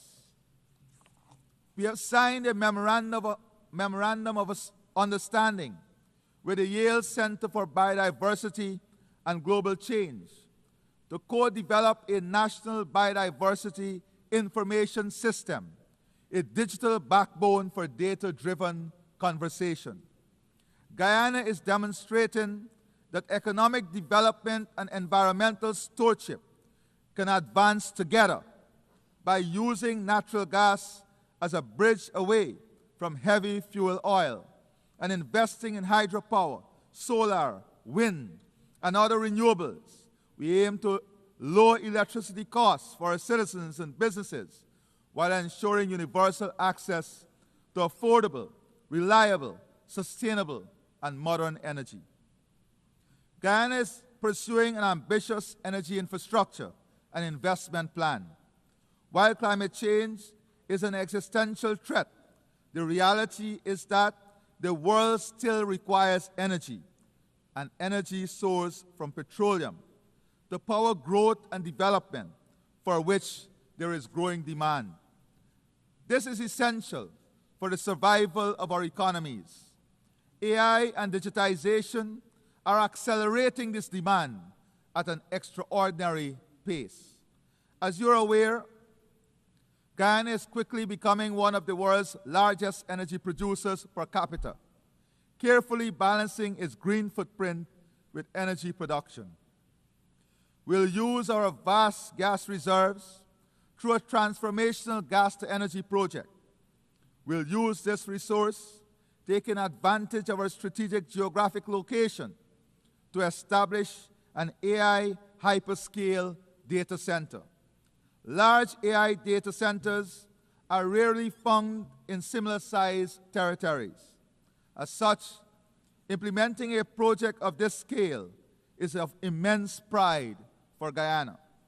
This investment will improve the competitiveness of our region, accelerate digitization, build out a fintech ecosystem, modernize the service delivery platform of government, and accelerate private investment, bringing new job opportunities. We recognize the indispensable nature of AI in our collective future. However, while there are immense benefits, there is no clarity on equity, access, and applicability. Regulations, ethical standards, and governance mechanisms are urgently needed. In this regard, we welcome the recent UN General Assembly decision to establish 2 global AI governance mechanisms. President, I now turn to food security. Guyana is actively leading efforts to advance the CARICOM agri-food systems agenda through Vision 2030, aiming to boost food production, end hunger, and ensure food security across the Caribbean region. Our experience demonstrates that strategic investment and political will can transform national and regional food systems. Guyana calls for the transformation of global food systems to be more resilient, sustainable, and equitable by strengthening local production and reducing dependence on volatile markets. Guyana stands ready to share its experience and partner with others to ensure nutritious food for all. As the United Nations commemorates its 80th anniversary, let us recall that this organization was conceived not in comfort, but in crisis, forged from the ashes of war to serve as the conscience and compass of humanity. 8 decades later, that duty has not dimmed, it has only grown more urgent.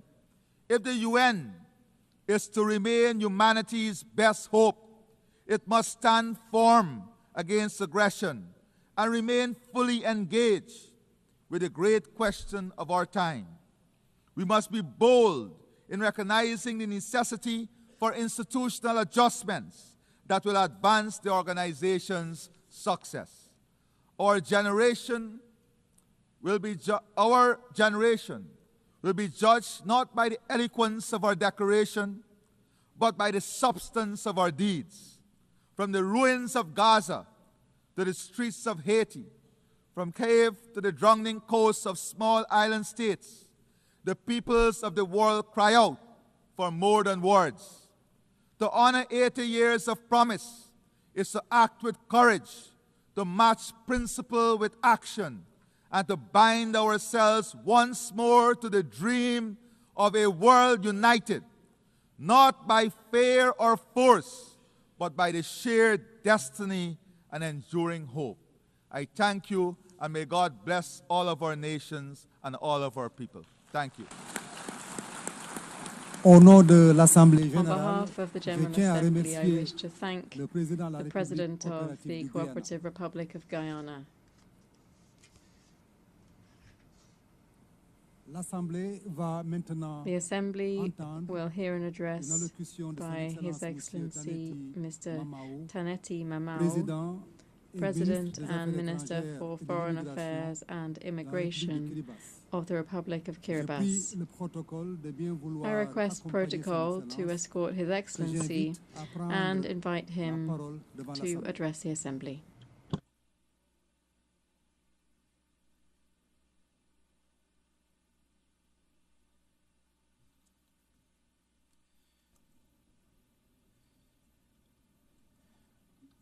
Madam President of the General Assembly, Head of States and Governments, Secretary General of the United Nations, Excellencies, ladies and gentlemen. In His holy name and on behalf of the government and the people of Kiribati, I extend our warm greetings to you all. I am honored to warmly congratulate you, Madam President, on your election to preside over this historic 80th session of the United Nations General Assembly. And I wish you every success as you guide these important deliberations.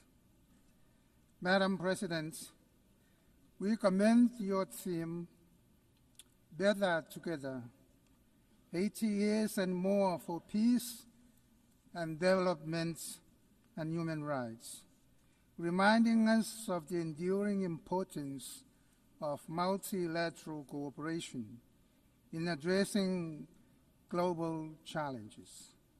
For Kiribati, it underscores the value of working collectively to advance peace, safeguard human rights, and promote sustainable development.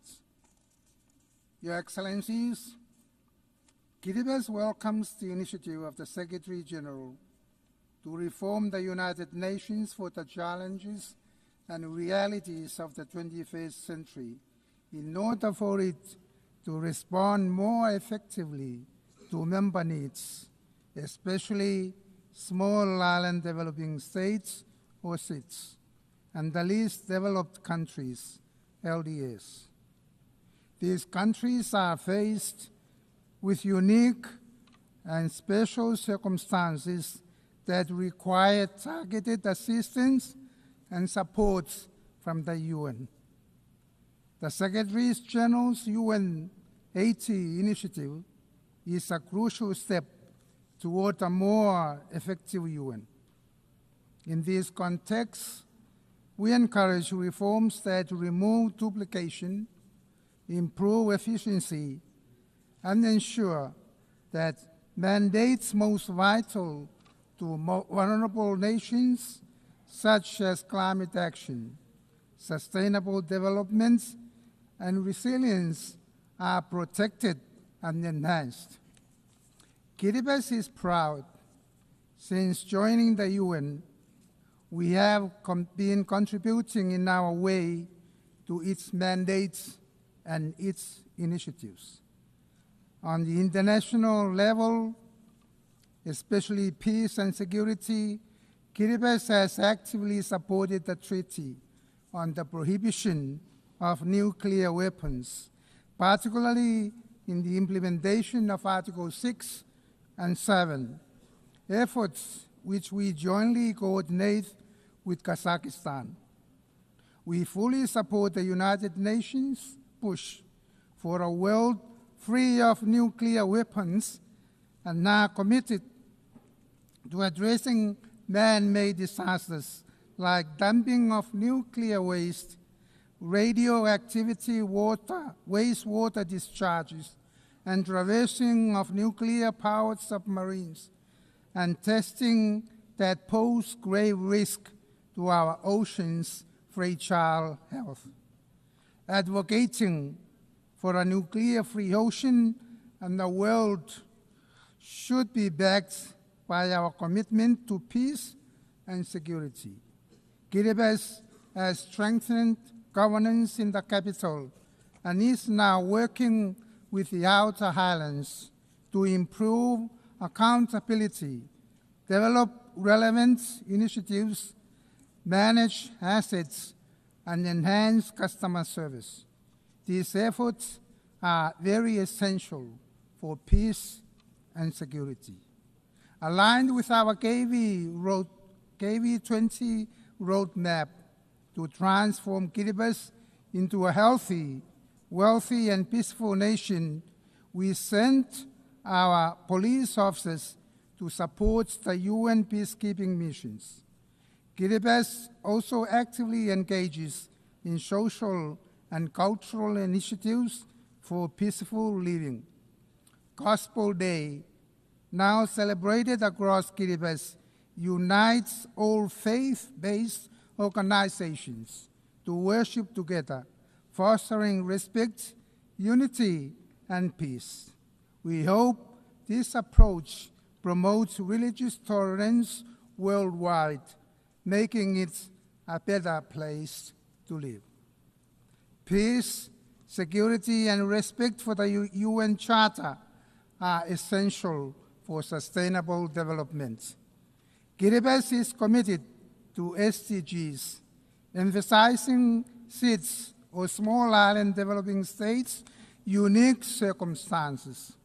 Along with the other SIDS in the Antigua and Barbuda Agenda for SIDS, ABES, we aim for resilient prosperity through technological and digital solutions.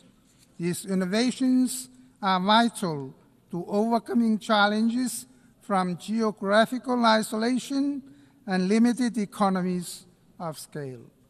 While Kiribati has technological constraints, we see digital solutions as key to enhancing public services, education, commerce, and climate resilience.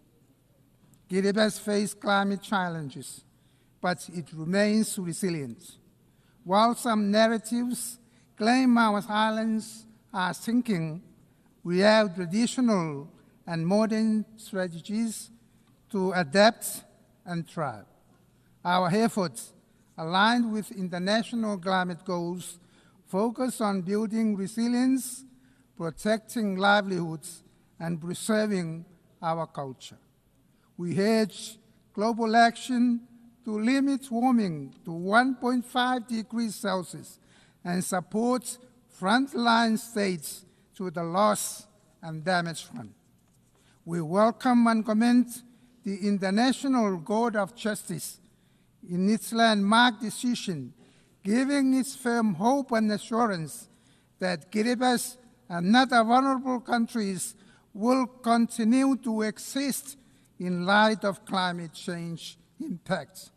This milestone demonstrates what the Blue Pacific can successfully achieve collectively, and that is to secure the full legal certainty and permanence of our maritime zones, irrespective of the impacts of climate change.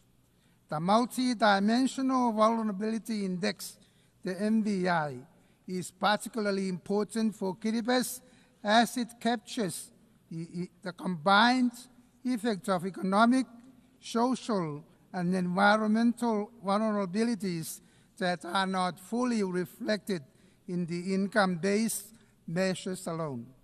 By incorporating the MVI into development planning and international supports, countries like Kiribati can better access resources, build resilience, and implement effective strategies to achieve sustainable development despite our structural limitations.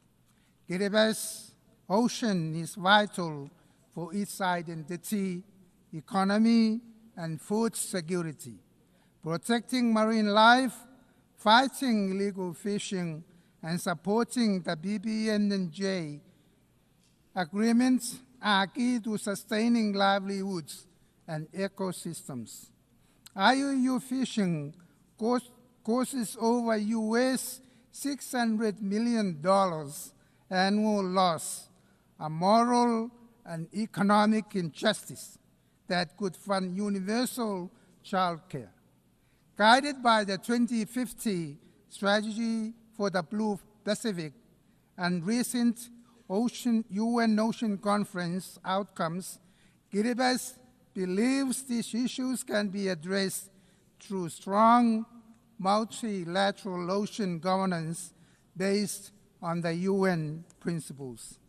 Your Excellencies, as part of Kiribati's efforts to support the global ocean commitments to protect and sustainably manage the marine resources, we have committed to increase the value of our tuna and maximize economic returns, and at the same time ensure that this resource is protected for our future generations to the parties of the Nauru Agreement or the PNA. Access to sustainable and renewable energy is fundamental to advancing development and resilience in Kiribati. Small island states and Pacific Islands Forum family at large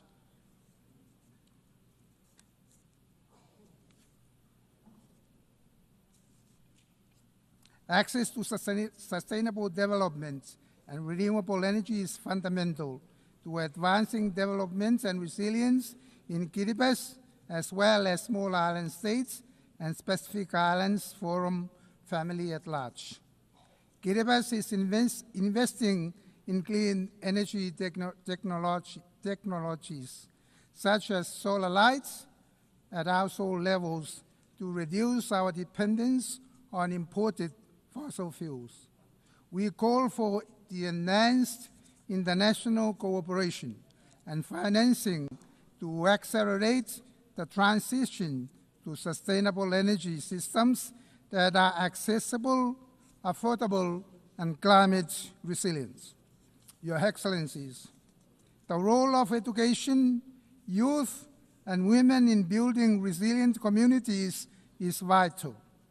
Investing in quality education, promoting gender equality, and empowering young people are key to sustainable development, innovation, and social cohesion. We support initiatives that foster youth leadership and women's full participation in the economic, political, and social spheres. Sports, culture, and traditional knowledge further boost community resilience, health, and belonging, supporting peaceful and sustainable societies. Healthcare in Kiribati faces challenges from the dispersed nature of the islands. To improve, the government will introduce sea ambulances and advance medical services to enhance capacity and reduce the need for overseas referrals. Your Excellencies, equitable and predictable development financing is vital for Kiribati's future.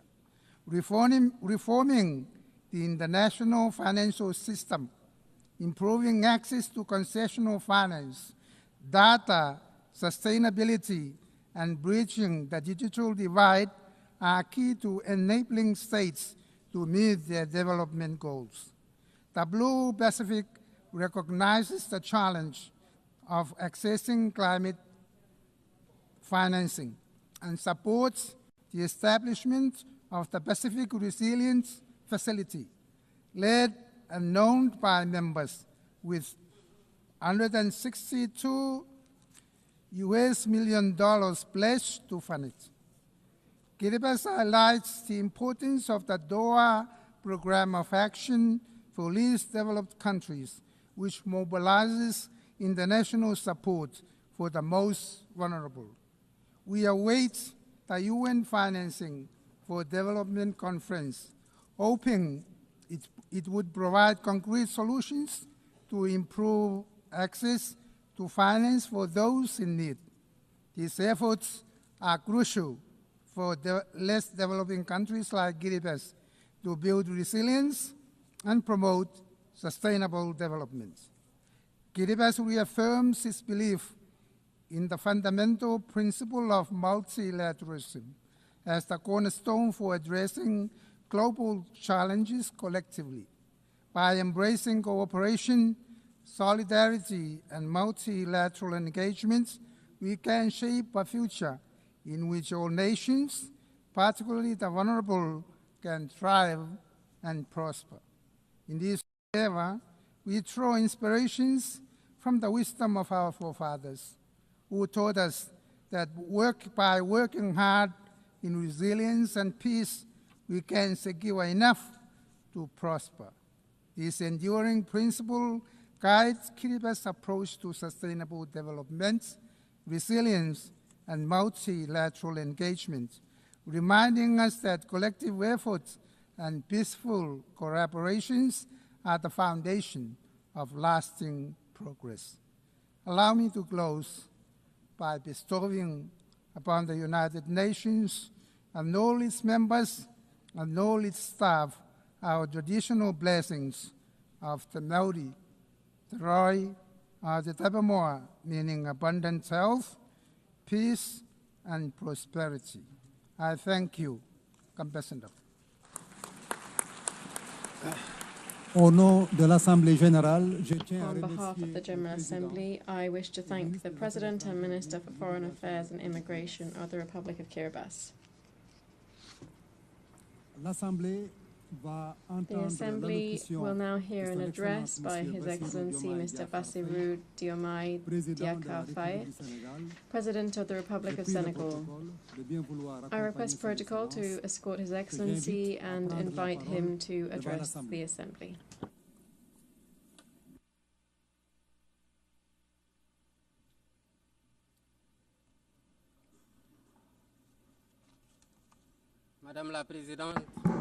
President of the General Assembly, colleagues, Secretary General, distinguished delegates, ladies and gentlemen. President, on behalf of Senegal, I wish to thank your predecessor and also extend to you our warmest wishes for success in your presidency of this, the 80th session of the United Nations General Assembly. I would like to reiterate to the Secretary General, Mr. Antonio Guterres, our constant support in the exercise of his noble mission to benefit member states. We are meeting today in this symbolic place of universal dialogue, aware that we carry the burden of history and the urgent nature of the tasks before us today. The theme of this session, Better Together, 80 years and more, for peace, development and human rights, reminds us, indeed, the founding pact of the United Nations. It is a pact of peaceful coexistence, collective security, and an international order based on the law. On this foundation, the United Nations has made undeniable progress in cooperation and solidarity to prevent conflict, promote international peace and security, and to settle disputes.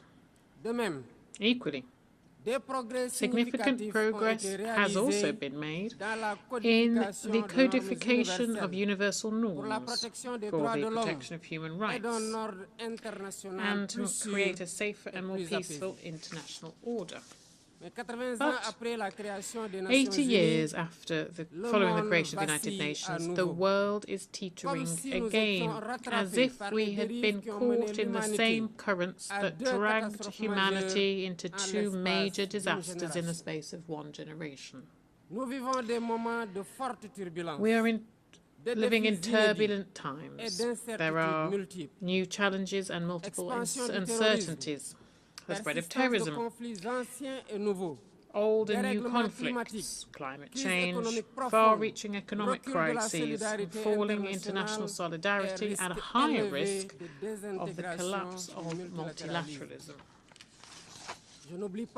Not forgetting either the resumption of the arms race, including in cyberspace. The most concerning, of course, is the appalling dehumanization, a world that feels selectively according to geopolitical interests and states. There can be no justice based on law when what is taken to be the international order is governed by double standards, by the right of the mighty and a spirit of us versus them. In this worrying context, Africa remains confronted with armed conflict, terrorism, particularly in the Sahel, and cross-border crime and political instability.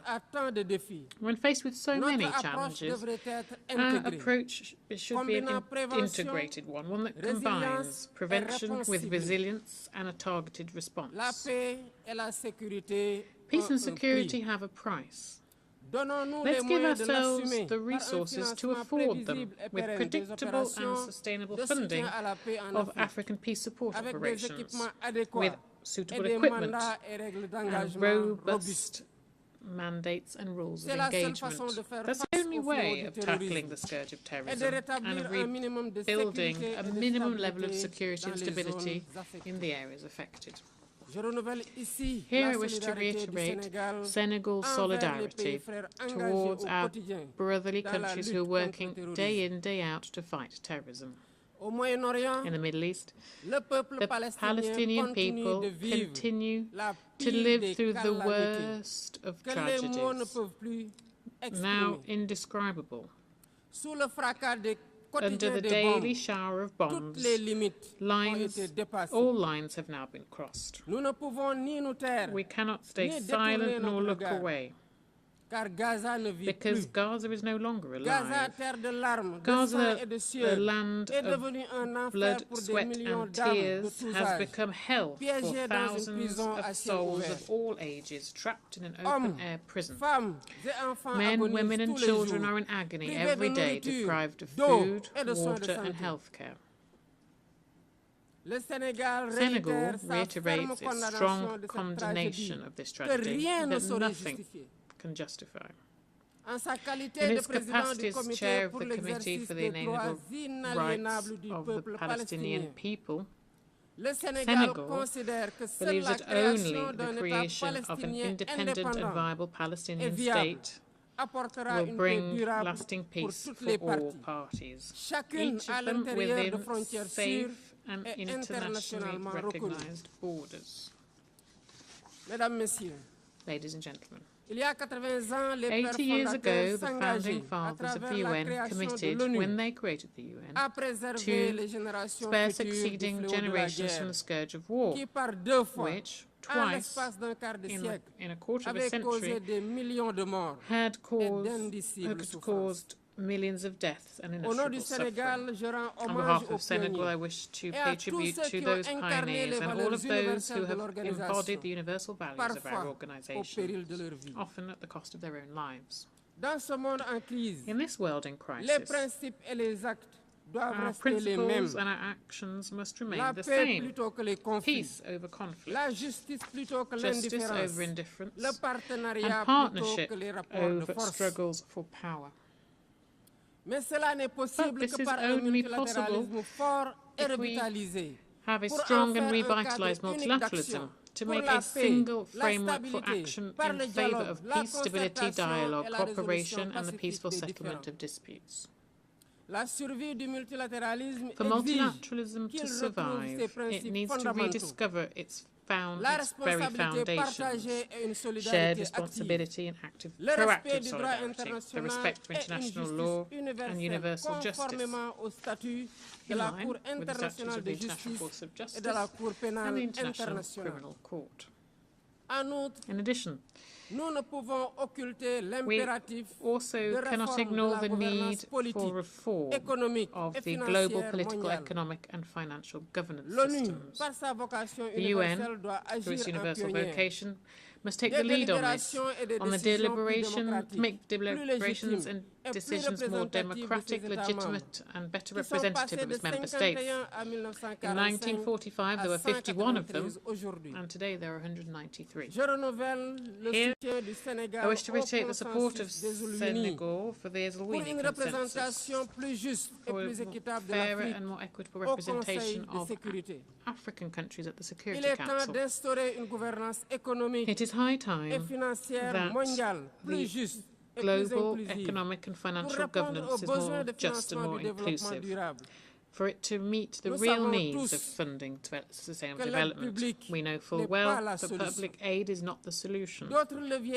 Other tools exist, for example, an equitable global fiscal framework, so that taxes are paid there in a place where wealth is produced.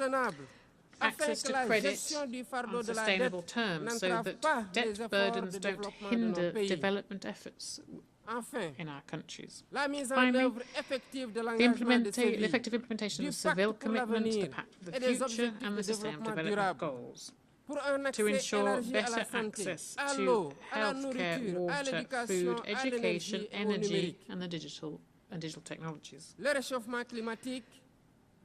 Global heating also deserves our attention. It's not simply a threat, but it is an existential question.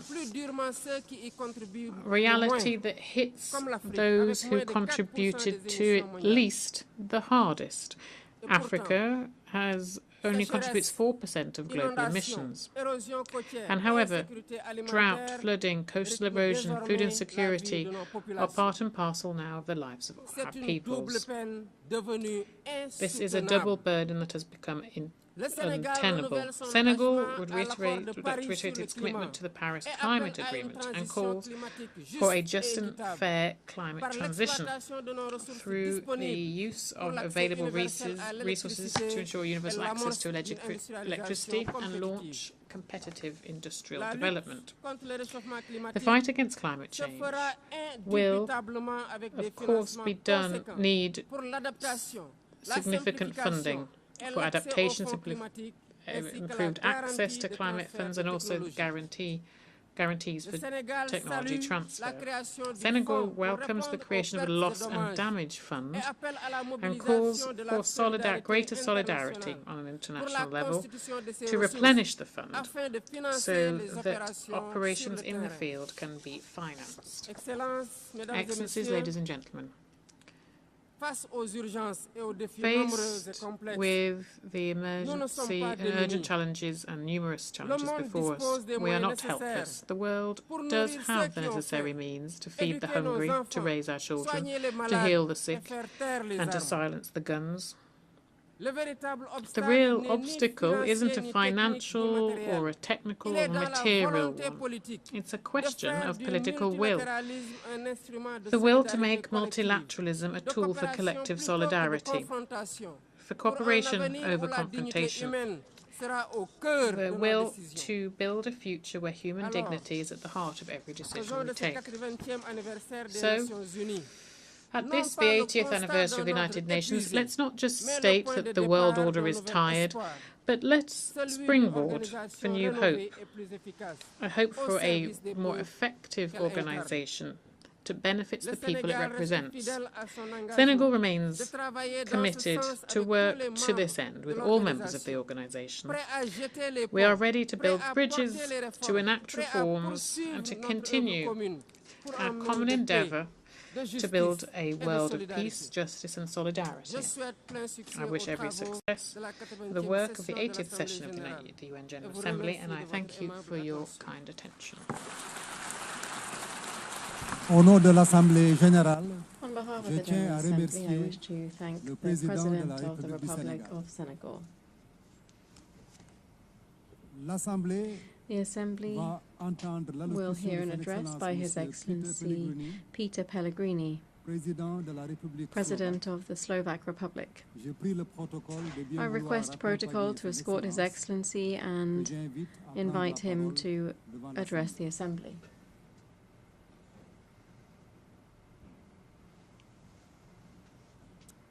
Excellencies, ladies and gentlemen, it is an honor to address this Assembly to mark the 80th anniversary of the United Nations on behalf of Slovakia. Indeed, it was Slovak Jan Papanek who was one of the 14 co-authors of the UN Charter. It proves that also small nations can be part of big things and to contribute to international peace order. This milestone invites us to reflect on the reality of the world that deeply concerns all of us, including my country. 80 years ago, humanity emerged from the darkest conflict in history. It claimed millions of lives, left entire regions in ruins. My country witnessed the Holocaust, but also the courage to stand up to evil. A few days ago, I visited the Hiroshima Memorial, and it was a deeply moving experience and a painful reminder of the destruction in a single brief moment. All this teaches us important lessons of the past. Hiroshima and Nagasaki must be the last places where nuclear bombs were used. It obliges us to denounce any threats of nuclear destruction. It obliges us to work each day on keeping the world safe and peace.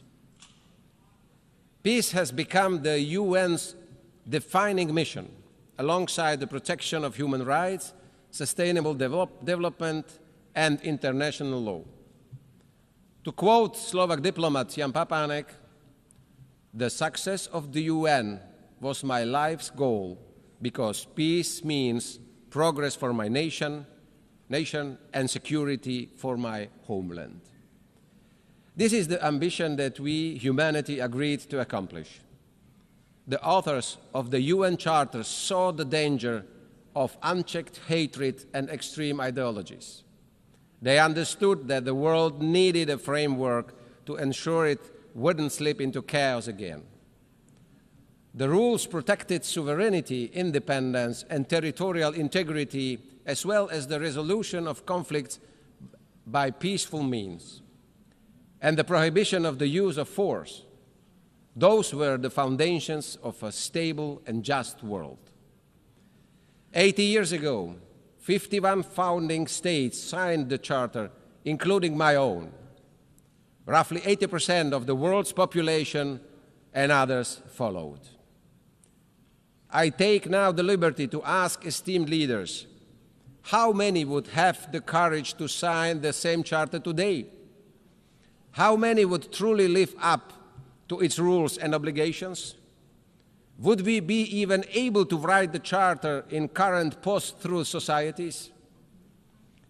And what's worse, the Charter is openly questioned. The rule of the powerful and the use of the military force are returning as tools of policy. International law is being dismantled, piece by piece, norm by norm. We see the mass proliferation of violations and their violators. But let us ask, where is this leading us? What will be the result? What will hold up the more unpredictable world? As a small country in Slovakia, we believe that small countries must be smart, and not only in times of confrontation. UN Charter and the rules must prevail always the guardrails against the false notion of the right of might and the illusion of spheres of influence where external powers dictate the lives of other nations. I sincerely believe that both in the global north or south, it is in the majority interest to uphold the world with the sovereign equality of nations, equal sovereignty for all.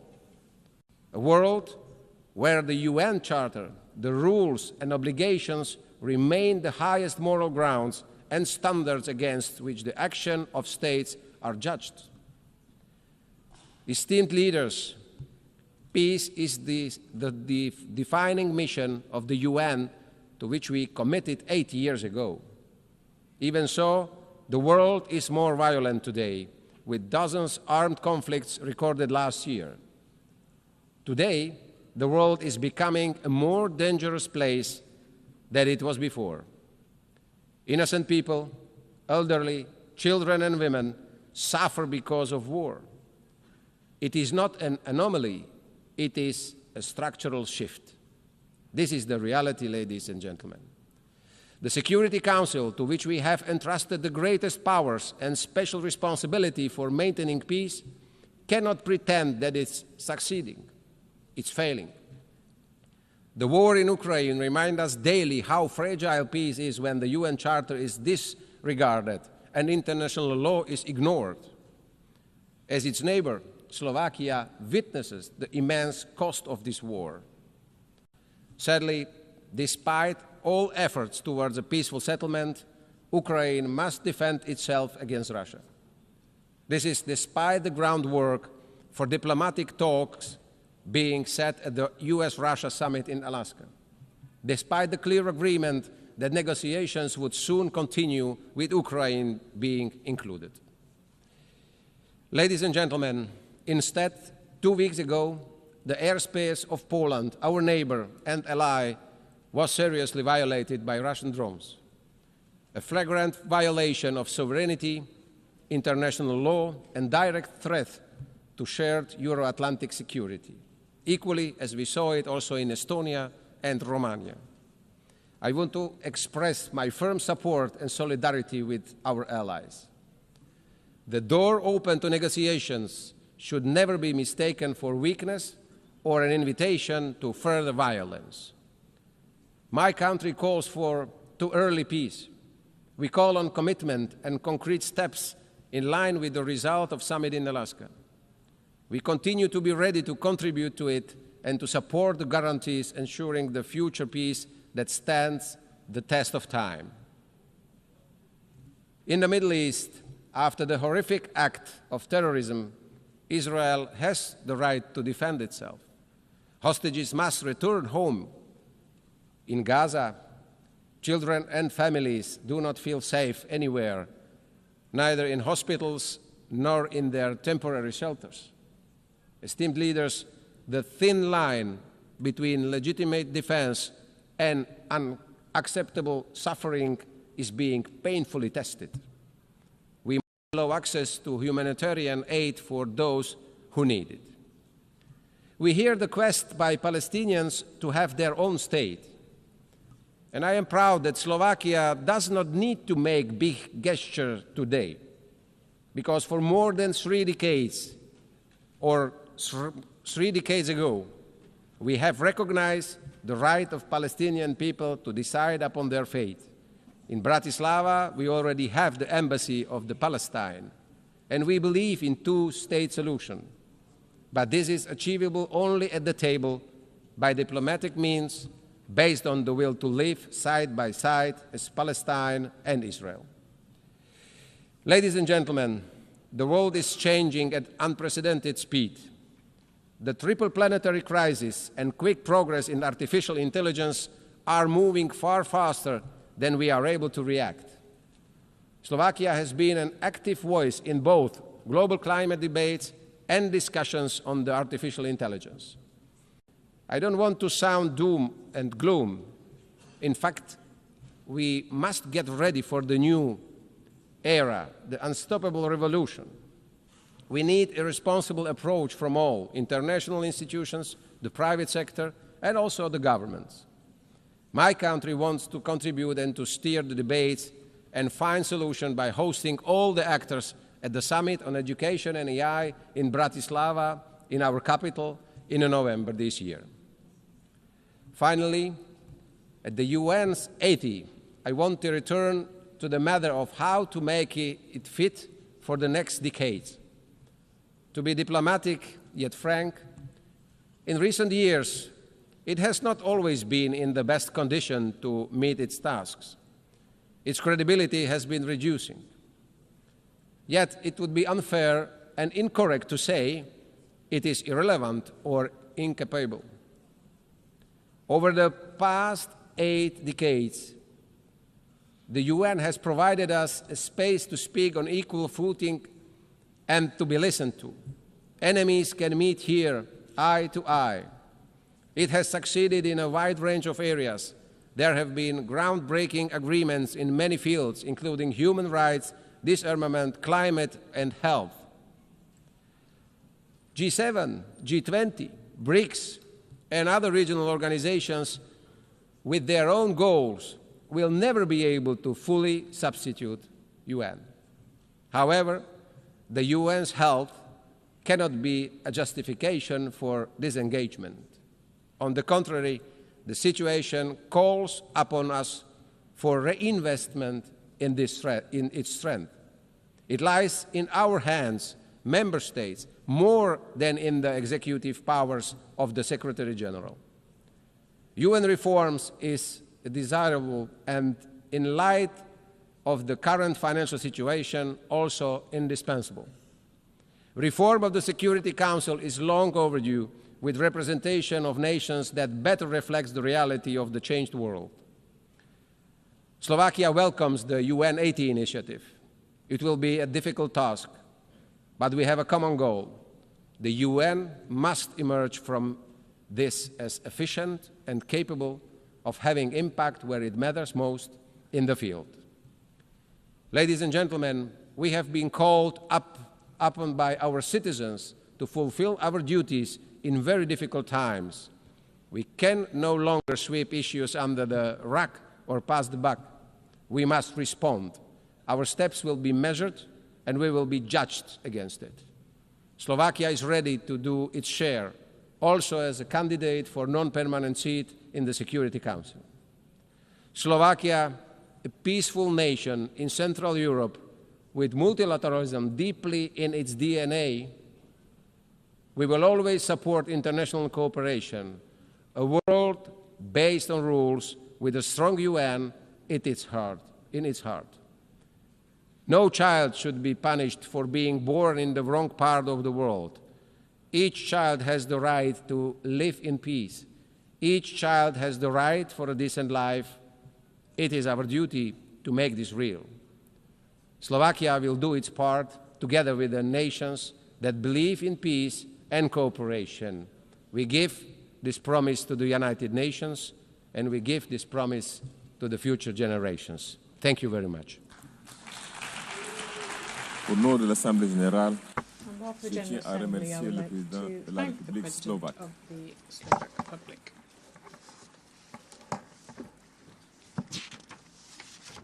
The Assembly will now hear an address by Her Excellency Hilde Heine, President of the Republic of the Marshall Islands. I request protocol to escort Her Excellency and invite her to address the Assembly.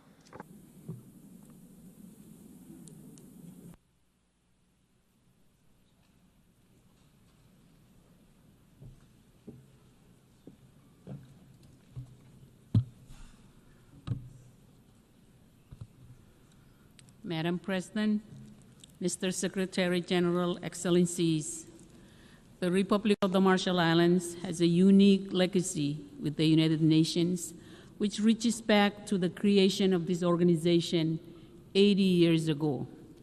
As a strategic UN trusteeship, it was the UN flag which flew first over our islands, and it inspired us to define our nation and speak up when we saw injustice. The UN was founded on a commitment to never again tolerate aggression, to avoid the very kind of geopolitical tension or even future open conflict between superpowers now openly foretold today in my own Pacific Islands region and far beyond. At a time when international cooperation is in dire need, the very foundations of global order are now more uncertain than ever. My low-lying atoll nation bears witness to the sharpest edge of climate change, which the Pacific Islands Forum leaders have consistently defined as the region's #1 security threat.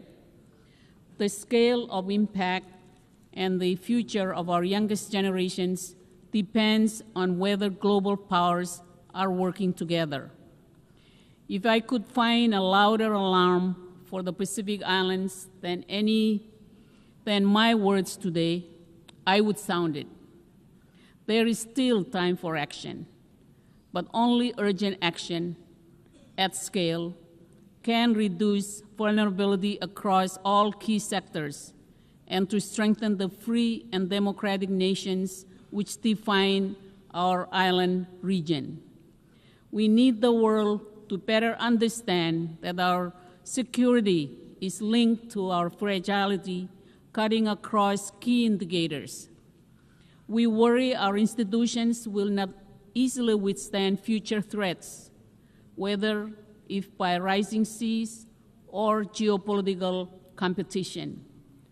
Madam President, during our decades as a UN strategic trusteeship administered by the United States, the UN Trusteeship Council remained an early and important platform for our voices and to tell the world where right lay from wrong. But it fell short of its mandate. Today, our nation bears the legacy of 67 atmospheric nuclear tests between 1946 and 1958, which posed profound contemporary challenges. And while we acknowledge important actions by the former administering authority, the U.S., significant disagreements remains, including ultimate responsibility for what remains today. Our communities seek justice, a clean environment, and safe return to their homes. Our Marshallese pleas to the Trusteeship Council to stop nuclear testing were disregarded with assurances of our well-being, with 2 resolutions assuring our well-being in 1954 and 1956, remain the only instance in which a UN organ has ever so explicitly allowed nuclear detonations. And the eventual result was a legacy burden of nuclear risk and exposure, which has persisted for generations of human rights, environmental, and health challenges, as addressed by UN Human Rights Council Resolution 57/26 and reported on by the UN High Commissioner for Human Rights and Special Rapporteurs on Toxic and Internally Displaced Persons. Today, the difficult lessons of our past should help drive international efforts to curb and end nuclear threats through any effective means. Rising global tension has only heightened nuclear risk. The Marshall Islands has recently become a signatory to the Rarotonga South Pacific Nuclear Free Zone Treaty, and we also look forward to completing timely ratification. It does not escape attention that the Trusteeship Council is due to meet this December. 79 years after the first nuclear test was conducted in my country in 1946, the UN should now be capable of delivering a contemporary acknowledgement and apology for what took place in its name and under its flag, and for not hearing the voice of our people when we told this body to stop. Perhaps after 34 years since our admission as a member of this body in 1991, the appropriate UN organs can help to bring healing and closure over decisions which never should have been made. Madam President, the positive momentum for this year's 3rd UN Oceans meeting in Nice will be needed to demand a reordering of short-term blunder against longer-term benefit. The Marshall Islands stands firmly committed to safeguarding the health of our oceans, which are central to the livelihoods of our people. As a small island and large ocean nation, we are acutely aware of the threats posed by overfishing, unsustainable marine resource exploitation, and the escalating impacts of climate change. Our efforts are grounded in a vision of a healthy, resilient ocean ecosystem which supports both ecological integrity and economic prosperity.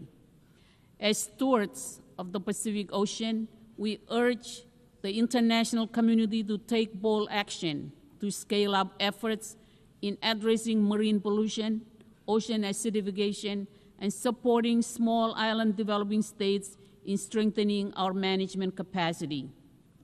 The Marshall Islands joins 37 other nations who have already expressed their support for a moratorium on seabed mining in the high seas until there is a code with adequate safeguards and until we have a close understanding of impacts and biodiversity at stake. More political will is needed to break through a mentality of drill first, ask later, before even assessing what is at stake, including the impacts on fisheries and marine food chains.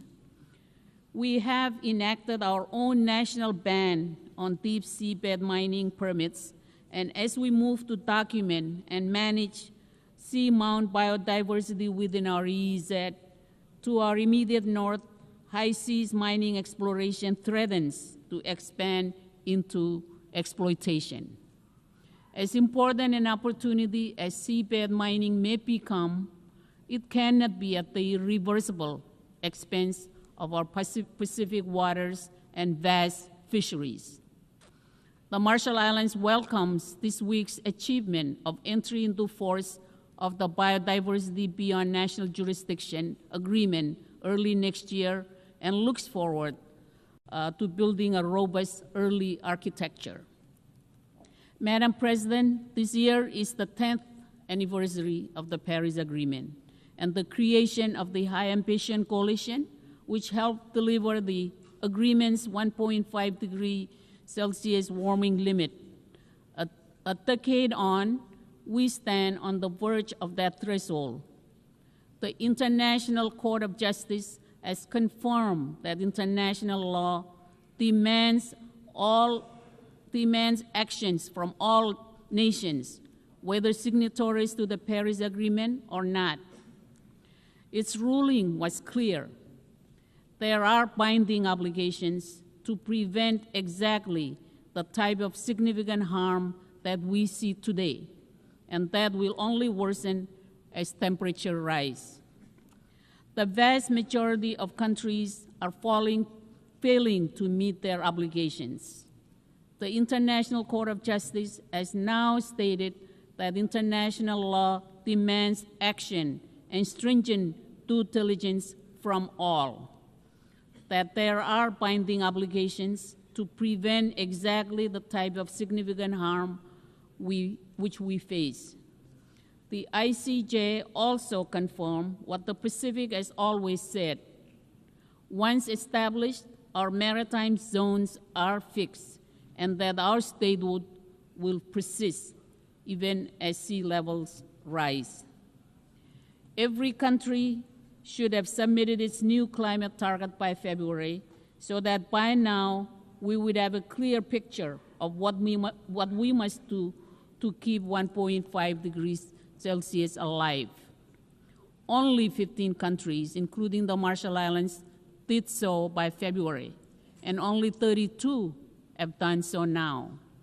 These plans must set out how countries will end the reliance on fossil fuels that holds our future hostage and replace them with the renewables that are better for our health, our economies, and our future. To thrive, we need billions in climate finance, particularly for adaptation and loss and damage.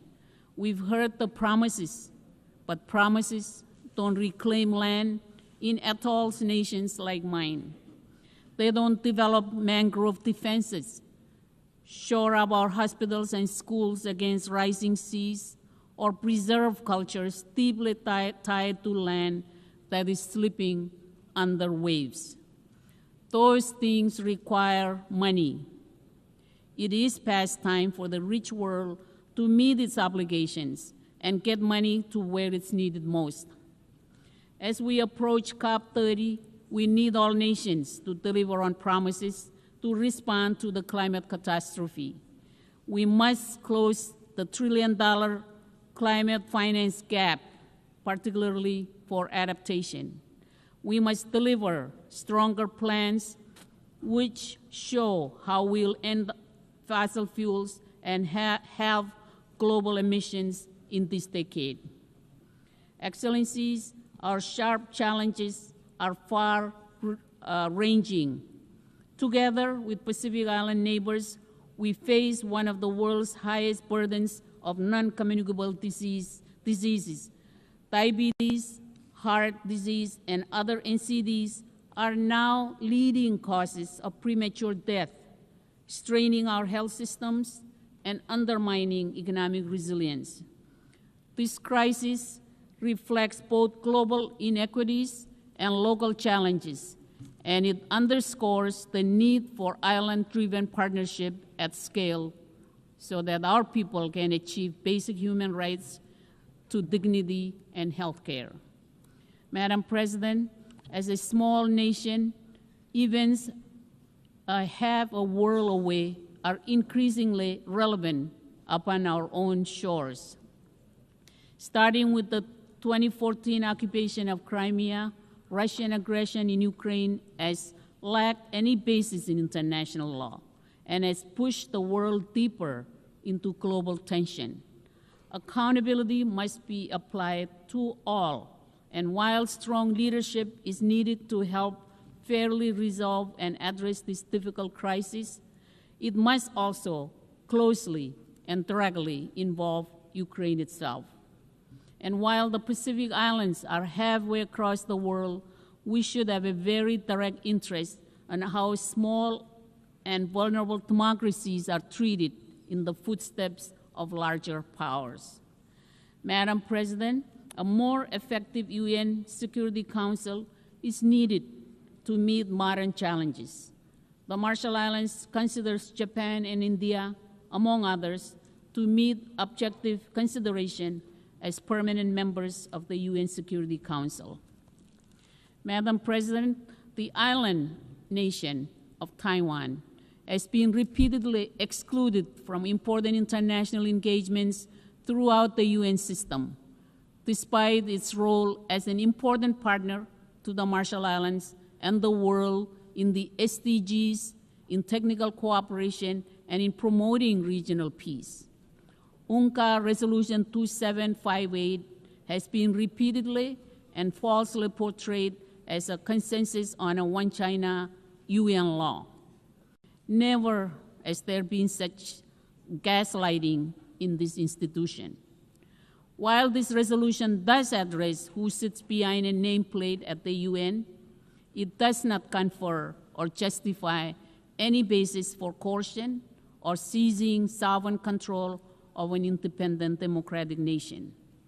The UN Secretariat should further end discriminatory practices against Taiwanese passport holders, including journalists, and all member states should understand that these and other politically influenced practices where Resolution 2758 is misrepresented will never be justification under international law for military invasion or coercive acts against Taiwan. Madam President, in 1961, United States President John F. Kennedy addressed this hall and said of the UN that, quote, either it will grow to meet the challenges of our age, or it will be gone with the wind, without influence, without force, and without respect, unquote. It described the UN as two forces.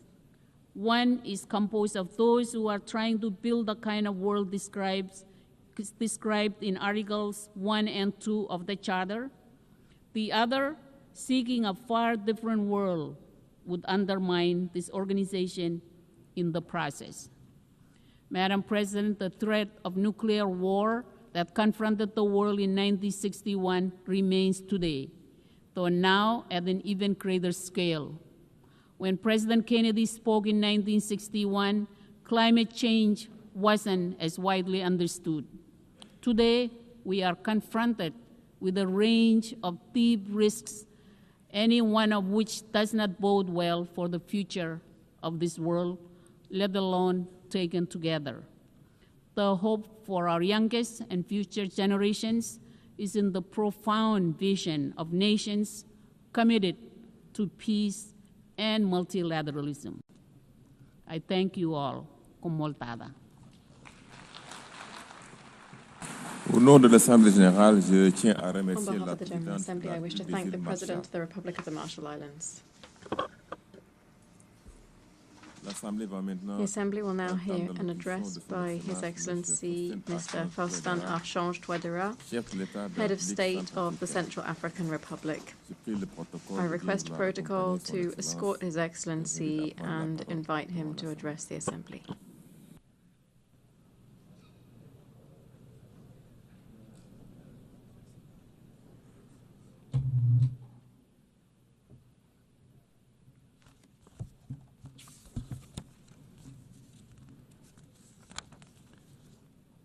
Madame la Présidente de Madam l'Assemblée President of the Générale, General Assembly, Majesté, Majesties, Excellences, Mesdames et Excellencies, Messieurs, les Heads chefs of d'État State and et de Government, gouvernement, Monsieur le Secrétaire général des Nations Unies, Mr. United Nations Secretary General, Mesdames et Messieurs, distinguished delegates, ladies and gentlemen, c'est avec un profond it is with a sentiment profound de sense of responsibility que je prends la that I parole take the floor au nom du peuple on centrafricain, behalf of the people of the Central African alors que Republic, notre as our organisation organization marks ses 80 ans its 80th anniversary. d'existence.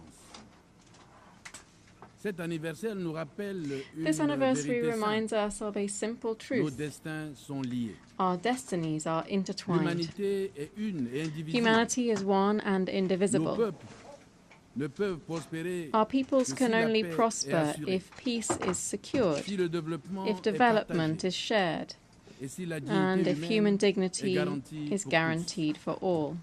tous. 80 ans après la fondation de l'ONU, 80 years after the founding le of the monde fait UN, face à une accumulation de the world menaces, is confronted by an inédites. unprecedented accumulation Guerres of threats, persistantes, protracted wars, rivalités géopolitiques, geopolitical montée rivalries, du terrorisme, rising terrorism and organisé, organized crime, crise climatique, humanitaire et climate alimentaire sans crisis, précédent. humanitarian relief and food Jamais, security crises that depuis are la guerre froide, unprecedented. nous avons Not vu une telle fragilité. since the Cold War have we witnessed En such Europe, fragility.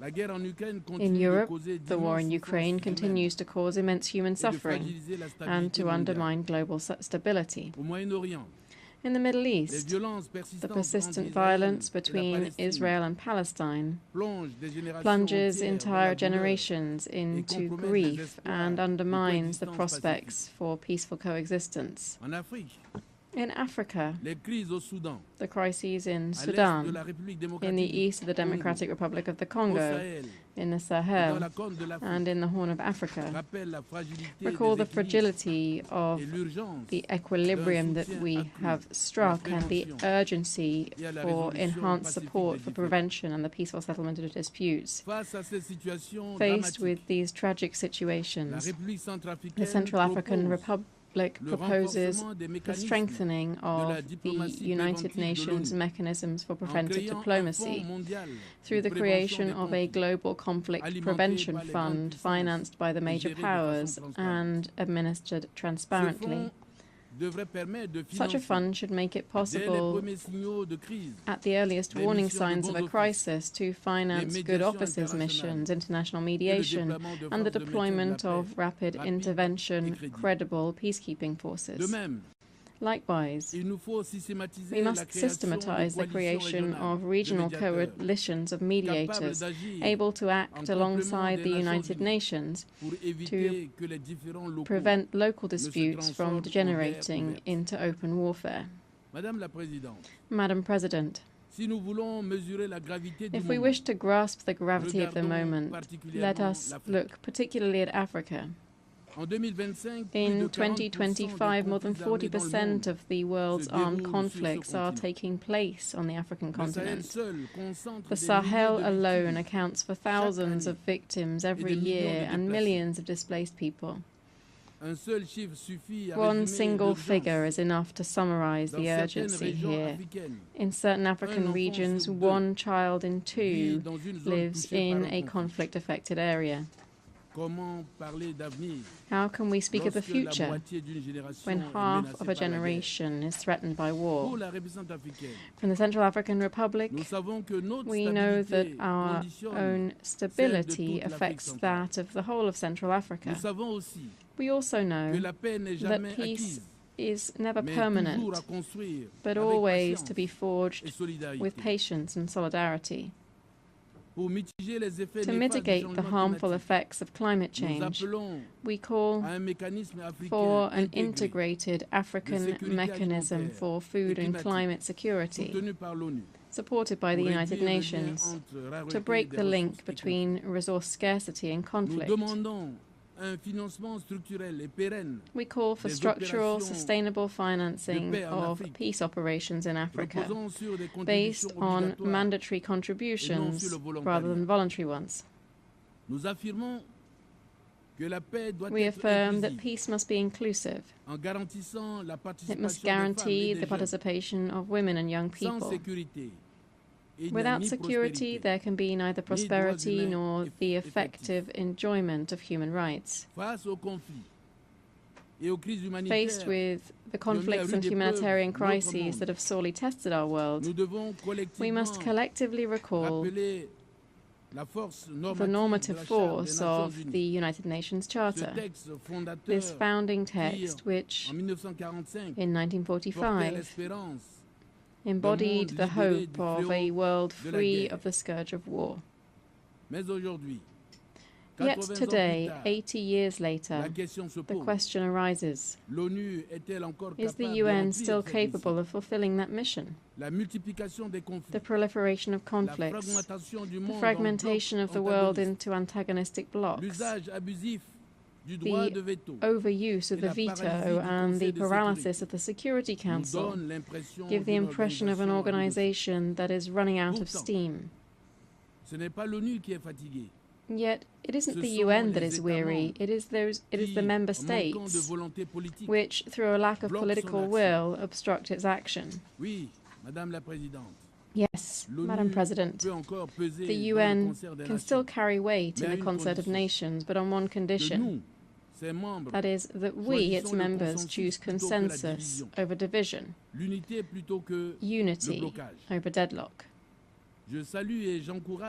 I commend and encourage the sustained efforts of the international community to promote peaceful outcomes to the various conflicts.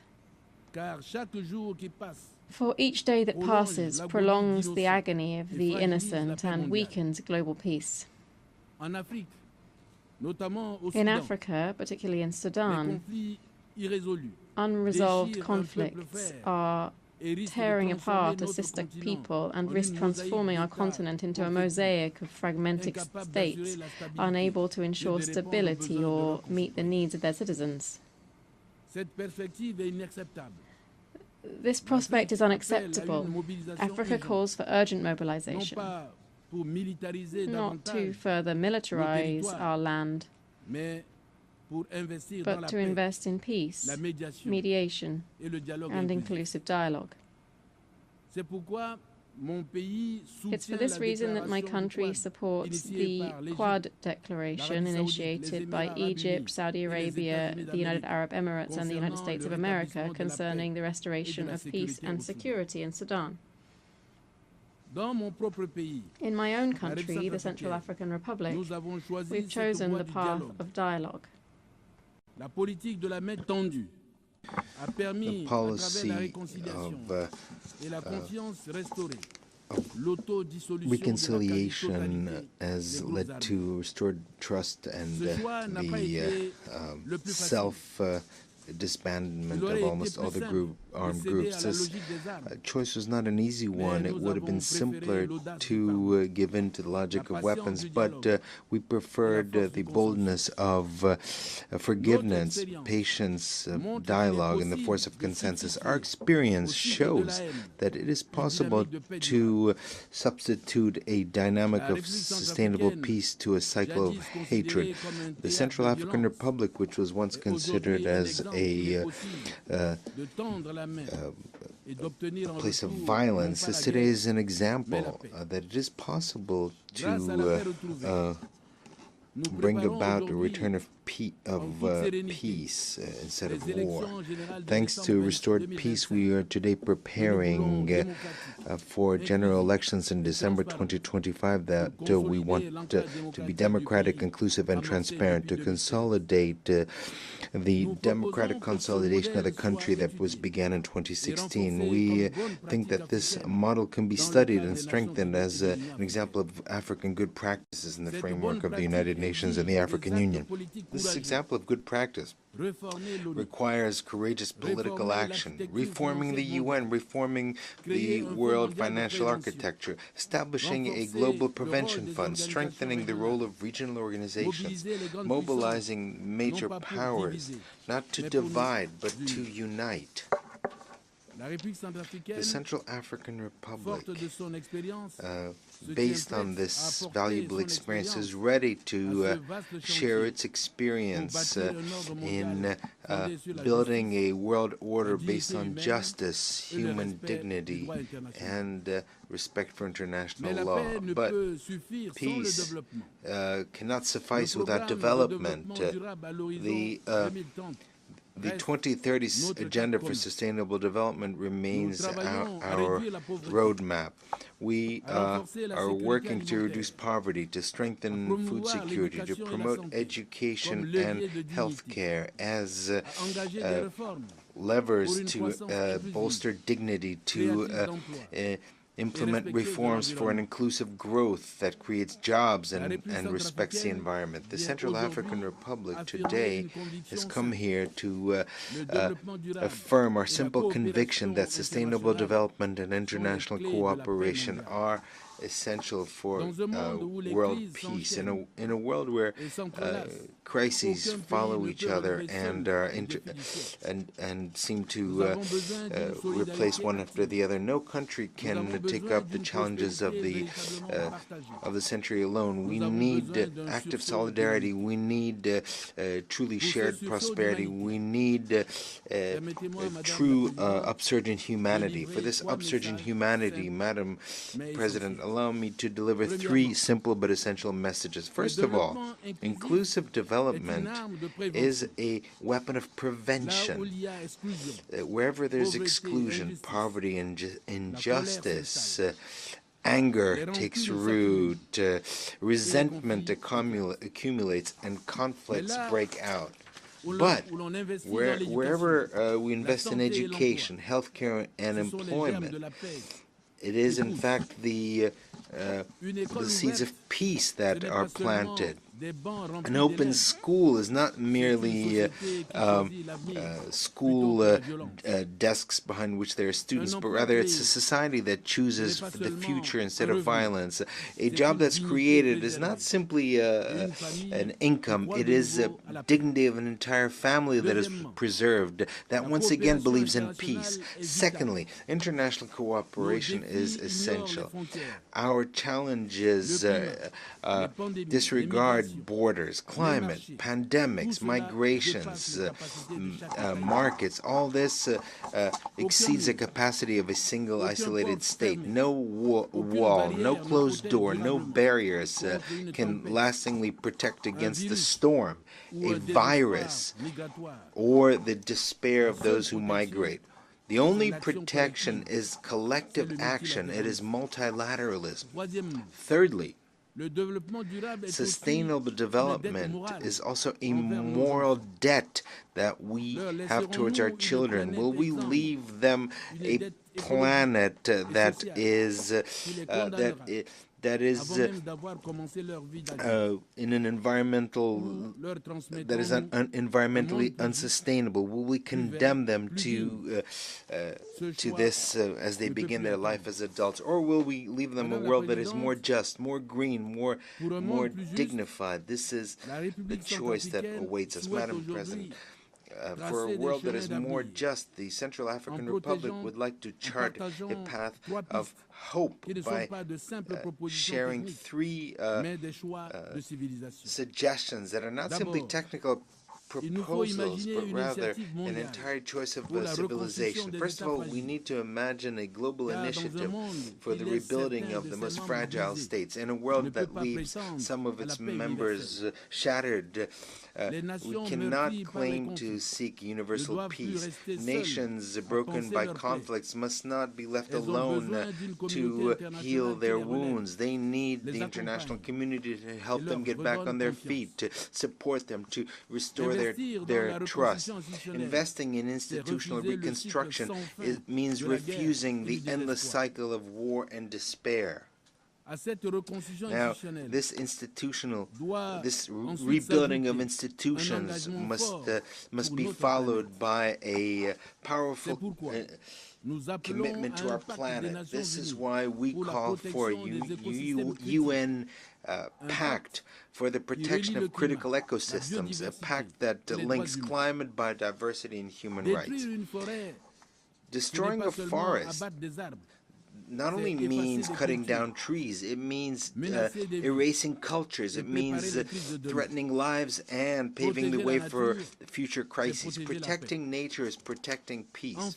Lastly, the time has come for ambitious dreams for Africa. That is the idea behind a green corridor, a development corridor in Central Africa, which brings together modern infrastructure, clean energies, and regional integration. From Bangui to Kinshasa, from Douala to Libreville, this corridor would be a bridge between our peoples and a promise of the future for all of humankind, because Africa is not a continent that needs simply help. It's a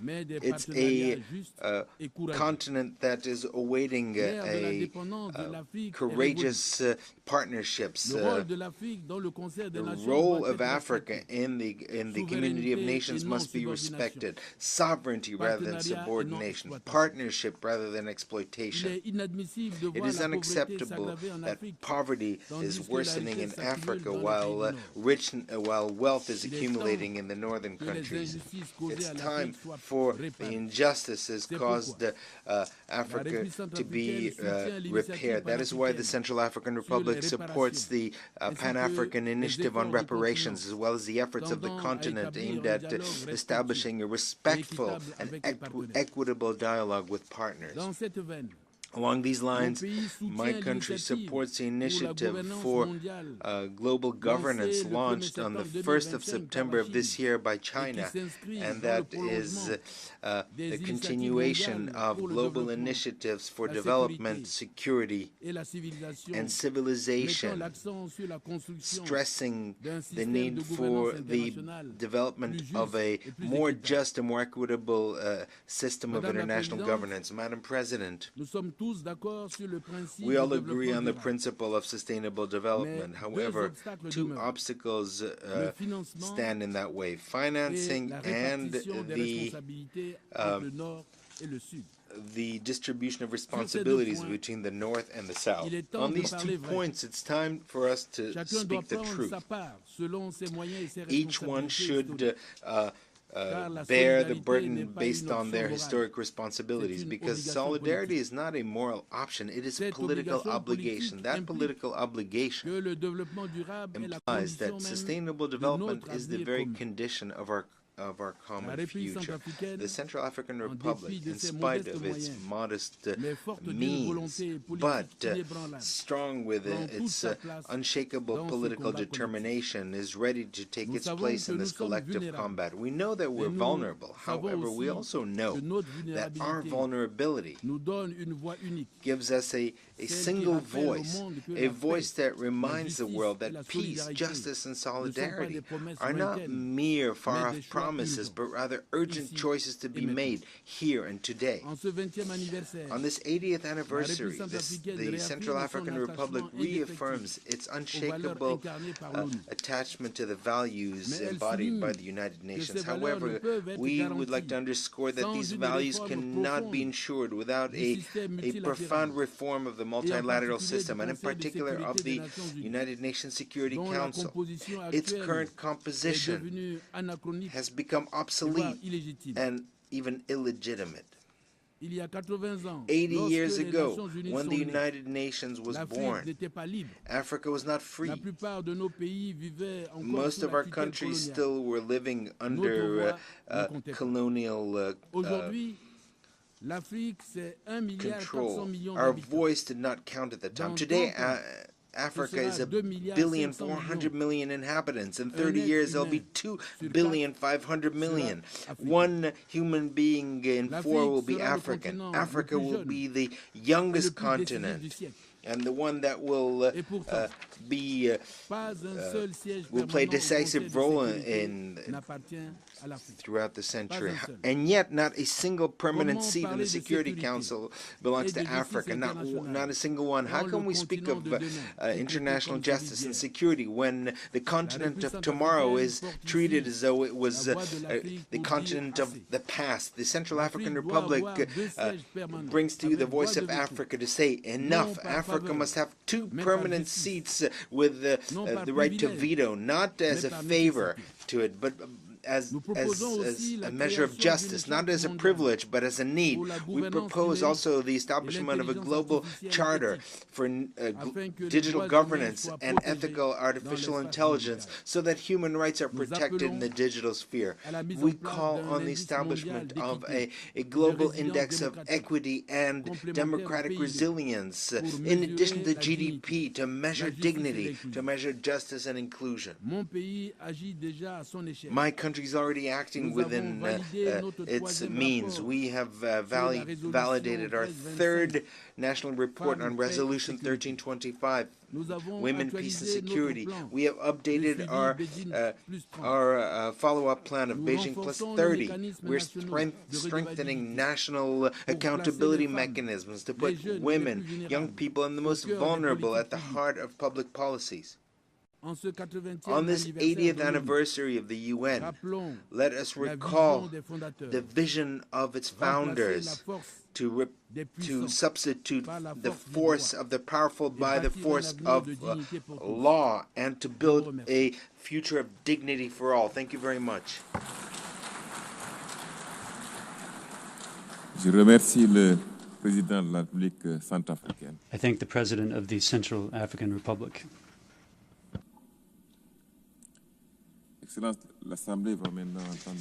Excellency, the Assembly will now hear an address by His Excellency Bajram Begai, President of the Republic of Albania. I request protocol to escort His Excellency and invite him to address the Assembly.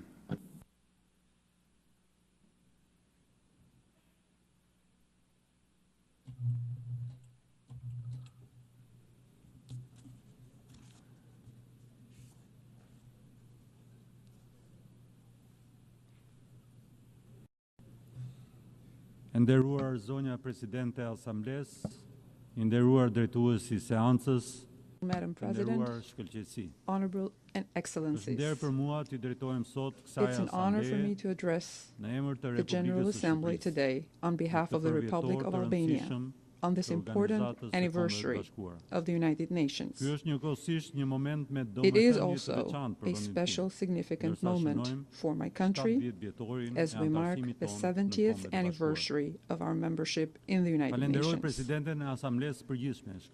I would like to thank the President of the General Assembly, Her Excellency, Ms. Annalena Baerbock for choosing this meaningful theme, Better Together, and extend to her best wishes for her success in her esteemed role presiding over the 80th session of the United Nations General Assembly. I also would like to express my gratitude to the Secretary General, Mr. Antonio Guterres, for his leadership, for his service to the United Nations, and for his unwavering commitment to upholding the UN Charter and its core values. Ladies and gentlemen, the 80th anniversary of the United Nations is a powerful reminder of the vision that inspired the creation of a world in which nations choose dialogue and cooperation. It is also an opportunity to renew our commitment to the values embodied in the UN Charter: peace, equality, and cooperation among nations, to choose cooperation over conflict, dialogue over division, and solidarity over indifference. For the Republic of Albania, the United Nations has been and continues to be the universal platform for dialogue, giving every country, large or small, a voice in shaping our shared future. Its achievements are undeniable: the prevention of conflicts, the advancement of human rights, and the provision of humanitarian aid to millions. Yet, in the context of today's global crisis, it is natural to demand more from this organization and more from ourselves. This is the moment to renew our commitment to ensuring that the UN continues to serve as the foundation of peace, justice, and solidarity, not just for us, but for future generations. Albania believes that global challenges, from conflicts and terrorism to climate change, artificial intelligence, and economic insecurity, are not only complex, but also deeply interconnected. Humanity, therefore, needs more multilateral cooperation. As a member of the United Nations, a member of NATO, and a proud European nation, the Republic of Albania is well positioned to contribute to the strengthening of international peace and security. We support a global order in which conflicts are resolved through sustainability. Societies are strengthened by solidarity, and peace is built and maintained on the foundations of trust, cooperation, and progress. Albania remains firmly committed to the UN Charter and will continue to contribute to peacekeeping missions, humanitarian efforts, and the building of a world in which disagreements are resolved through dialogue and diplomacy. Madam President, for nearly 4 years, our organization's credibility has been tested by Russia's aggression against Ukraine.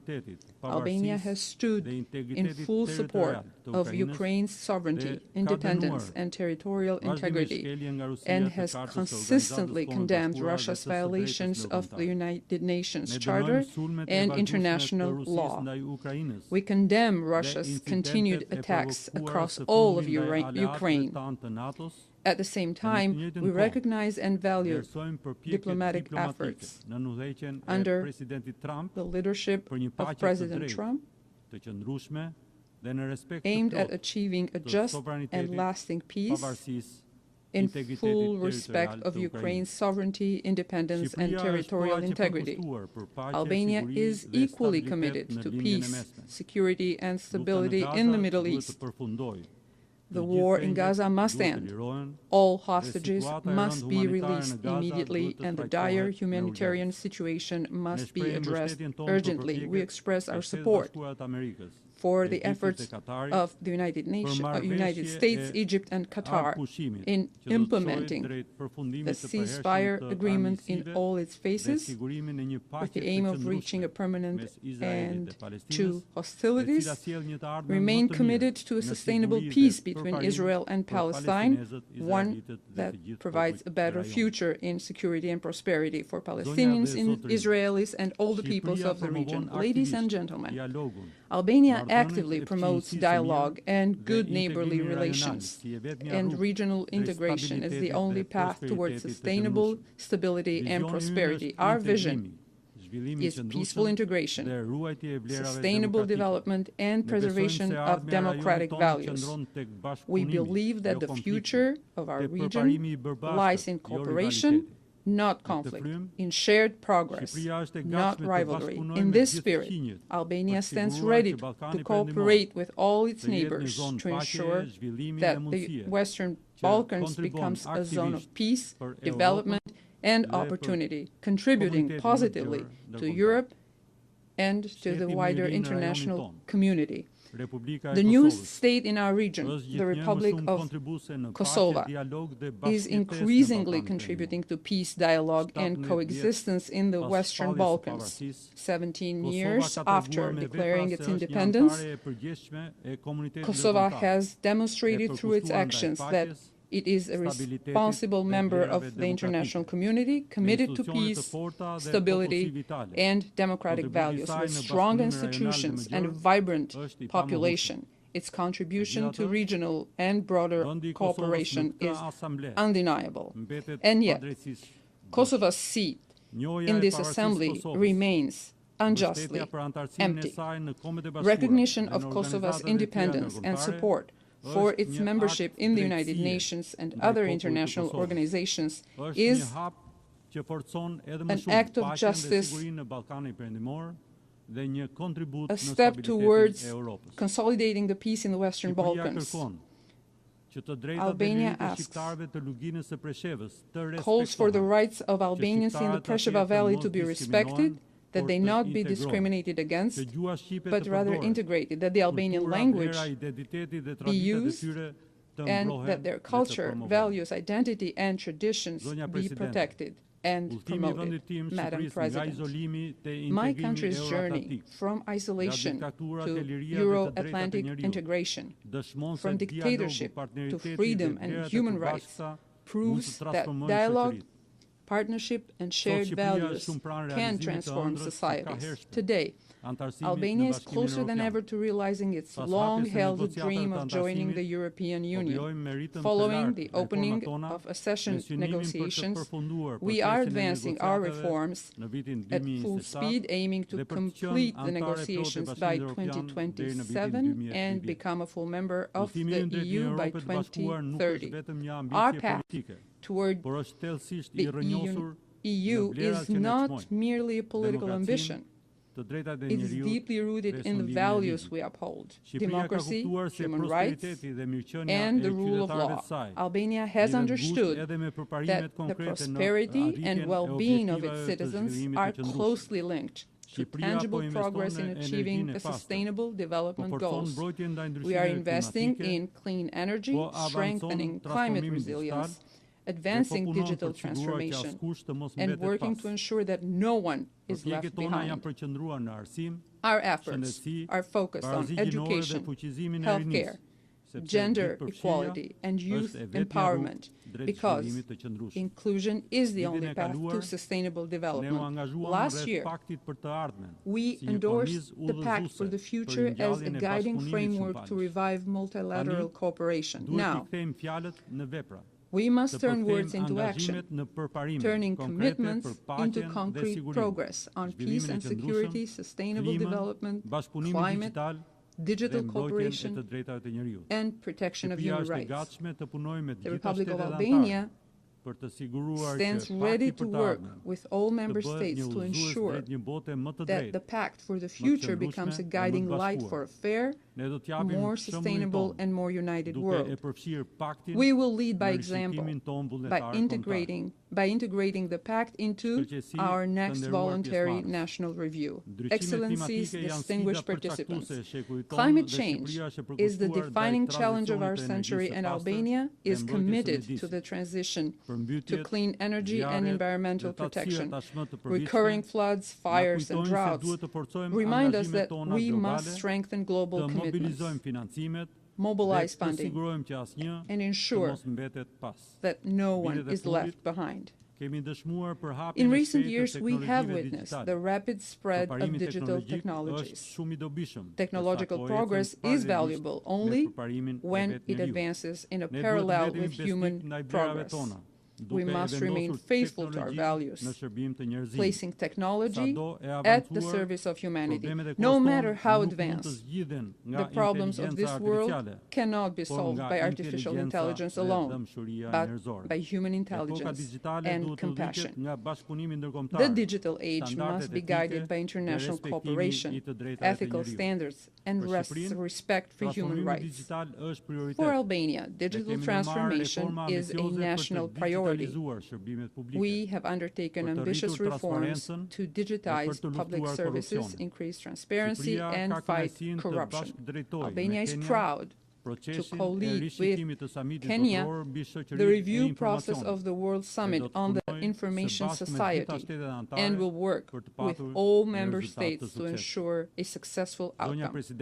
Madam President, human rights and the dignity of every individual must remain at the heart of our mission.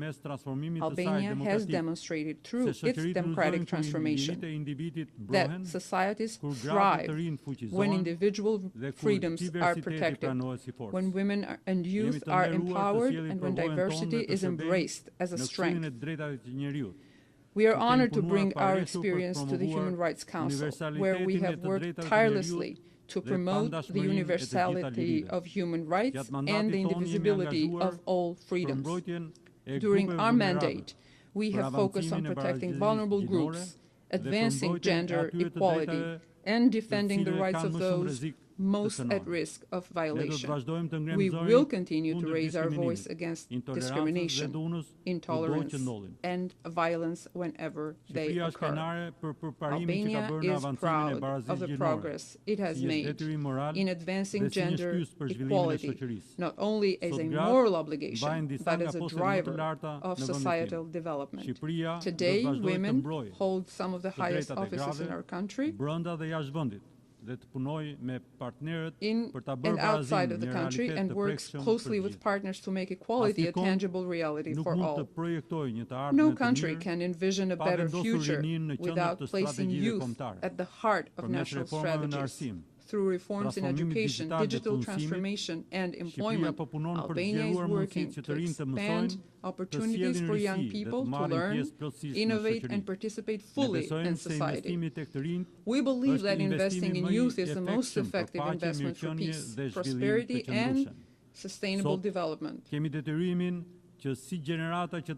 So it's under our obligation as a generation that inherited 80 years of peace and progress to ensure that our children, we give our children the condition to live in a world of safety, dignity, cooperation, and advancement. Together, let us choose to make this session the moment we embrace unity, responsibility, the moment we chose responsibility and chose courage. Thank you.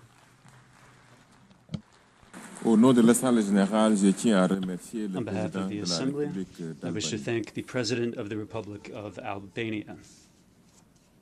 The Assembly will now hear an address by His Excellency Denis Sassou Nguesso, President of the Republic of the Congo. I request protocol to escort His Excellency and invite him to address the Assembly.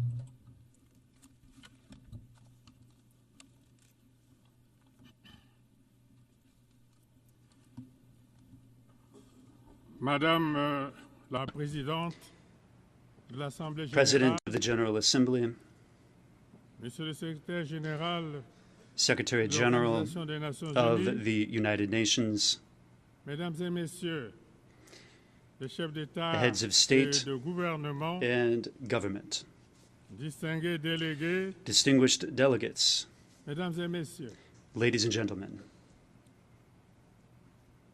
c'est avec gravité it is with solemnity et aussi avec and also une foi with intacte my faith dans les intact idéaux de l'Organisation in the ideals of the des Nations United Unies Nations que je m'adresse à that vous I aujourd'hui. speak to you today. Nous sommes rassemblés We have à un gathered moment de here bascule, at a time of upheaval, à une époque où notre at a responsabilité time collective when our collective responsibility has never been so great. nous vivons We are une période living marquée par in des a tensions period accrues, that is characterized des by menaces increased multiples tensions, et des fractures profondes. by multiple pourtant, threats and deep Jamais le divisions. monde n'a eu And yet, autant besoin d'unité, never has the de world coopération. been so de in need dialogue. of unity, cooperation, and Ce qui est dialogue. en jeu, What is at stake here ce n'est pas seulement la paix is not ou only le développement. peace or development. C'est bien l'avenir même du Indeed, it is the multilatéralisme very future of et de multilateralism cette précieuse humanité and of this precious que humanity nous avons en partage. that all of us share in common. Il y a 80 ans, 80 years après les ago, horreurs de la in the Seconde wake Guerre of the mondiale, horrors of the Second World War, les fondateurs des Nations Unies the founders of the United se Nations réunissaient avec la met ferme and came intention together with the firm d'établir intention un ordre of international crafting juste a et durable. fair and sustainable international order. Ils rêvaient d'un monde They dreamed où of la a world coopération et where la cooperation solidarité and seraient solidarity les maîtres mots. would be the Un monde most où la important diplomatie words. A et world, a le world dialogue where se diplomacy and substitueraient dialogue would aux conflits replace violents. violent conflicts. Leur projet était ambitieux. Their plans were ambitious. Il demeure totalement d'actualité. They remain fully relevant.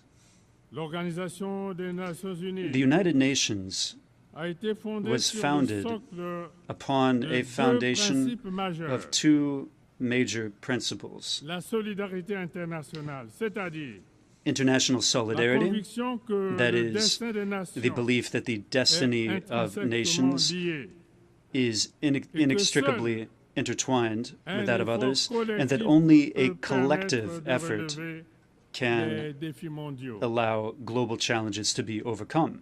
Le multipartisme Multilateralism, ou la reconnaissance de ce que or the chaque nation, acknowledgement grande ou that petite, every nation, be doit it great avoir or small, voix au chapitre must dans have les affaires a place, internationales et que a voice in seule international affairs, une action and that collective only peut collective garantir action une can paix guarantee a lasting Malheureusement, peace. Regrettably, 80 ans 80 years après sa création, after its inception, notre organisation est confrontée our organization à la faces résurgence a inquiétante disturbing des conflits resurgence armés à of travers le armed monde. conflicts the world over. Dans tant d'endroits, In so many le places, langage des armes a the repris le language dessus of weapons sur le bon sens has et won la out diplomatie. over good sense and diplomacy. C'est l'échec de notre promesse This is collective. the failure of our C'est de collective bâtir promise, un monde that of forging libéré a du world fléau de la guerre. free from the scourge of war. C'est aussi le It signe is d'un also système international the sign affaibli of a weakened international Parfois impuissant system, sometimes a powerless face international aux logiques de system confrontation. faced Aujourd'hui, with the logic of confrontation. Today, il nous faut réaffirmer la we must primauté du droit reaffirm the primacy of law in international affairs and the need for a global order that is based not only on the force of weapons, but on established rules and rules that are shared in common. The United Nations must once more become an effective tool for conflict prevention and mediation.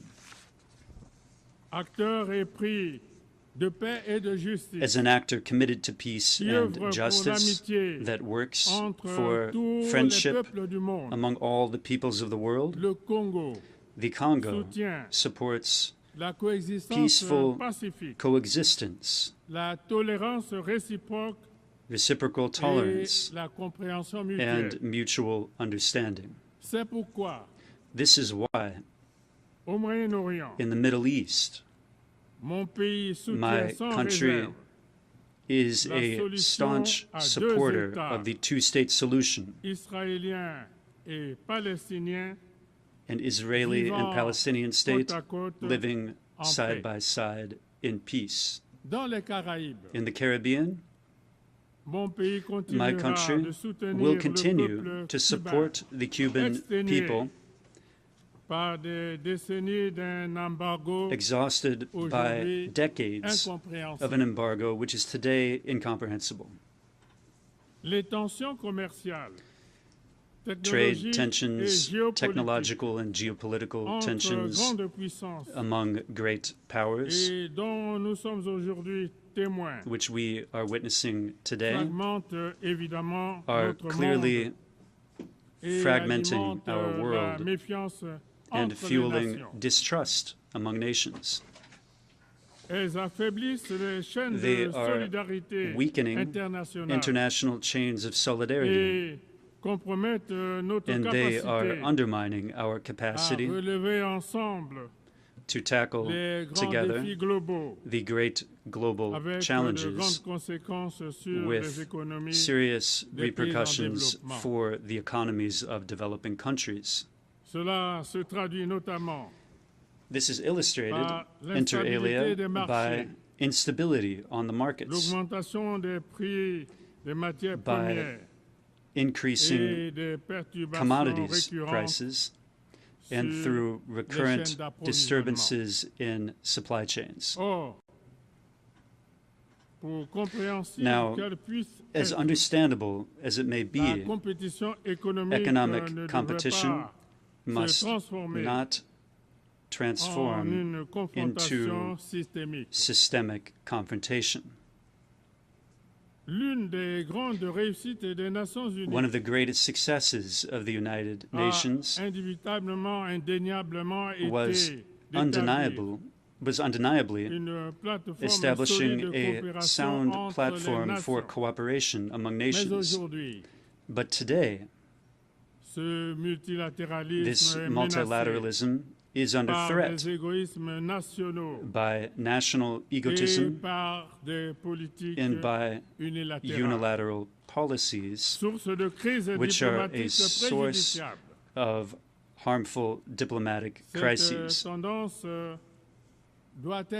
This tendency needs to be rolled back.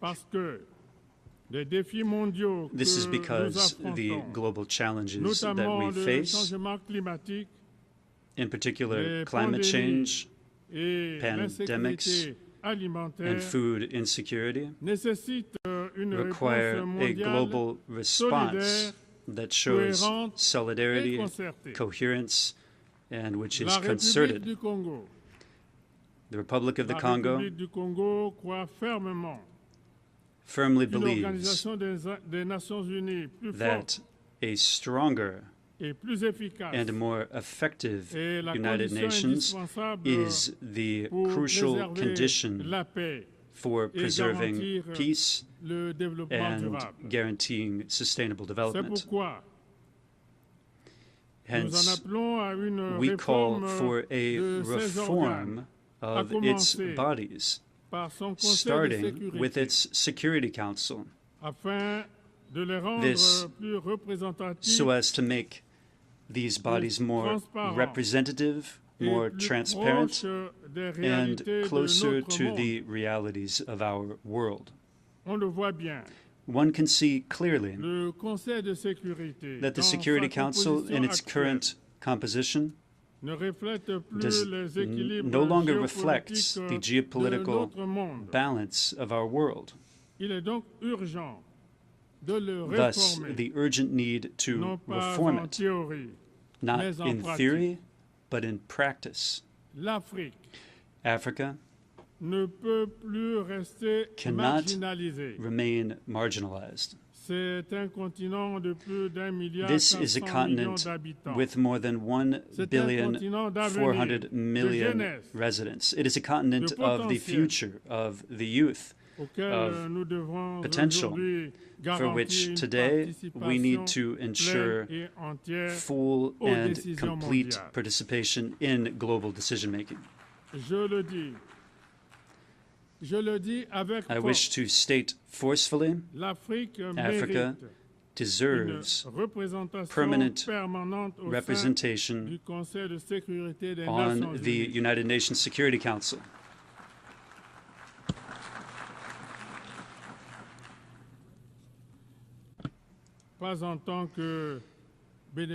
Not as the beneficiary of a favor, but as a legitimate partner. This is the solemn call that the Republic of the Congo wishes to sound from this high rostrum. We must invent a smarter multilateralism, a more effective multilateralism, one that is closer to the aspirations of the people, and one that is more representative of the realities of the 21st century. This multilateralism also needs to be made manifest through concrete acts, through tangible results, and through sustainable solutions. The peoples of the world will not judge us by our speech, but rather by what we succeed in accomplishing together. Madam President, ladies and gentlemen,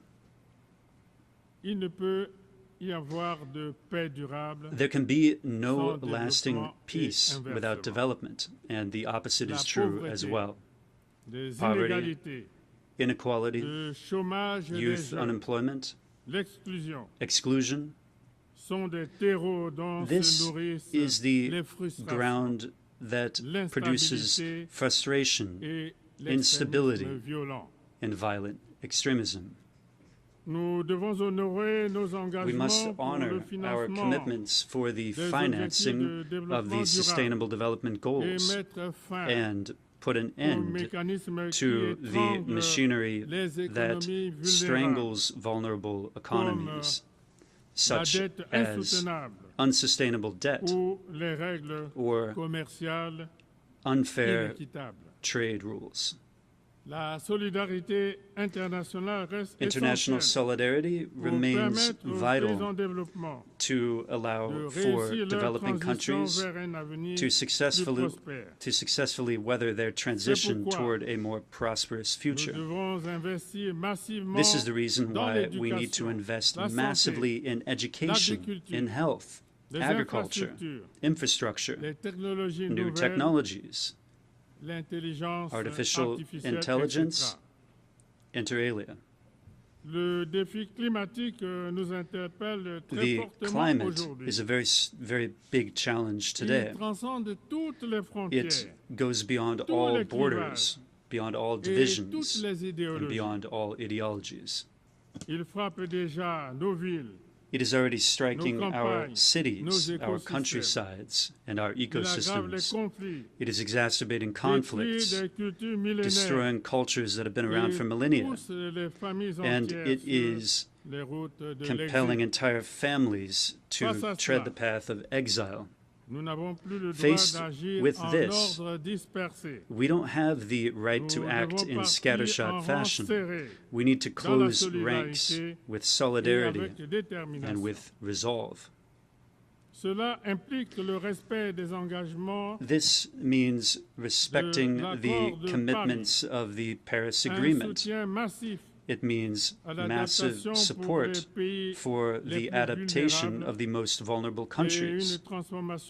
And it means a deep transformation of our means of production, consumption, and financing. This is the opportunity to hail the adoption by the United Nations General Assembly of the resolution on the global decade for forestation and reforestation, which my country initiated, as one of the solutions conducive to making inroads in our common struggle to preserve the environment and to mitigate the ravages of climate change. The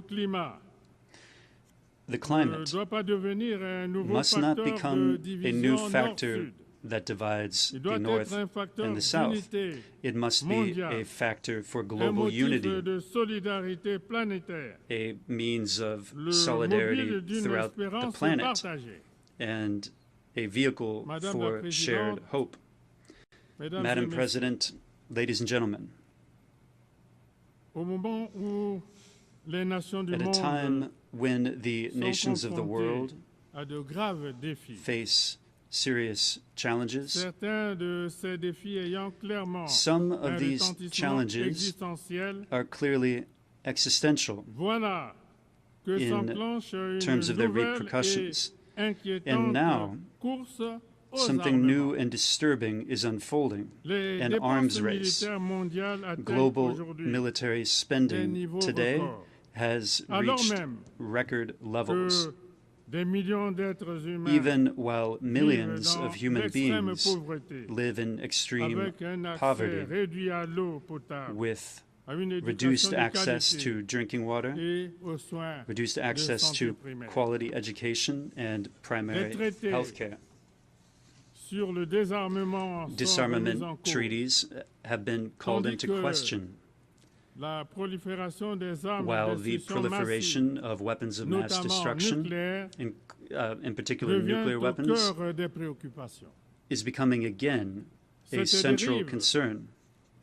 This is a dangerous slide in every way. It is not making our world any safer. Quite the contrary.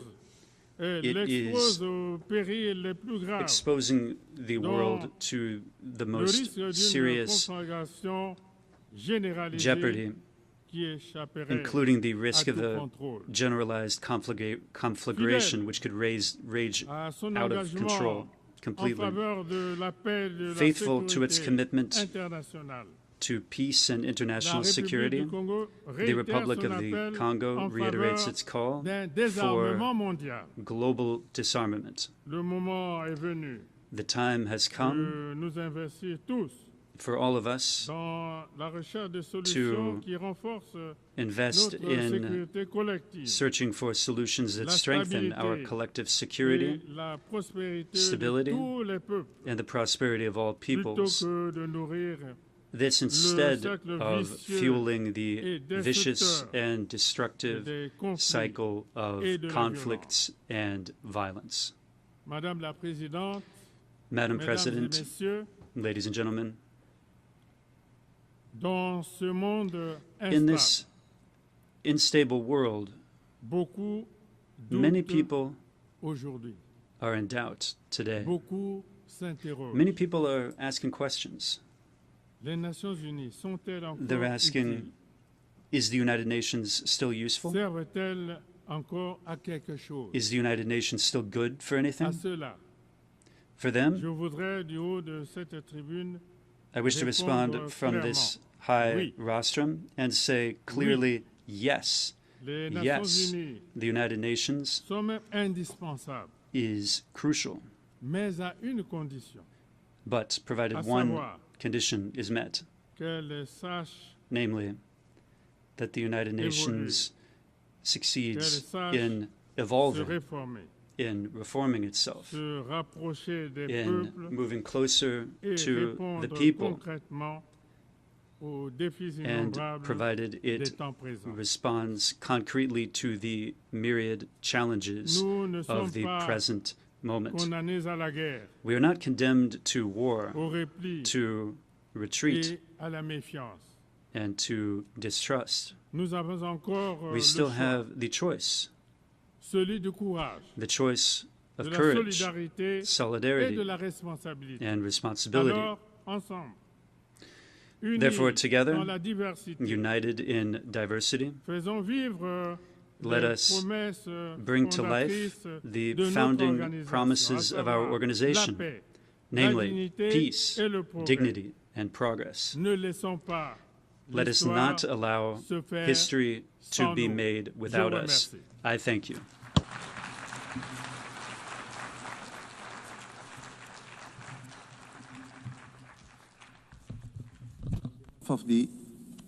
Of the Assembly, I wish to thank the President of the Republic of the Congo.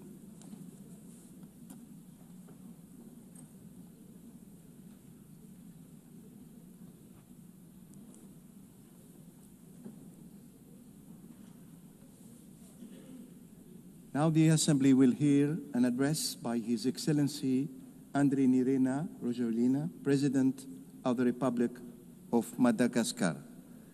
I request kindly the protocol to escort His Excellency and invite him to address the Assembly.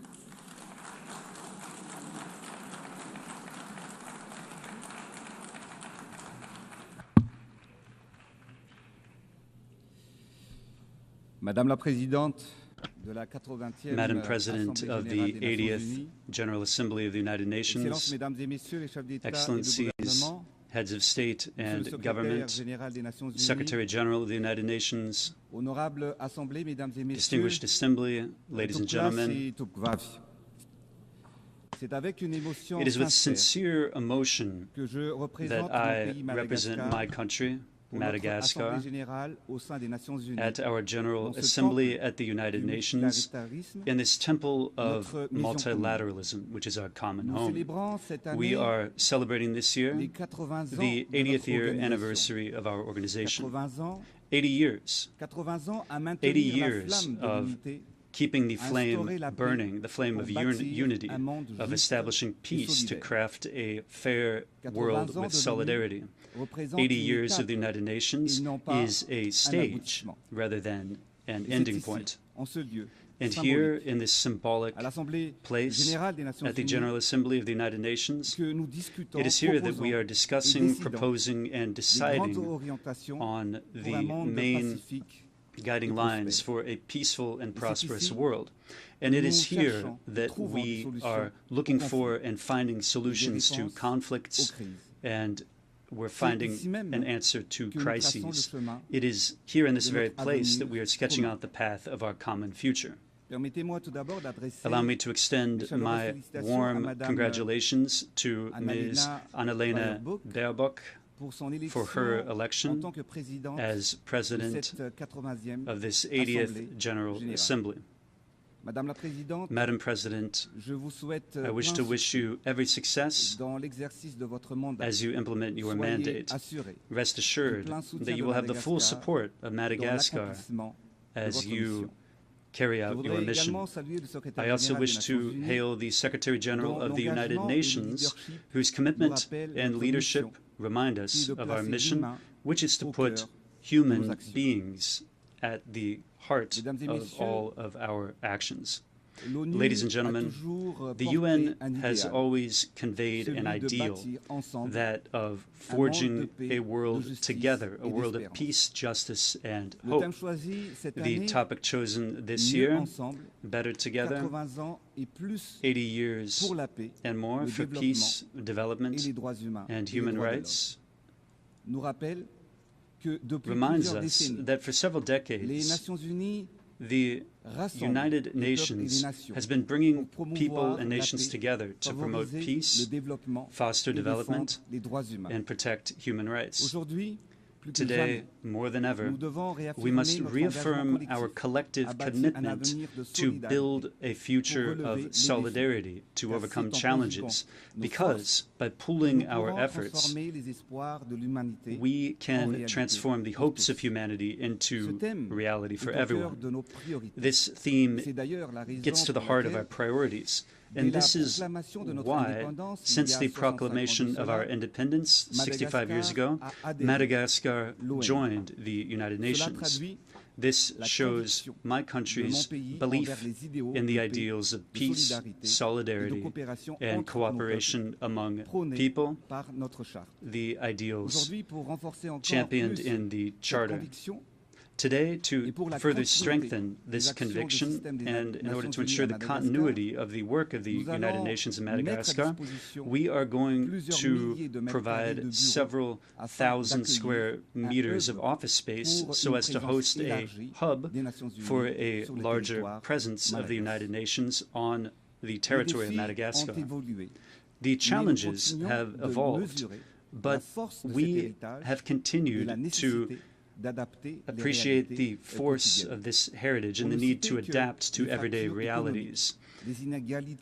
It should suffice to mention economic divides, inequality, and above all, the impacts of climate change. All of these threats imperil peace in our societies, and they require strong common measures. One of the challenges of our time is that of development, which is so much desired by our peoples. The mission of leaders is to set up the conditions needed for every citizen to contribute to national development. This requires a vision grounded in the understanding of the realities of the country by using its assets and overcoming its difficulties. Madagascar, like many African countries, has rich, abundant natural resources, and yet our development has been slowed for too long. And it is this delay that we are overcoming today with the projects and the programs that we are undertaking to transform our country. We need to seize our destiny, and we need to be the architects of historic change. We refuse to give in to fatalism, and we are committing to act with resolve and with conviction, with a spirit of inclusivity and this spirit of sharing. I am addressing you today. I'm speaking not only on behalf of Madagascar, but I'm also speaking on behalf of a continent and our organization. I am conveying to you the voice of SADC, the South African Development Community, which has 16 countries of Southern Africa in it, and I am serving as the president of this regional organization now. Our goal is to promote industrialization, the transformation of the agricultural system, and the energy transition so as to make our countries and our peoples more resilient.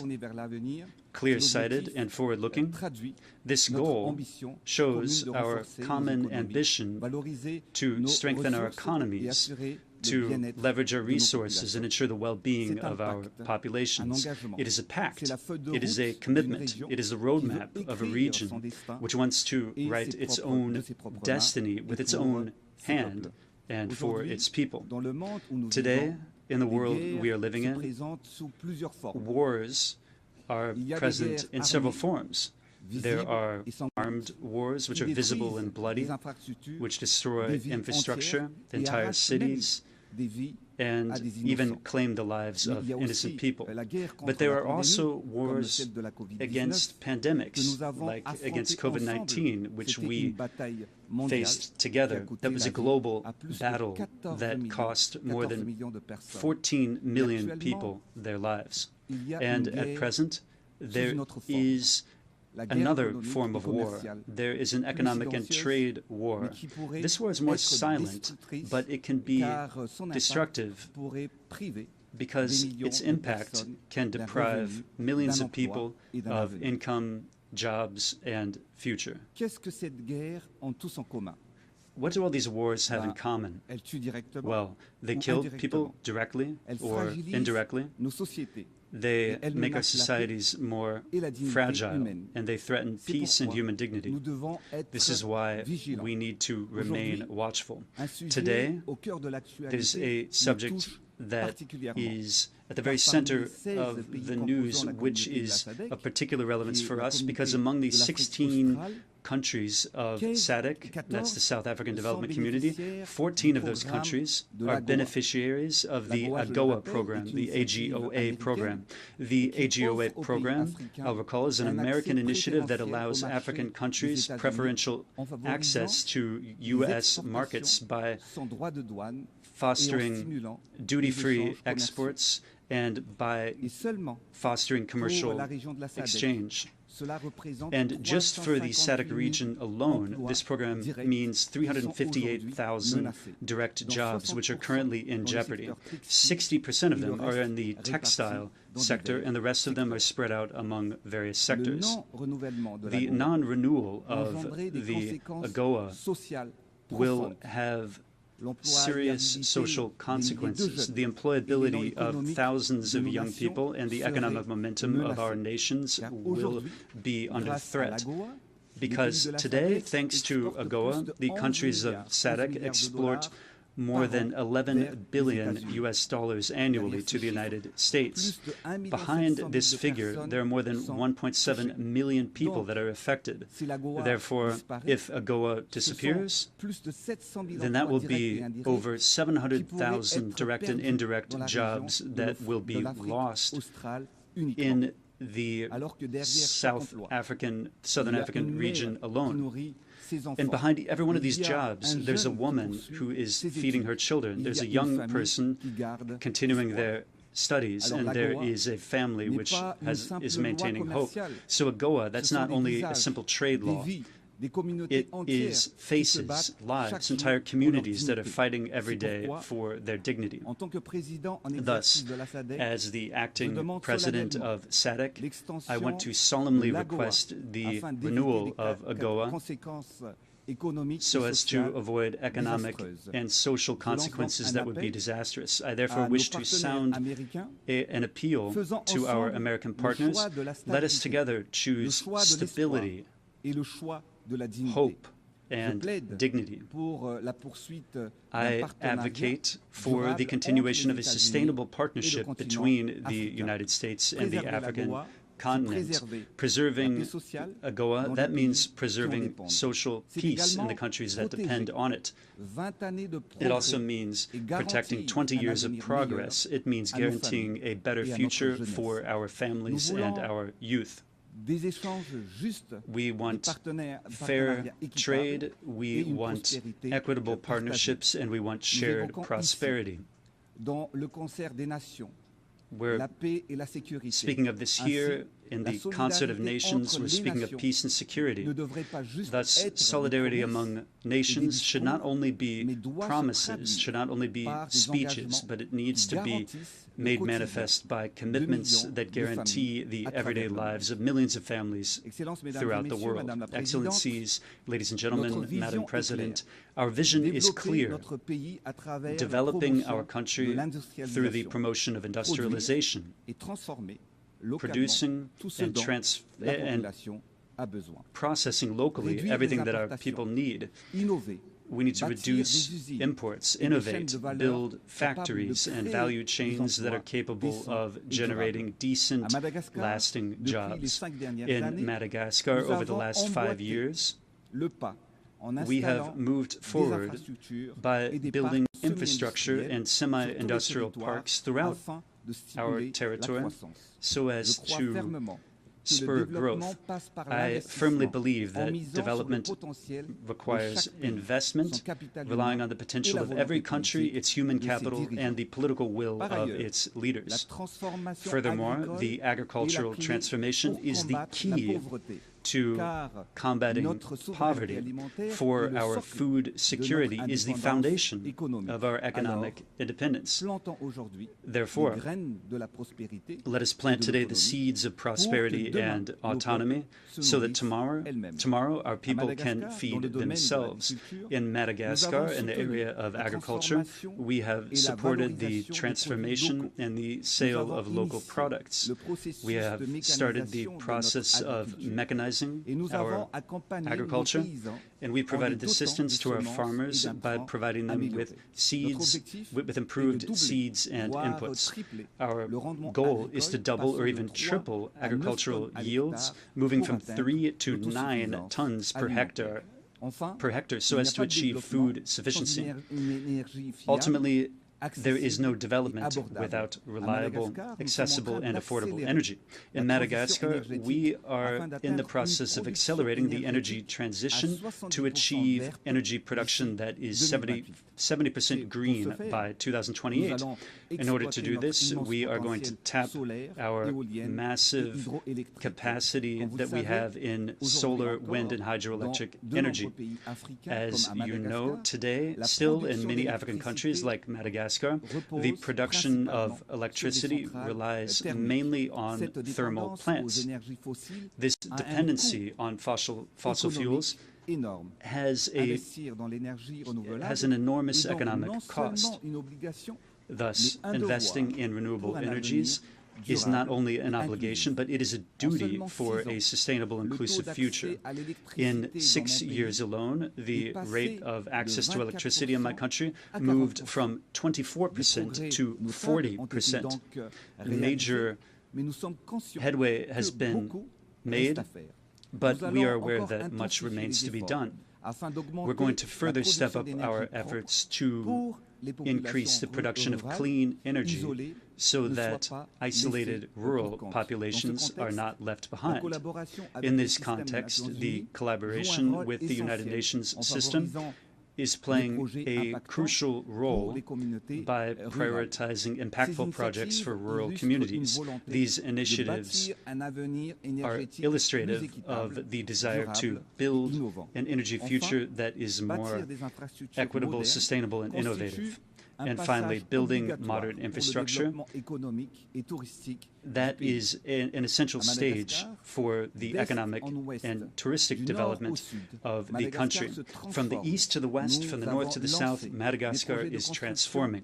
We've started the project of building the first highway of our country that links Antananarivo to the large port in the east of the island. We've modernized transport, public transport in our capital through building cable cars and by establishing urban trains. This has unburdened the city by transporting more than 40,000 passengers every day at full capacity, thus taking 2,000 vehicles out of traffic on a daily basis. Furthermore, we have strengthened the presence of the state in all of the areas of our country, above all in the hardest-to-reach areas. We've done this through building infrastructure that is close to the people and infrastructure that the people needs. We have built thousands of social housing units. We've modernized healthcare by building public hospitals and healthcare centers throughout our national territory. Our country only had 16 university hospital centers in 2018, but we've tripled that number by building 30 new hospitals in only 6 years.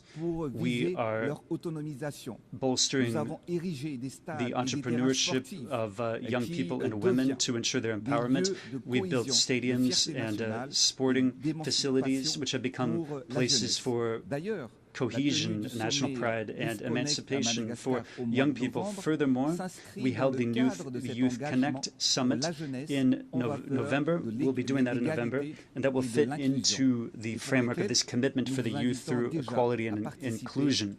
And we want to invite everyone to participate in this event in great numbers. Finally, from the standpoint of social protection, over $250 million has been transferred directly to the most vulnerable families to improve their everyday lives. These achievements convey our desire to build a country that shows solidarity, a country that is connected and looks toward the future, but the demographic issue remains a variable that needs to enter the equation. We need to change the structure of the population because the current demographic growth is out of proportion to our economic growth. In some regions, young girls who are under the age of 18 are already mothers, and the majority of women have an average of 5 or even 8 children to take care of. They have more difficulty feeding them, bringing them up, caring for them, and educating them properly. This is why we have intensified our family planning program in order to get the birth rate under control and transform a population which is currently dependent into a population that is active and economically productive. Demography is thus becoming an asset for Madagascar and not an impediment to development. Excellencies, ladies and gentlemen, Madam President, we need to offer a better future to our children. So we need to protect the planet that is their home. Madagascar is a sanctuary of nature with 5% of its global biodiversity and 80% of endemic species. We absolutely need to protect this biodiversity. And like other areas of the world, these treasures are in jeopardy. Faced with deforestation and climate challenges, island countries like ours are undergoing the consequences of planetary warming. Cyclones have become increasingly frequent, coming one after another, and they're more and more devastating. Flooding has destroyed our fields, and it has threatened our harvests and the incomes of our farmers. Madagascar is one of the countries that is the victim of the repercussions of climate change. Our planet is burning, our ecosystems are degrading, while action and financing is not forthcoming. It is high time to move to action. We all know the facts. Right now, let us act together. This is why we wish to sound a call once more for climate justice, so that polluting countries can live up to their responsibilities, and so that the promised financing for adaptation is actually provided, so these promises are kept. We reaffirm our commitment to the preservation of this common heritage with a program of massive reforestation by planting millions of trees every year. Thus, Madagascar joined the coalition of carbon-neutral countries known as G0, and we are positioning ourselves as a model actor. We've also strengthened the protection of our protected areas. Our ambition is to restore our forests and develop the green and blue economy. Excellencies, dear leaders, Excellencies, ladies and gentlemen, Madam President, here and now from this august rostrum, I call for unity and action. This is not a time for reflecting. It is a time for concerted strategies. This is not the time for dependency, but rather for sovereign affirmation. This is not a time for sluggishness, but rather for acceleration, for boldness, and for effectiveness. Our mission, this is our reason for being. It is our destiny, a destiny that aims to improve the everyday lives of citizens and which affects every life, every child, every mother. Therefore, we need to ask a question. What world will we choose for our children and for the future of succeeding generations? For my people, for progress, I will never stop bringing to bear all the ways and means possible to accelerate the transformation of my country. We need to go farther. We need to go faster, with courage and hope. Yes, the task is huge, and the aspirations of the population are great, but we know one thing: division is not a solution. Conflicts brings rise to instability. So let's choose unity, solidarity. Let us choose to build rather than to destroy, because every child has the right to dream, and every people has the right to hope. So let's move together, united, upright together. Let's move toward the world that we want I have a dream for my country, for Madagascar, for Southern Africa, for the African continent, and for all of the voices that are not heard very often. The dream of a future where peace always wins out over war, where development benefits every human being, where fundamental rights are never up for negotiation, and where nature is preserved as our most sacred heritage. So, yes, we will be better together for peace, for development, and for future generations. Because history has shown us that when we choose unity, we combat instability. When we cultivate solidarity, we plant the seeds of prosperity. So may the 8 next decades be marked by a global governance that is more fair, more inclusive, and more effective. Long live the United Nations, long live cooperation among peoples, and long live Madagascar. May God bless us. I thank you for your attention. On behalf of the Assembly, I wish to thank the President of the Republic of Madagascar. We shall now continue the general debate.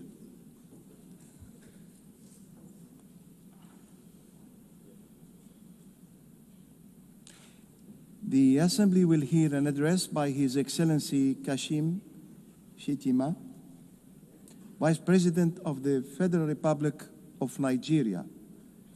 I request the protocol to escort His Excellency and invite him to address the Assembly.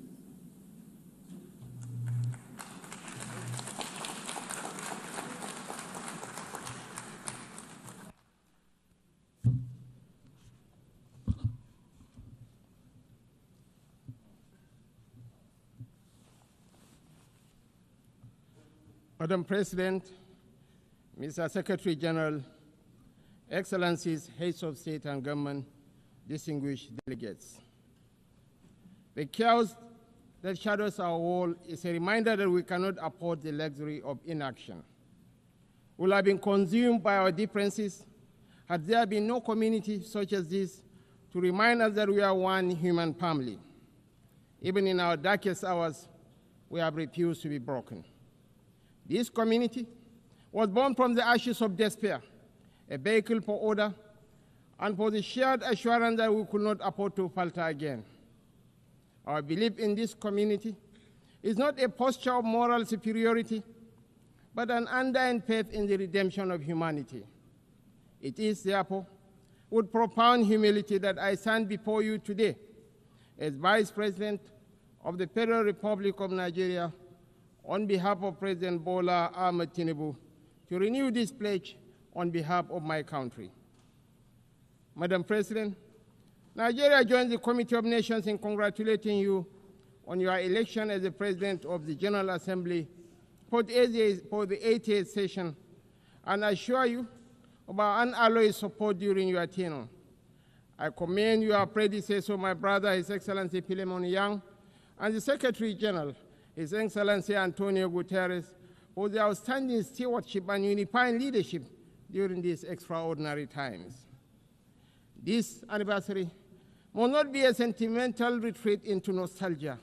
It must be a moment of truth, a pause to measure where we have stumbled and how we might have done better in turning our values into action that meets the demands of today. We are here to deliver a world of peace and development where the respect for human rights is paramount. We must recalibrate the delicate balance between our roles as sovereign governments and our duties as collective partners to renew multilateralism in a world that has evolved far beyond what it was in 1945. The pace of change across borders is a force without pause. It manifests in the tools of technology, in the movements of information and finance, in the corrosive ideologies that preach violence and division, in the gathering storm of the climate emergency, and in the tide of irregular migration. We must own this process of change.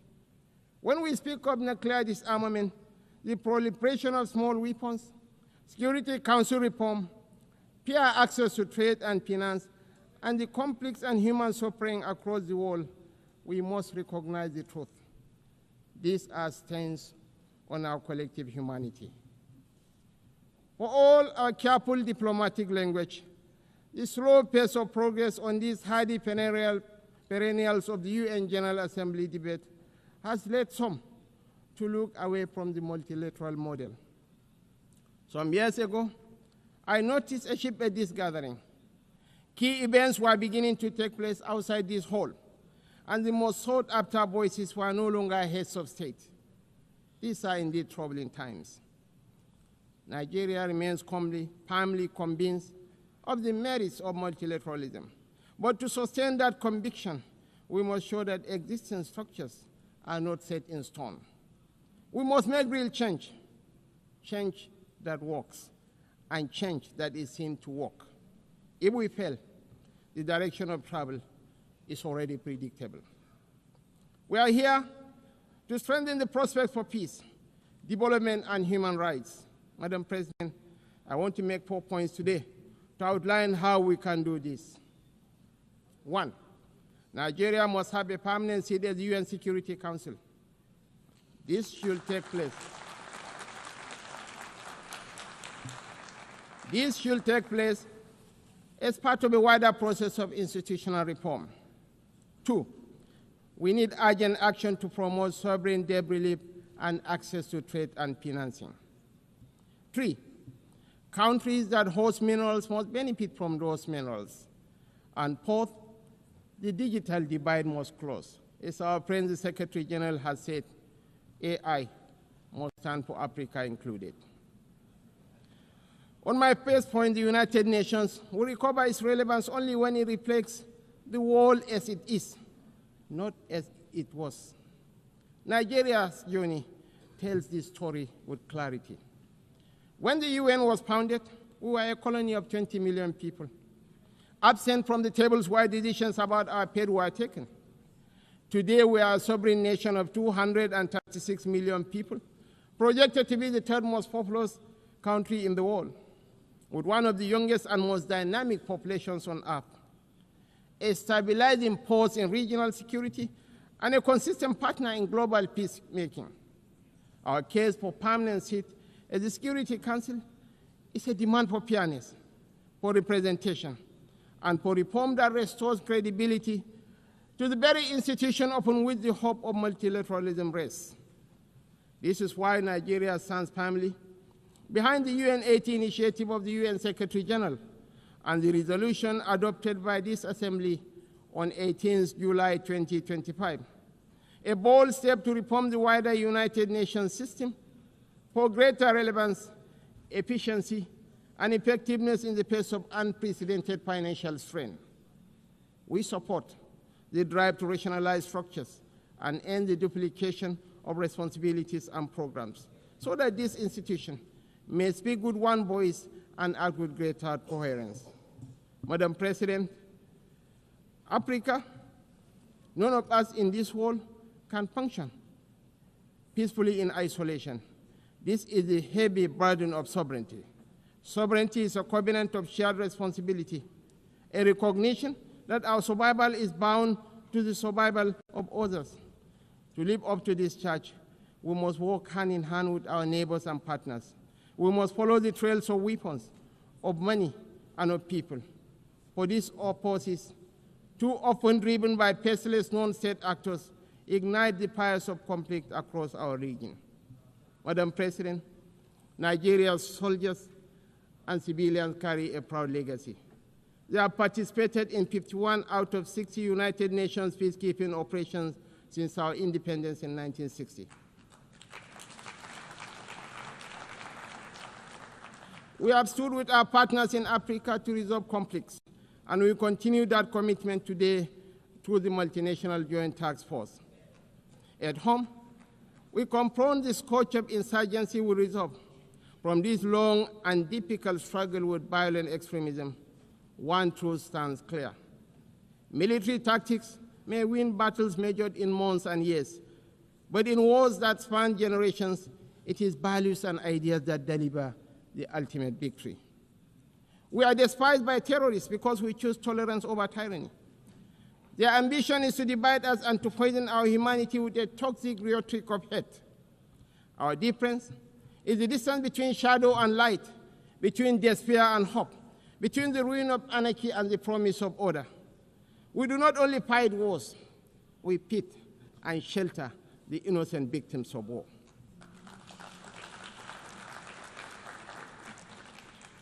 This is why we are not indifferent to the devastations of our neighbors near and distant. This is why we speak of the violence and aggression visited upon innocent civilians in Gaza, the illegal attack on Qatar, and the tensions that scar the wider region. It is not only because of the culture of impunity that makes such acts intolerable, but because our own bitter experience has taught us that such violence never ends where it begins. We do not believe that the sanctity of human life should be trapped in the corridors of endless debate. That is why we say, without stuttering and without doubt, that a two-state solution remains the most dignified path to lasting peace for the people of Palestine.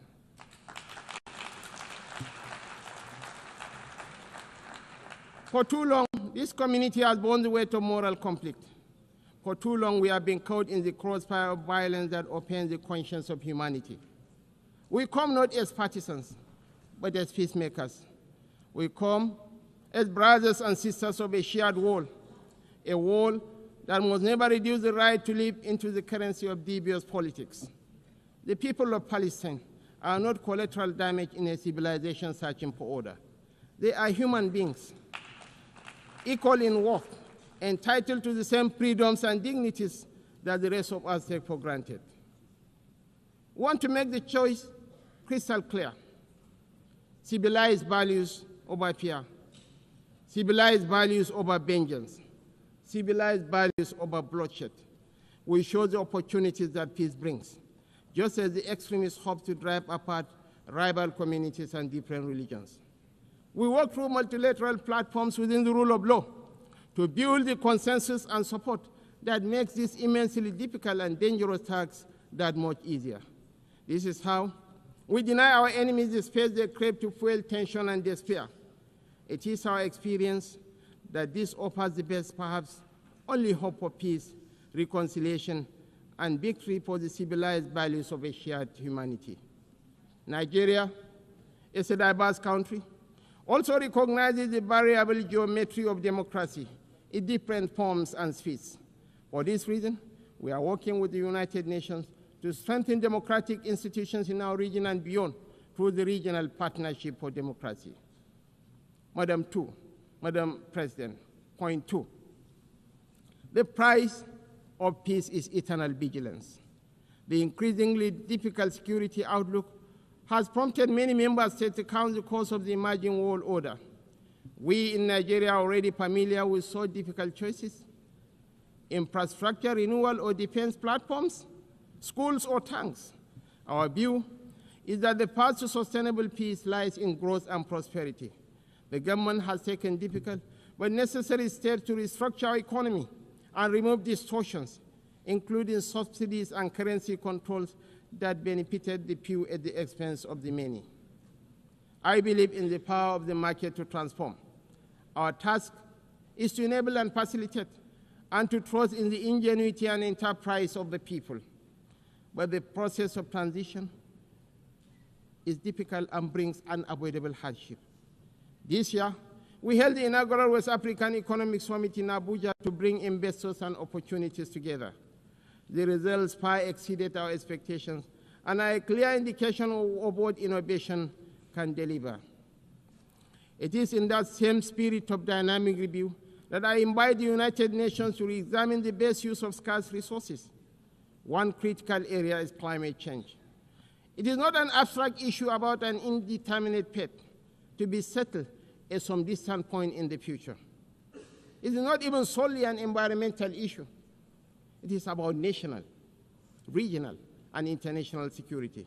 It is about irregular migration. Truly, this is an everyone issue. We are all stakeholders, and we are all beneficiaries of the best outcomes. Madam President, this is why relevant ministers have been instructed to work with the UN to make the best use of climate funds. We believe there are huge shared dividends to accrue from increased support for education, for resilient housing, for access to technology and financing, to allow vulnerable communities to thrive, to become part of solutions rather than problems. Nigeria and Africa have made significant strides in recent years to put our affairs in order. We can take that progress to the next level, a level that presents new opportunities for trade, investment, and profit, if we can assess reforms to strengthen the international financial architecture. We need urgent action to promote debt relief, not as an act of charity, but as a clear path to the peace and prosperity that benefits us all.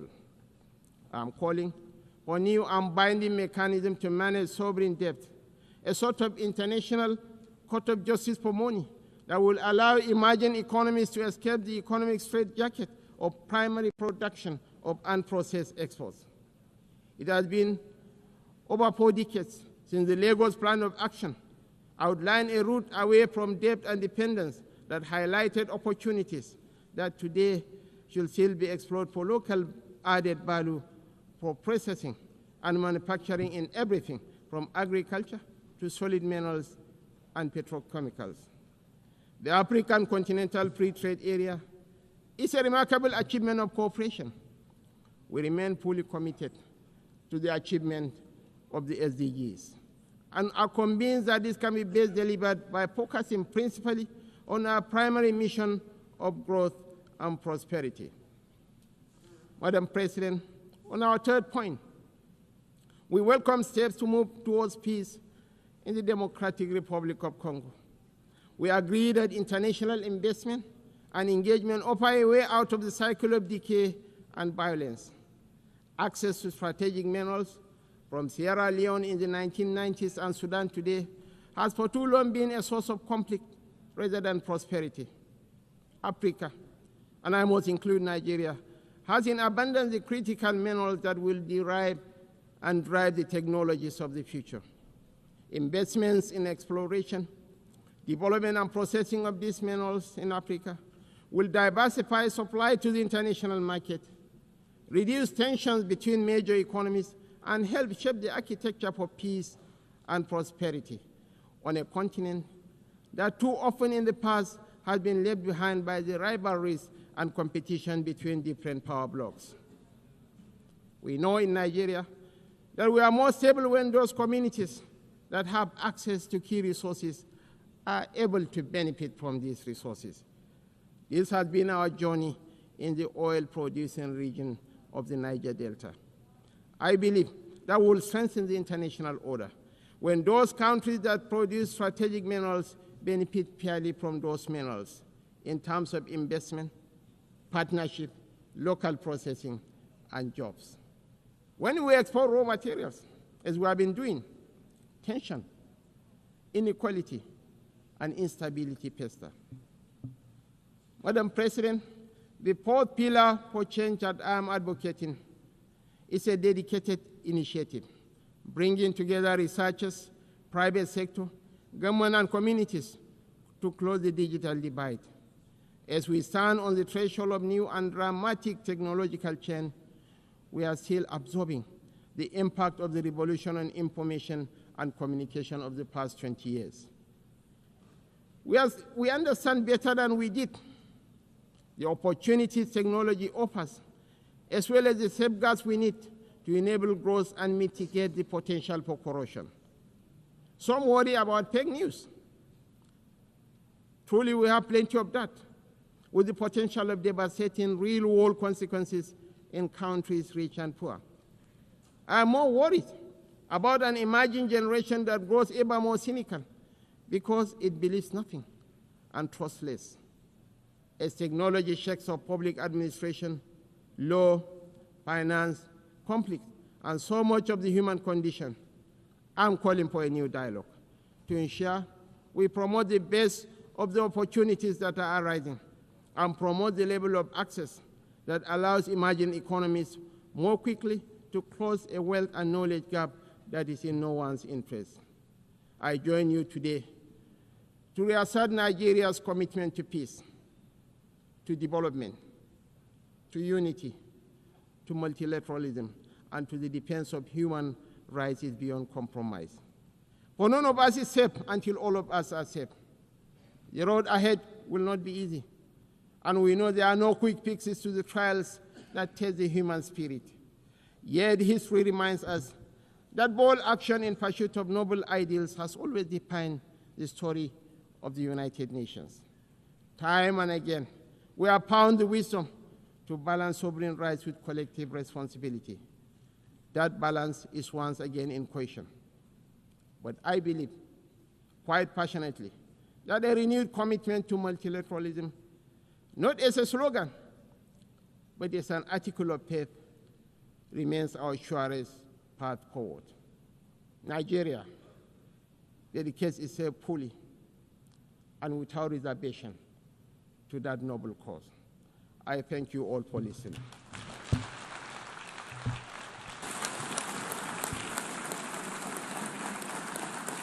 On behalf of the Assembly, I wish to thank the Vice President of the Federal Republic of Nigeria.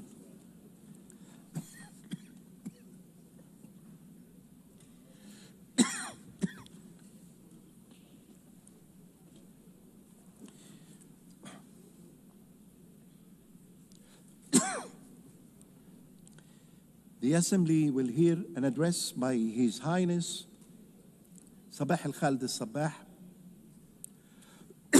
Crown Prince of the State of Kuwait. I request the protocol to escort His Highness and invite him to address the Assembly.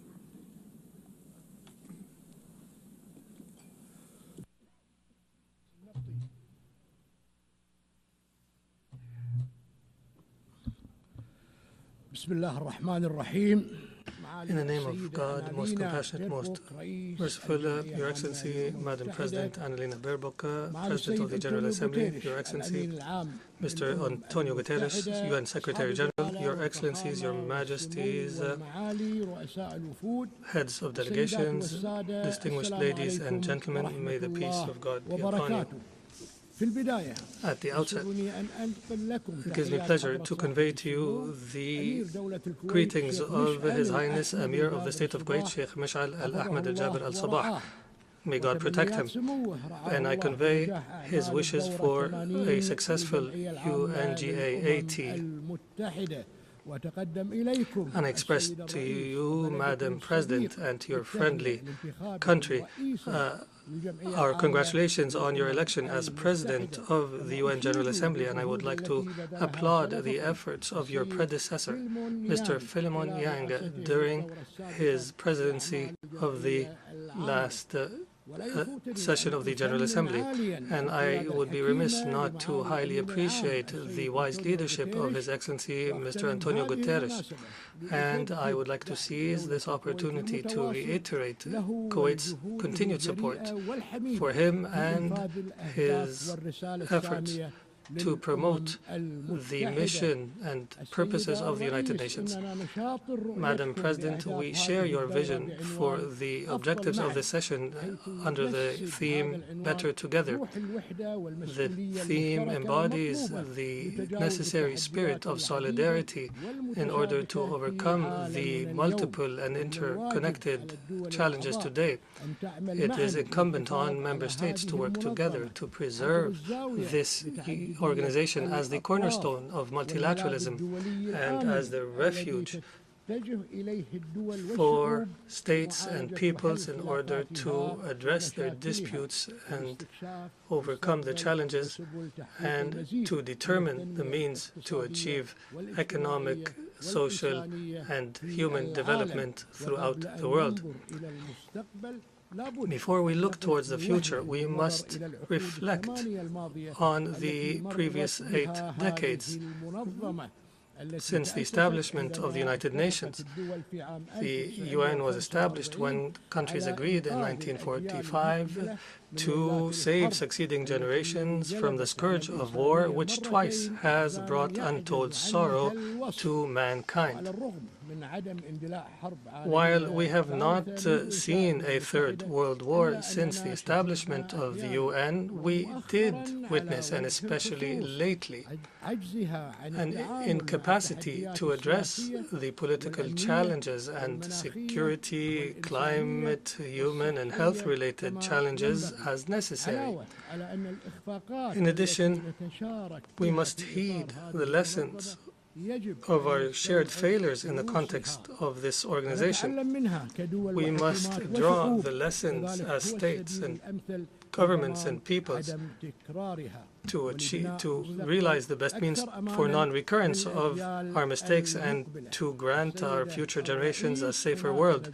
Madam President, there are multiple successes of this organization that we cannot forget. I recall here gratefully some of the most prominent success stories of the United Nations and of the Security Council in particular, when the world 35 years ago stood in solidarity with the state of Kuwait and in support of truth, justice, and the rule of law. On the 27th of September 1990, the late Emir of Kuwait, Sheikh Jabir al-Ahmad al-Jabir al-Sabah, stood here at this podium carrying a message from a people who have loved peace and worked for peace and who have endured invasion. And the audience in this hall expressed their support for this people, this peace-loving people of Kuwait and the Kuwaiti people's just cause. And this message of support remains in the hearts of every Kuwaiti citizen today, as well as the efforts to liberate Kuwait from a brutal invasion. The Security Council at the time demonstrated its ability to discharge its mandate for the maintenance of international peace and security.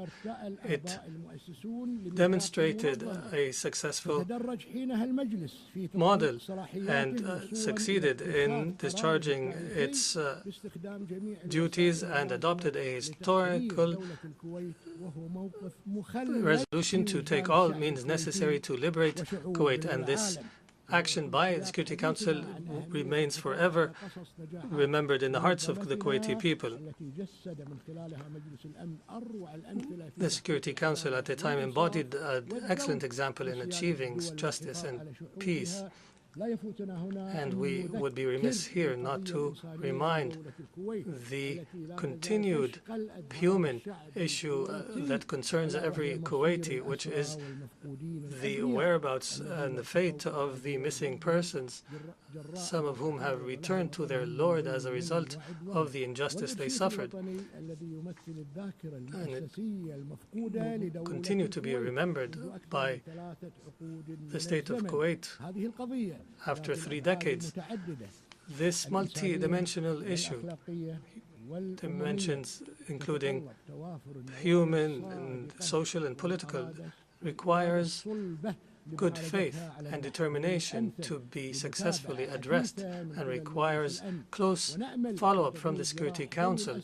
We hope to heal the wounds of the family members of the missing persons who continue to grieve over their loved ones, and they hope to bury their loved ones in their homeland.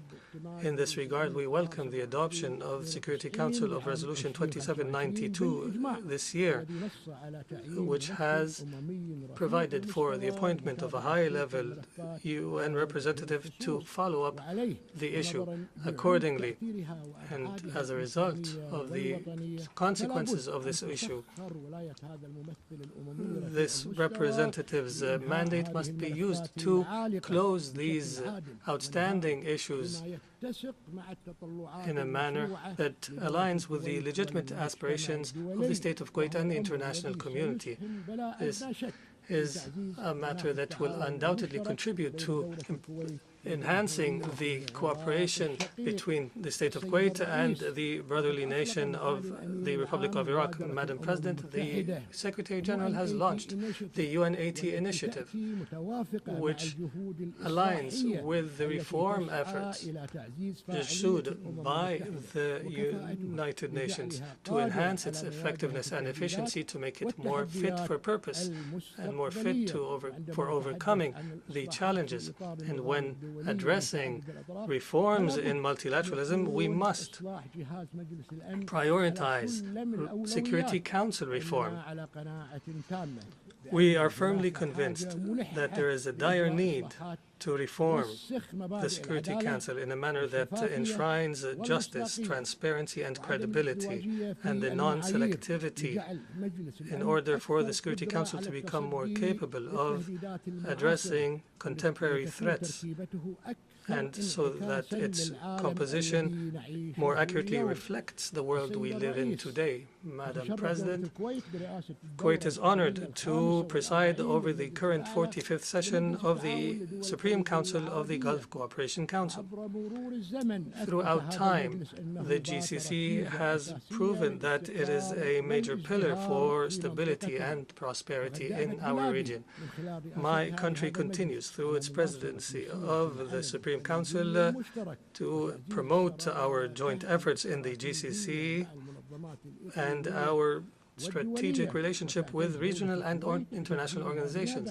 And we take pride in our efforts on behalf of our brothers and sisters in adopting the resolution related to the cooperation between the GCC and the United Nations.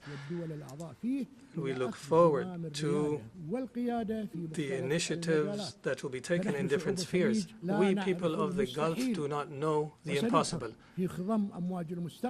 and we will navigate towards the future with strong hearts and determination, believing in our joint destiny. Madam President, our region has witnessed lately a dangerous military escalation and an expansion of conflict, and we have repeatedly warned against this in the past and warned against its consequences for the region, and we condemn in the strongest of terms in this regard the brutal Israeli aggression against Qatar. We consider this attack a blatant violation of all international customs and norms, and an attack against a mediator that is working faithfully for the sake of peace, and we reiterate our complete solidarity with our brethren in Qatar, and we reiterate that any threat against any member state of the GCC is a threat against every member of the GCC. Just a few days ago, 2 emergency summits have been held, the first for the Supreme Council of the GCC and the second, the Arab-Islamic Emergency Summit in Doha, to discuss the Israeli aggression against Qatar. We reiterate the different provisions in both outcome documents of the summits. Madam President, Kuwait continues its tireless efforts that have continued throughout 2 decades to assist Iraq to achieve the legitimate aspirations of the Iraqi people and our brothers and sisters in Iraq, and in order to promote stability and security in the region through bilateral agreements that are the cornerstone for defining our means of cooperation in order to build a better future for both our countries and to turn the page on the painful past. Accordingly, from this podium, we reiterate for the 3rd year in a row our commitment to the provisions of the agreement to regulate maritime navigation in the Khor of Abdullah with the Republic of Iraq since 2009, and we reiterate our commitment to correcting the negotiation course in order to determine our maritime boundaries beyond point 162 as per international law and the UN Convention on Law of the Sea of 1982, and without prejudice to the territories and islands in the area. And we reiterate at the same time our call on our sisters and brothers in Iraq to respect the provisions of the effective agreements between us in order for us to be able to unleash the prospects for cooperation between our two countries to greater heights. Madam President, what is taking place in the Gaza Strip for almost 2 years of collective punishment and the killing of tens of thousands of Palestinians and of innocent people, most of whom are women, are children, and using starvation as warfare is only an unfolding of genocide before our eyes, and we have reached this point because of the double standards in the application of international law. We cannot call for respect of international law in one area and ignore the application in another. This leads to undermining trust in the international system. The state of Kuwait once again condemns the Israeli aggression against the Gaza Strip and against all occupied Palestinian territory, and we call for an end to this aggression immediately and to allow for uninterrupted humanitarian access. And we also applaud the efforts of Qatar, Egypt, and the United States in order to reach a ceasefire. We recall in this regard the high-level conference on the two-state solution and under the joint leadership of the Kingdom of Saudi Arabia and the French Republic, and we look forward to building on the momentum generated by the conference. And we commend the decision by many friendly states to recognize the state of Palestine. And we emphasize the need for the remaining states to do the same.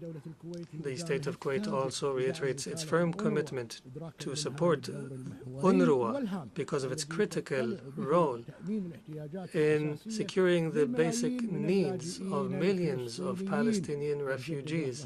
And we categorically reject the settlement activities and forced displacement of the occupying power, and we call on measures to be taken to hold Israel accountable for its crimes. The state of Kuwait also reiterates its historical and firm support for the Palestinian people and their just cause and their legitimate right to the establishment of a Palestinian state on the borders of 1967 with East Jerusalem as its capital, as per UN resolutions and the Arab Peace Initiative of 2002. Madam President, the state of Kuwait stands in support of the Syrian Arab Republic and the Republic of Lebanon in their efforts to build a secure and prosperous future that fulfills the aspirations of their people. And we reiterate the need to respect the territorial integrity and sovereignty of both states. And we follow with great concern the developments in Yemen, Sudan, Somalia, and Libya. And we call on our brothers and sisters to prioritize wisdom and dialogue in order to settle the disputes in accordance with international law, in order to preserve the sovereignty and the unity, independence, and territorial integrity of these states. And based on our commitment to good neighborliness, we reiterate once again our call on the Islamic Republic of Iran to initiate a serious path to build for confidence-building measures, and we believe that creating the conducive environment for negotiations will contribute to resolving the nuclear program and all other outstanding issues. Madam President, we in Kuwait, as a result of our people's determination, continue confidently towards the future as per Kuwait Vision 2035, which aims to establish Kuwait as a financial and trade hub in the region. Similarly, and in parallel, we work to achieve the Sustainable Development Goals, drawing inspiration from the ancestors in their dedication throughout succeeding generations in order to build a safe and prosperous nation.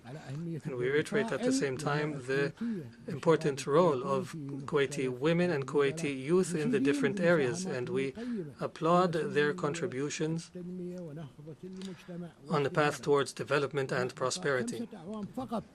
Now that only 5 years remain until 2030, we emphasize the need to continue our efforts so that we can achieve these noble goals and to leave no one behind. And based on our experience and our knowledge of the experiences of developing states, we have committed to international development, and the Kuwaiti Fund for Arab Economic Development, since its establishment in 1961, has provided support for development projects in 107 states. And we reiterate our support for global development and our continued efforts to deliver humanitarian assistance throughout the world without discrimination or politicization or conditions.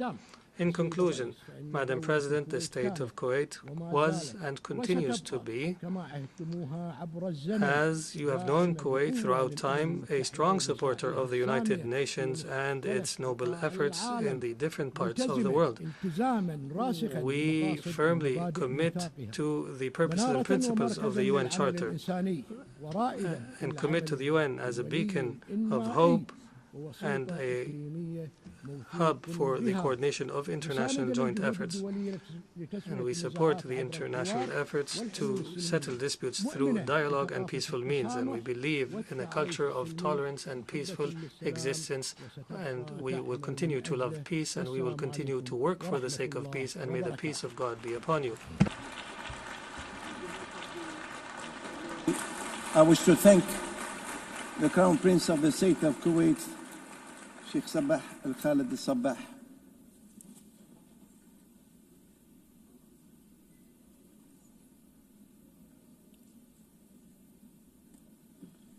Now the Assembly will hear an address by His Excellency Anthony Albanese, Prime Minister of the Commonwealth of Australia, and I request the protocol to escort His Excellency and invite him to address the Assembly.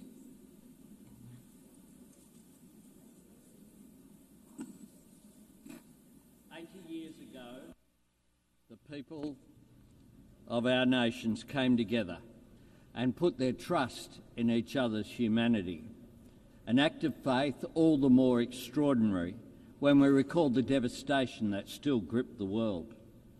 Yet, out of the grief and ruin of war, that generation found the courage, the wisdom and the compassion to work together for a better peace, to build a world governed by rights and rules, not fear or force, where the sovereignty of every nation is respected, the essential dignity and equality of every man, woman and child upheld, and where the shared mission and purpose of the United Nations is not merely to contain the threat of war, it is to create the conditions for peace, to provide a framework for settling our disputes, to foster the dialogue that enables us to manage our differences and deepen our understanding, and to nourish the opportunity, build the prosperity and deliver the economic justice on which true and enduring security always depends. If 80 years ago this task had been entrusted to the great powers alone, then in all likelihood we would not be gathering here today.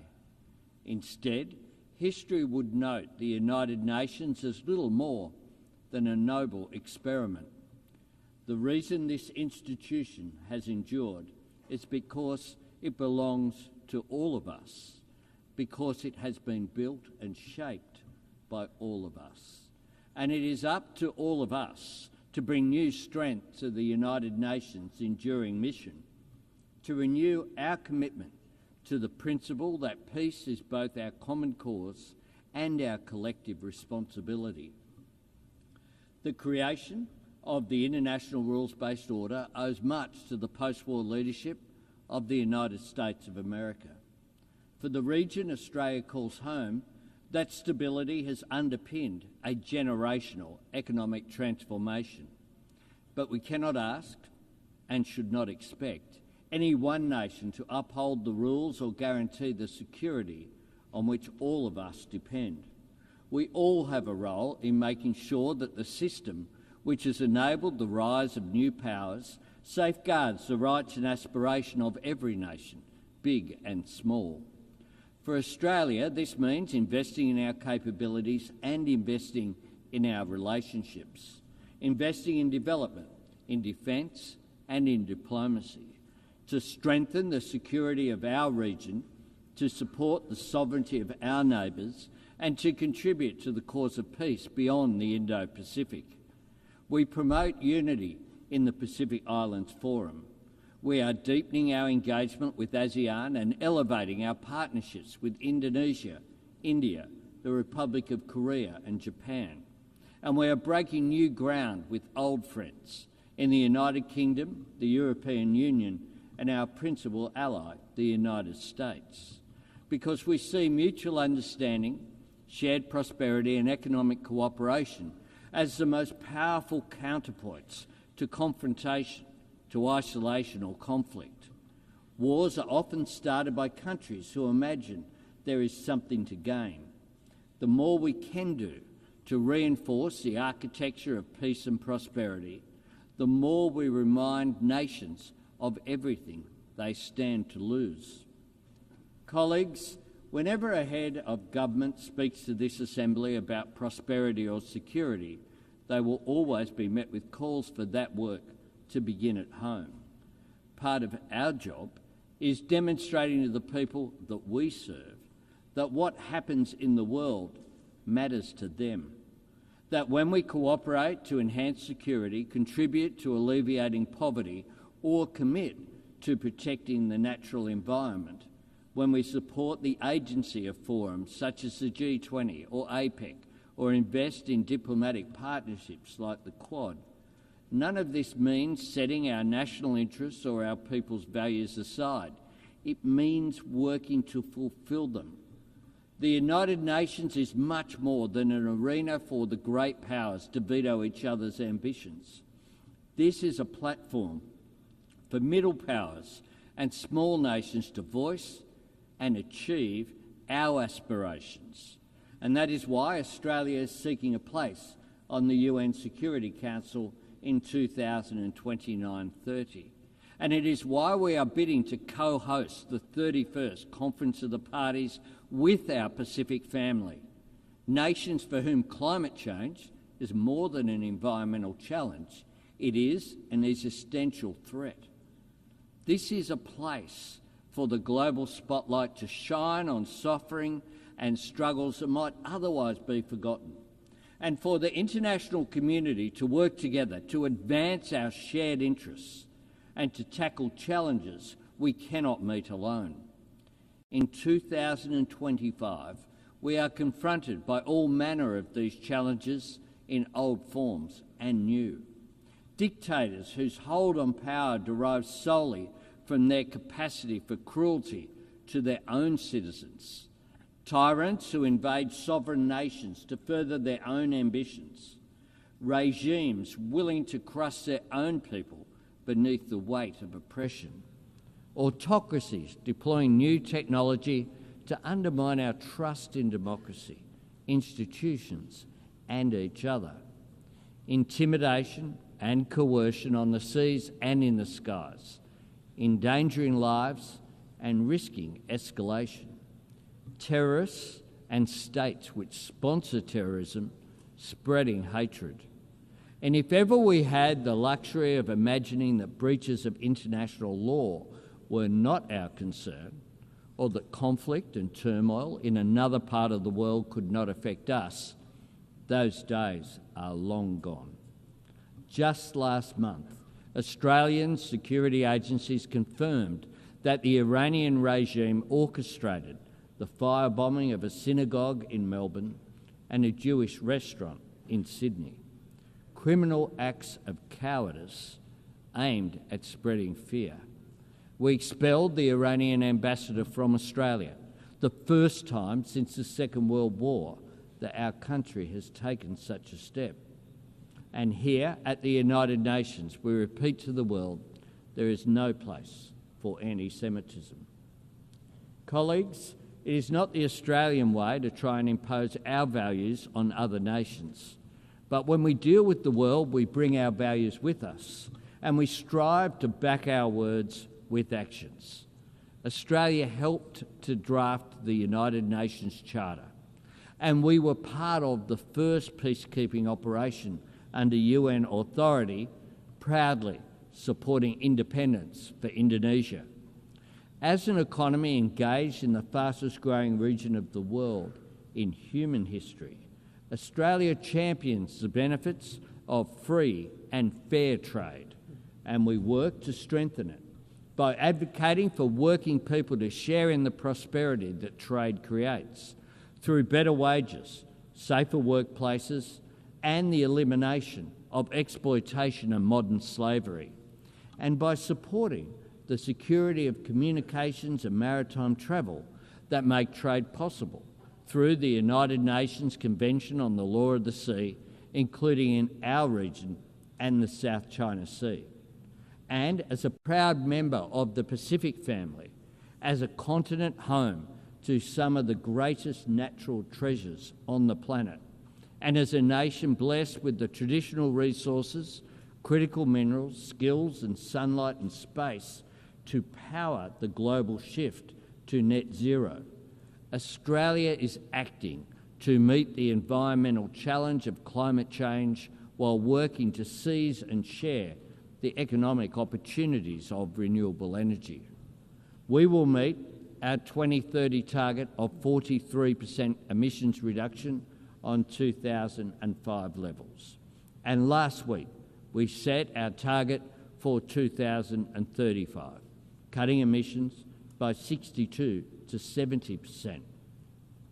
We are honouring our commitment to the Paris Agreement and its goal of keeping global temperatures below dangerous levels.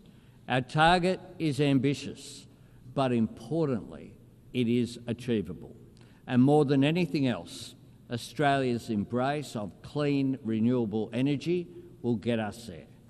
Clean energy can carry the world beyond the false choice between economic growth and environmental responsibility, because clean energy enables the rapidly growing economies of the Indo-Pacific to industrialise and decarbonise at the same time, and to continue lifting their people's living standards while lowering their nation's emissions. Colleagues, as one of the world's oldest democracies, and one of the first where women could vote in elections and stand for Parliament, Australia knows societies and economies are stronger when they draw on the talents of all of their citizens. Indeed, it was a great Australian, Jessie Street, one of just 8 women among the 850 delegates who gathered in San Francisco in 1945, who insisted that the UN Charter make specific mention of sexual discrimination. Because, she said, where the rules are silent, women are not usually considered. That is why Australia proudly works to promote education, economic opportunity and empowerment for women and girls around the world. As the home of the world's oldest continuous culture, We honour the knowledge and resilience of Indigenous people everywhere. And as a country strengthened and enriched by the hard work and aspiration of people drawn from every faith and tradition on earth, we stand against discrimination and prejudice everywhere. As a people who believe that kindness is an act of courage, we want to see aid workers delivering food, water and medicine to conflict zones protected. And this week, Australia and our partners launched the Declaration for the Protection of Humanitarian Personnel. And I thank the more than 100 nations that have already endorsed the Declaration.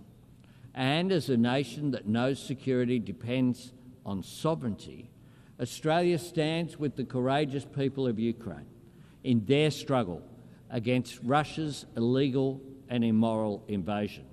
We share the resolve of every member of the Coalition of the Willing to secure peace on Ukraine's terms.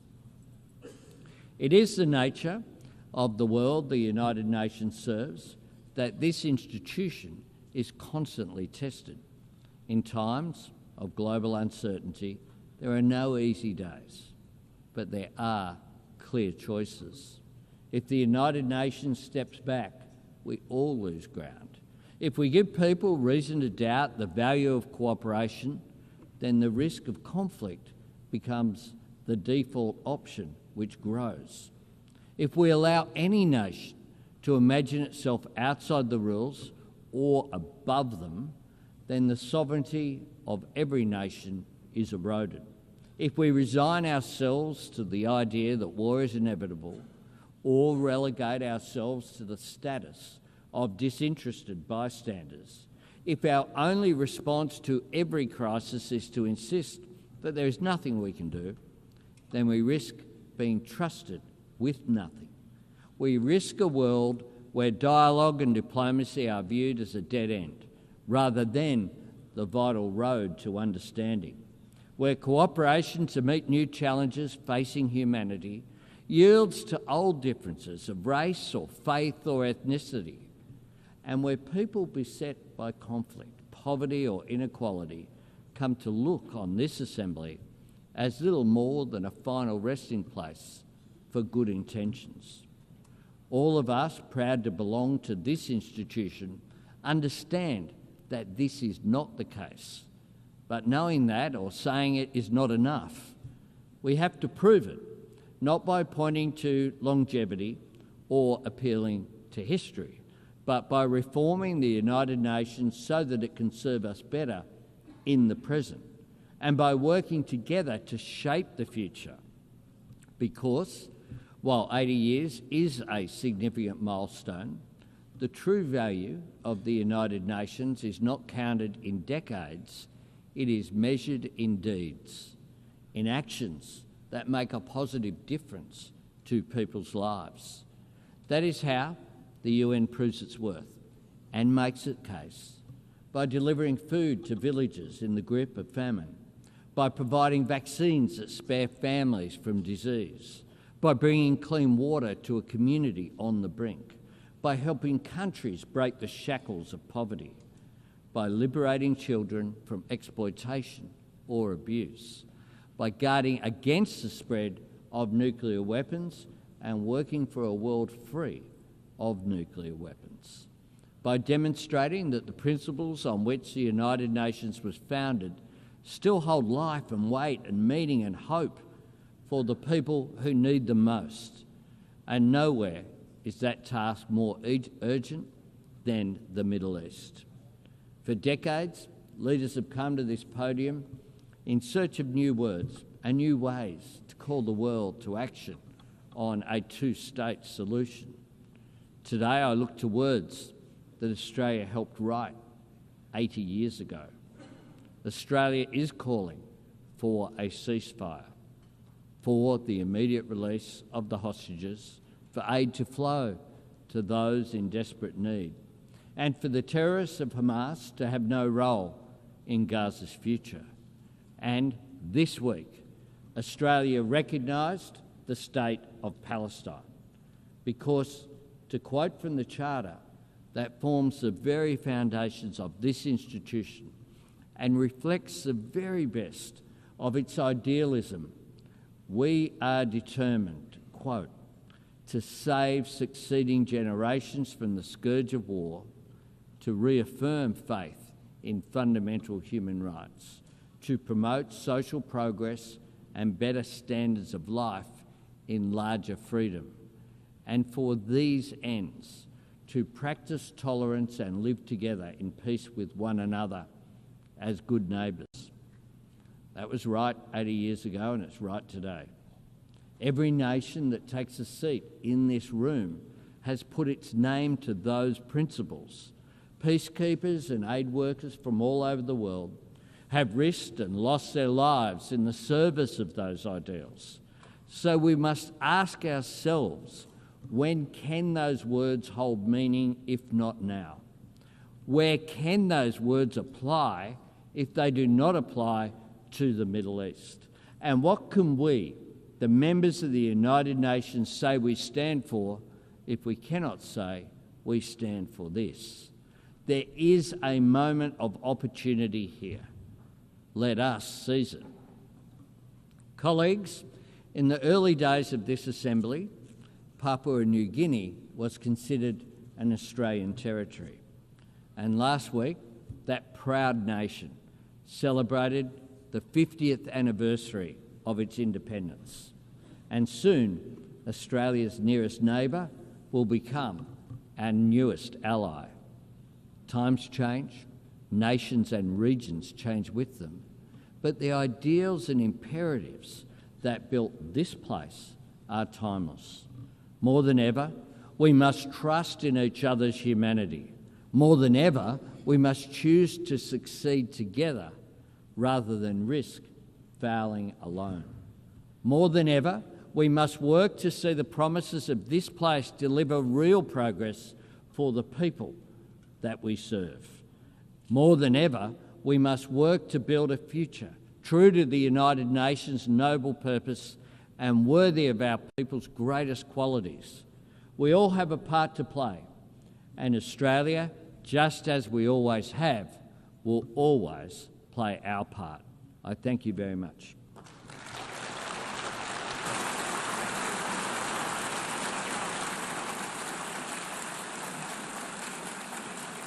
On behalf of the Assembly, I wish to thank the Prime Minister of the Commonwealth of Australia.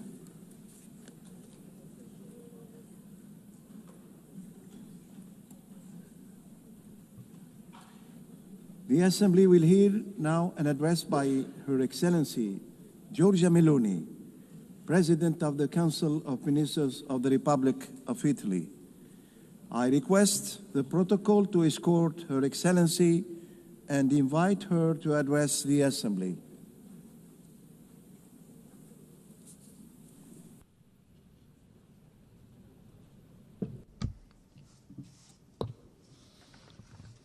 President Baerbock, Secretary General Guterres, fellow delegates, ladies and gentlemen.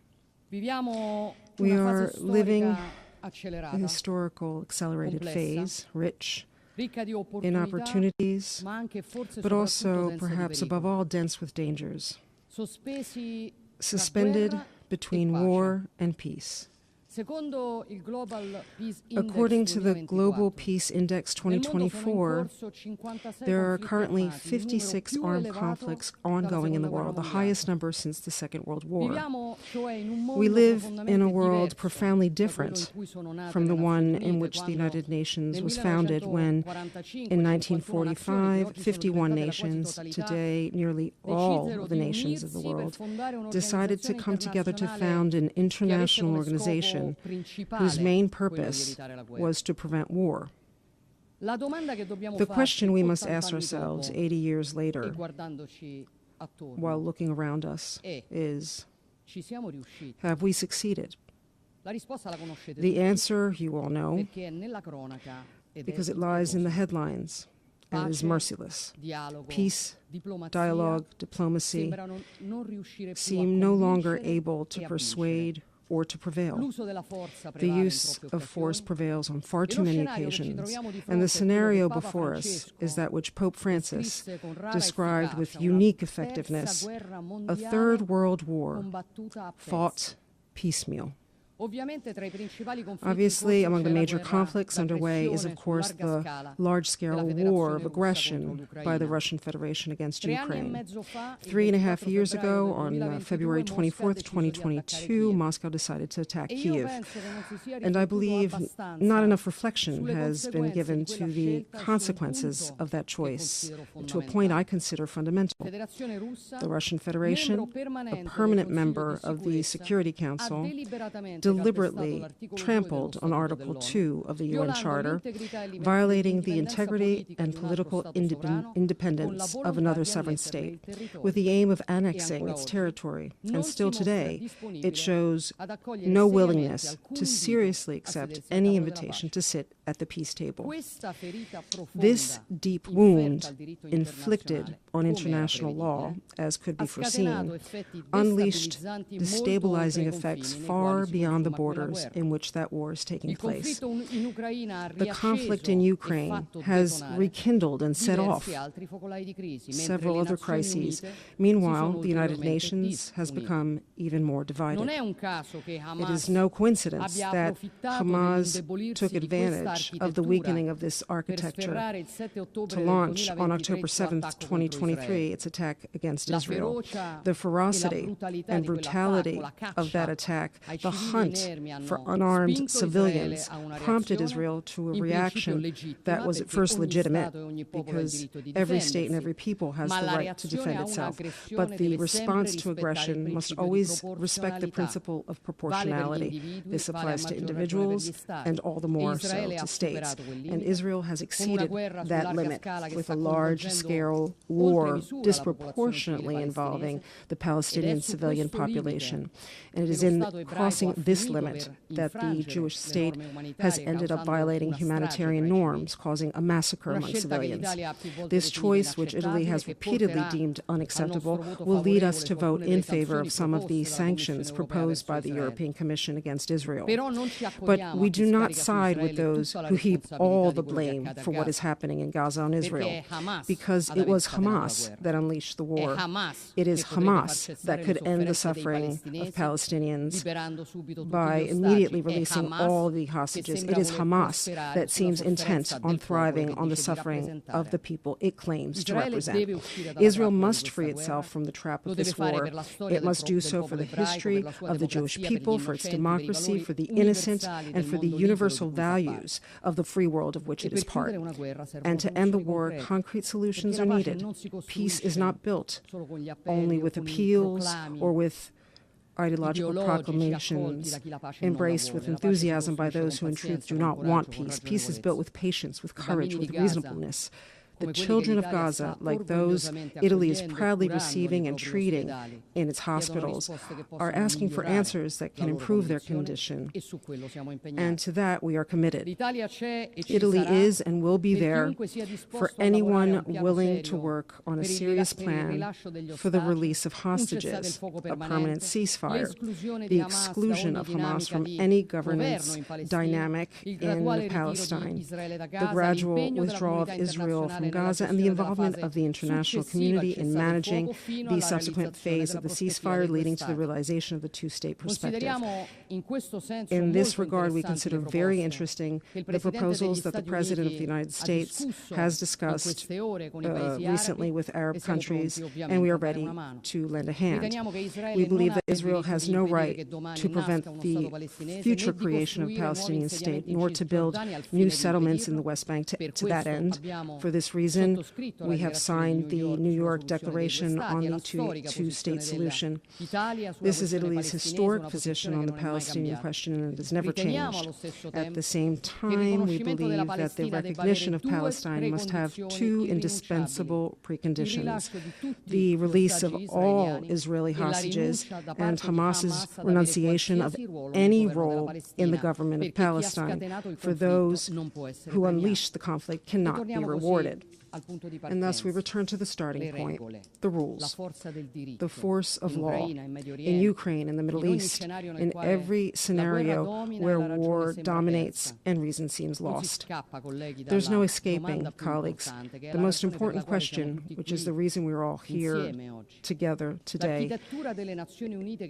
Is the United Nations architecture we built 80 years ago up to task in the face of the challenges we are facing today? It is not. And multilateralism, dialogue, and diplomacy without institutions that function as they should are only empty words. We must recognize our limits. We must recognize that a profound reform of the United Nations is necessary and urgent, not an ideological reform, but a pragmatic, realistic one that respects the sovereignty of nations and opens to shared solutions. We need an agile, efficient institution able to respond quickly to crises, transparent in its mission and costs, capable of minimizing bureaucracy, waste, duplications. What we call the glass palace must be truly a house of glass. The reform Italy has in mind, starting with the Security Council, must respect the principles of equality, democracy, representativeness, and accountability. We do not need new hierarchies nor new permanent seats, simply because they would not solve the decision-making paralysis that has undermined the credibility of this institution. We are open to discussing reform without any prejudice, including on the basis of proposals already advanced by the Uniting for Consensus group. But we want a reform that serves to represent everyone better, not to give more representation to just a few. But to be effective, it is not only institutions we must reform, because we're facing a change of era, and this requires a profound revision of all the tools we have to regulate relations among nations and defend the rights of people, including international conventions. I'm thinking, for example, of conventions regulating migration and asylum. These are rules enshrined in an era when mass irregular immigration did not exist, nor did human trafficking. Conventions that are no longer current and which, when interpreted ideologically and one-sidedly by politicized judiciaries, they end up trampling on the law instead of upholding it. Together with other European states, we've raised this issue and intend to pursue it not to lower the level of guarantees, but to build a system that keeps pace with the times, capable of protecting fundamental human rights while safeguarding the sacrosanct prerogative of every nation to protect its citizens and its borders, exercise sovereignty, and govern migration, which impacts citizens, particularly the most vulnerable. The international community must unite in combating human trafficking. The United Nations, like other international institutions, such as the European Union, cannot look the other way or protect, in the end, criminals in the name of presumed civil rights. Likewise, the United Nations cannot hypocritically consider some human rights less worthy of protection than others. I'm thinking above all of the denied value of religious freedom and of the tens of millions of people worldwide, largely Christians, persecuted, massacred in the name of their faith. We also need a new model of cooperation among nations, but building it requires humility, awareness, and trust in the counterpart before us. Italy is seeking to do its part in this as well, above all with the Mattei Plan for Africa. In the last 3 years, we have launched our cooperation plan with Africa and extended its reach to 14 nations. We have built collaborations with the United Nations, the European Union and its Global Gateway, the G7, the African Union, and the African Development Bank, international financial institutions, as well as several bilateral partners such as the United Arab Emirates, whom I wish to thank. This complementarity has earned us, last July, the honor of co-organizing with Ethiopia the 3rd UN Food System Summit, the responsibility of being an active part of the major infrastructure project of the Lobito corridor between Angola and Zambia, the opportunity to build public-private partnerships that attract investment and deliver concrete results. As is happening in Algeria, where we will reclaim over 36,000 hectares of desert for cultivation, benefiting over 600,000 people, as is happening with the opening of the AI Hub for Sustainable Development, involving hundreds of African startups in the development of artificial intelligence, and as is happening with the extension of the Blue Raman cable to East Africa, linking India to European economies via the Middle East and the Mediterranean. We, unlike other actors, have no ulterior motives in Africa. We are not interested in exploiting the continent for the rich raw materials it possesses. Rather, we want Africa to prosper by processing its own resources, creating jobs and prospects for its best synergies with stable governments and dynamic, secure societies. But this path cannot avoid addressing an issue that can no longer be postponed: the debt of African nations. Italy plans to convert, over the next 10 years, the entire amount of debt for the economically least developed nations, according to World Bank criteria, and to reduce by 50% that of lower middle-income nations. The entire operation over 10 years will allow us to convert into local development projects over 235 million euros of debt. This is an initiative to which the Italian government, especially in this Jubilee year, attaches great importance, and which we hope may serve as an example for other nations as well, because it is not only an economic matter, but one of justice, of dignity, and of the future. Dear colleagues, 30 years of blind faith globalization have ended. Aftershocks were underestimated, and today we face unexpected consequences, which were not truly unexpected, grave in their impact on citizens, families, and businesses. Things have not gone well, contrary to promises made.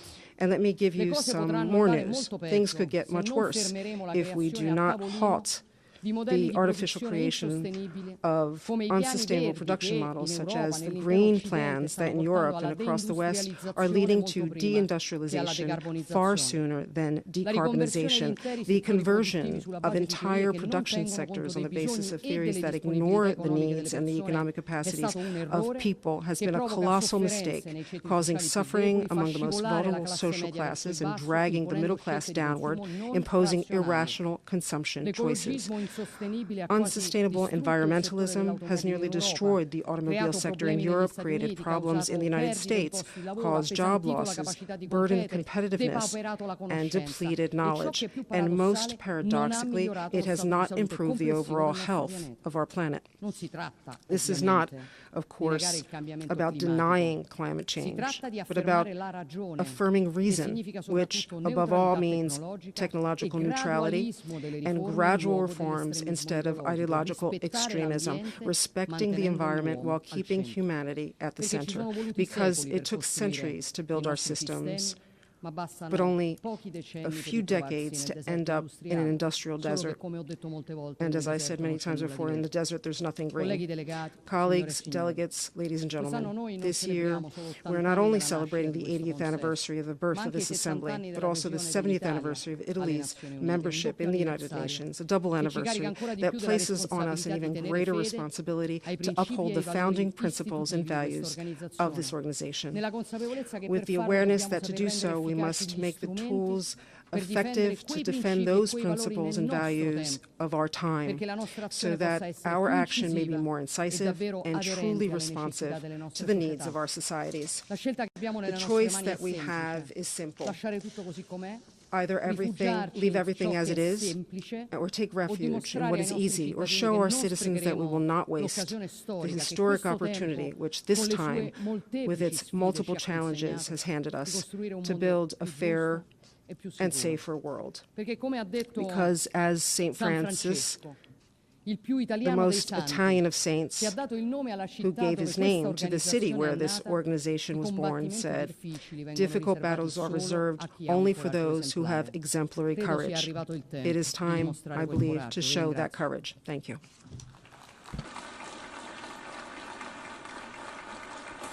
On behalf of the Assembly, I wish to thank the President of the Council of Ministers of the Republic of Italy,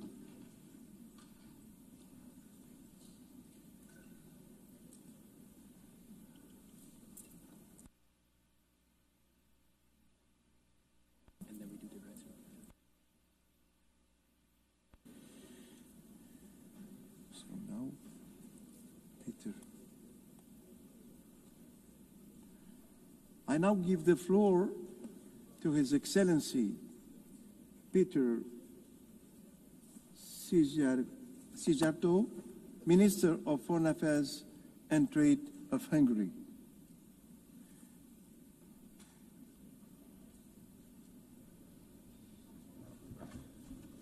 Mr. President, dear colleagues,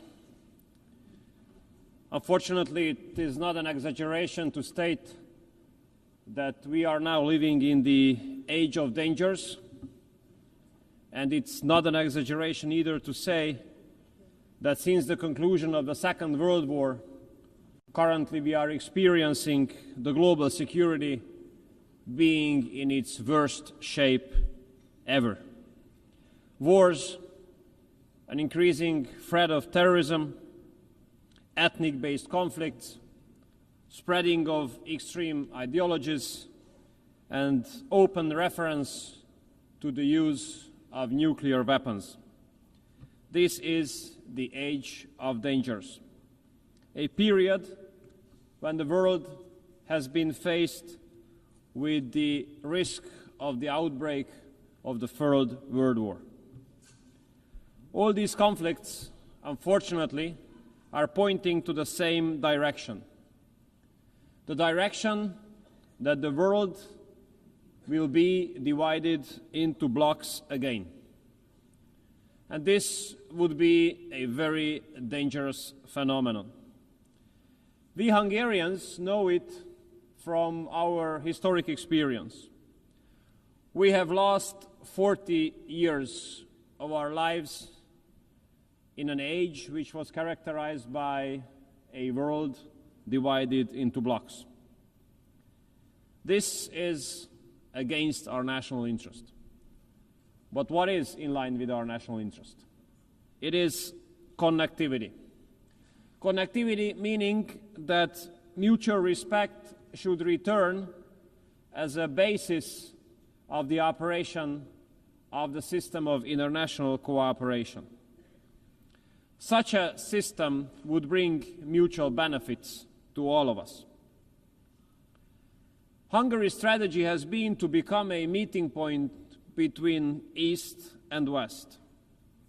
A meeting point where a cooperation of the Eastern and Western economies can take place.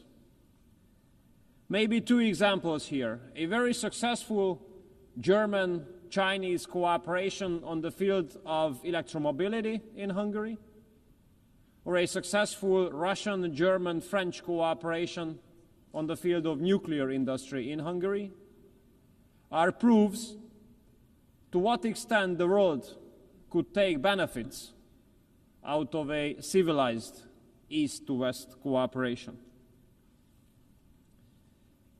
If I want to summarize the approach of Hungary nowadays, how we address the major challenges of the world, I would do it in the following way. No war, no migration, no gender. Let me emphasize these 3 points. No war.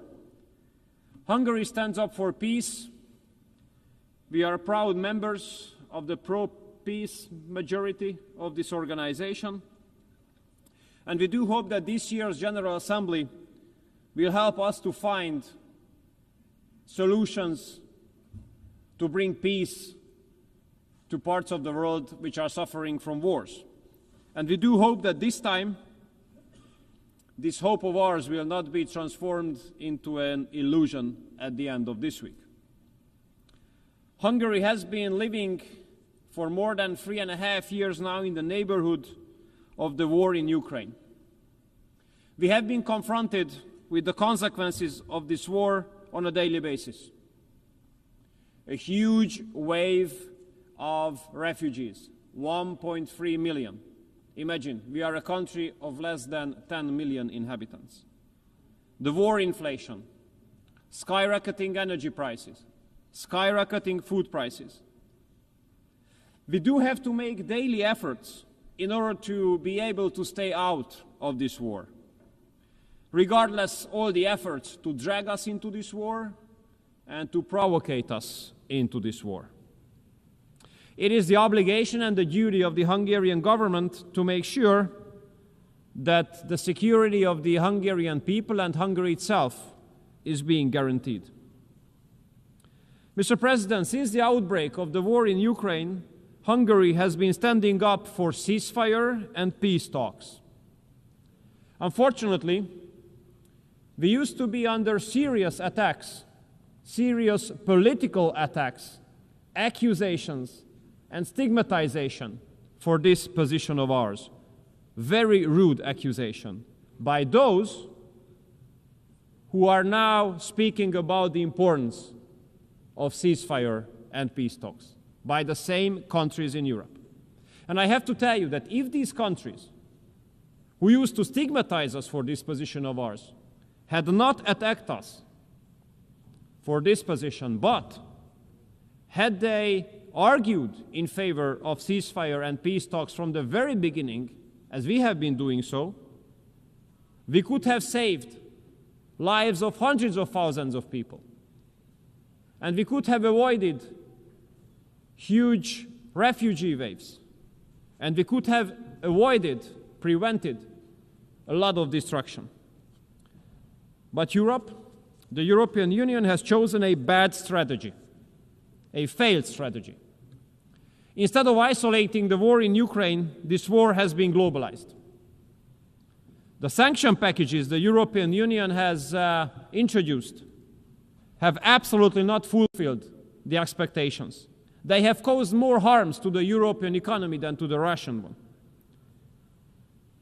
And parallel to that, hundreds of billions of euros have been sent to Ukraine in the form of cash and weapons. Every day which goes on in this war brings forward the risk of escalation. All day spent in this war comes up with new casualties and destruction. And if we look at history, it's obvious that all wars end up around the negotiating table. There is no war which ends up in the battlefield. Therefore, may I express Hungary's respect towards President Trump and the efforts of President Trump. We do believe President Trump is the only hope to make peace in Ukraine. And we do hope that President Trump will not give up his efforts to make peace, regardless of the fact that many politicians in Europe rather undermine the efforts of President Trump than to support those. We Hungarians do have a very sad historic experience. This historic experience of ours says that in case there is a civilized East-to-West cooperation, the security situation of the world improves. But if there's a lack of civilized East-to-West cooperation, global security deteriorates. Therefore, we do hope that the high-level US-Russia contacts will be maintained. As long as high-level US-Russia contacts are on, we do have the hope that we can avoid the worst-case scenario. As long as the high-level US-Russia talks are on, we have a good hope to prevent escalation and to prevent the launch of World War III. So Hungary will continue to support all initiatives aiming at peace, and we will continue to support the peace efforts of President Trump, and we will continue to support the high-level US-Russia talks. And we make sure that Hungary is not going to be dragged into this war. We will stay out and protect the security of the Hungarian people. Second point, dear colleagues, no migration.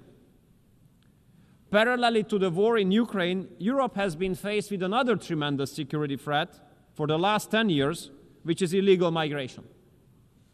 We Hungarians are in a special situation because of geography. We are at the European entrance of the busiest land route of migration to Europe. And we have a very sad experience here. We had been run over by 400,000 illegal migrants 10 years ago.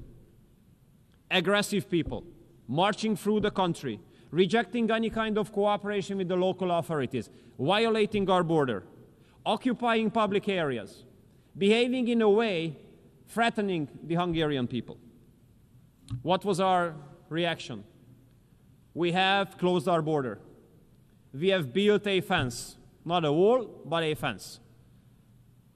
And we have put tremendous efforts in order to protect us from the illegal migrants. We have stopped 1 million illegal migrants at our southern border by building the fence there. We have spent multiple billions of dollars in order to be able to protect our border and our security. And guess what happens in Europe? The European Commission forces us to pay €1 million penalty on a daily basis because of protecting our border. €1 million penalty on a daily basis for the protection of our borders. This is insane. This is crazy. But I have to tell you that regardless of this penalty, we will protect our border. We rather pay €1 million per day, but we do not allow illegal migrants to come into Hungary. We protect ourselves. May I say, this is the best investment into our own security. And the pro-migration policy of the European Union comes forward with very sad impacts in the western part of Europe. Modern age anti-Semitism, parallel societies, gang wars, and no-go zones. I want to make clear that regardless of all pressure from Brussels, Hungary will continue to protect the Hungarian people. We will protect ourselves, our culture, our way of life, and our security. And we stick to our own sovereign right to make the decision who can enter the territory of Hungary. This decision must be made by us and not by bureaucrats in Brussels. We have to consider the violation of border as it is, a crime. And those who commit this crime must be punished. International law speaks very clearly. If someone is being forced to leave her or his home, she or he is entitled to stay temporarily on the territory of the first safe country, but not the second, the third, the fourth, or fifth, the first. And we are an example here. We are a neighboring country to Ukraine. So for those who have to escape from Ukraine because of the war, we are the first safe country, and we let all them come in. All of them. But at our southern border, those who want to come in, those are illegal migrants. And none of them has been allowed, and none of them will be allowed to enter the territory of our country. Thirdly, no gender. In Hungary, we do consider family as the basis of society. But we have to understand that there is a very aggressive, extreme liberal mainstream which has been attacking family not only as an expression, but as an institution as well.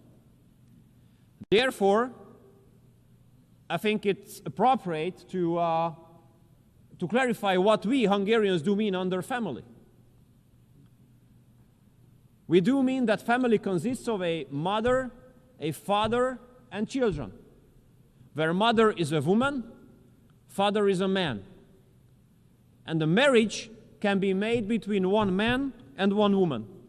And in order to make sure, we have put all these into our constitution. And when it comes to our economic strategy, we do carry out a family-based economic strategy. 5% of GDP we spend on supporting the families, which is far number one in the OECD area. And currently, a family-based tax revolution is going on in Hungary. Our basic principle is that if you decide to have a kid, that must not put you in a less advantageous position compared to if you do not have a kid. We do consider children as blessing. Therefore, we do support the families to have as many kids as they wish to. From next year onwards, all mothers who have given birth to 2 children will enjoy lifelong exemption from paying personal income tax.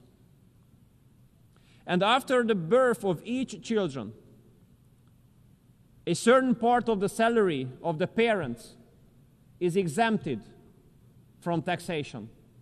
And we will double this exemption from the beginning of next year. If the mother wishes to stay at home with the newborn kid for 2.5 years, she receives 70% of her former salary. And all women spending 40 years at work can go to pension regardless of age. Young couples can take 28,000 euros of preferential loan called expecting babies, which means that in case of the birth of a first kid, interest rate is down to 0. After the birth of the second kid, 30% of the loan is being repaid by the state. And after the third kid being born, the state remits the whole loan. And as the most recent decision of the government, we launched the largest ever housing loan system in Hungary. All families are entitled to take a loan to buy a house or a flat with a fixed interest rate of 3%. So at the end, Mr. President, dear colleagues, it is our goal to make Hungary great again. In order to be able to make Hungary great again, we have to protect ourselves from the war, which has been going on for 3.5 years in our neighborhood. In order to make Hungary great again, we have to protect ourselves from illegal migration, making sure that we do not allow any illegal migrants to the territory of Hungary. In order to make Hungary great again, we have to be able to protect ourselves from the aggressive gender propaganda, and we have to be able to strengthen our families. No war, no migration, no gender. This is the Hungarian recipe. Thank you so much for your kind attention.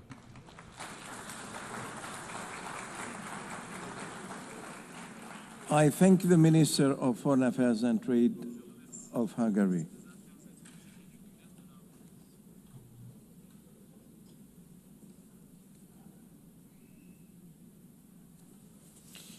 Y ahora doy la palabra. And now I give the floor to His Excellency, Minister of Foreign Affairs and Worship of Costa Rica, Arnoldo André Tinoco. Señora Presidente, Madam President, Excellencies, Costa Rica congratulates you on your election to preside over the 80th session of the General Assembly. You can count on the firm and unwavering support of my country in contributing to the success of your tenure. 8 decades ago, we embarked on the journey to San Francisco to save humanity from the abyss of war. Together, throughout this journey, we codified human rights and built an international system based on the rule of law. We established the foundations of our collective security system and generated global processes for environmental protection and the development of nations. We achieved the decolonization of more than 80 territories and mediated in hundreds of conflicts. Today, however, the mission faces 3 significant global challenges: nuclear weapons, the triple planetary crisis, and the governance of artificial intelligence. In the same year that we founded this organization, humanity crossed a threshold when Hiroshima and Nagasaki were reduced to ruins in an instant by atomic bombs. Today, the risk of nuclear conflict is the highest it has been in decades. Trust is eroding, geopolitical tensions are widening. The shadow of the use of nuclear weapons looms once again. Nuclear weapons are once again being considered by their possessors as central to national security strategies and are wielded as tools of coercion. Any nuclear detonation, whether intentional or accidental, would have irreversible humanitarian environmental consequences. There is no possible humanitarian response. There is no margin for error. 55 years after the entry into force of the Nuclear Non-Proliferation Treaty, and looking ahead to its 2026 review conference, nuclear weapon states will have a new opportunity to reaffirm their adherence to the treaty and to the obligations and commitments they have undertaken as states parties, particularly Article 6. We also urge you to recognize that the Treaty on the Prohibition of Nuclear Weapons strengthens and complements the NPT, and it represents a decisive step toward fulfilling the very first resolution adopted by this Assembly and an essential element of the nuclear disarmament and non-proliferation regime. Costa Rica reaffirms that the only effective guarantee against the risks of nuclear weapons is their complete, verifiable, and irreversible elimination. Now, at a time when military spending has reached its highest level since the Cold War, behind every dollar spent on weapons, on all weapons, we see a political choice that privileges force over dialogue, weakens trust in multilateral institutions, and contradicts the spirit of the Charter. And this precisely at a time when we're facing the greatest humanitarian crisis of our time, with more than 300 million people in urgent need of assistance.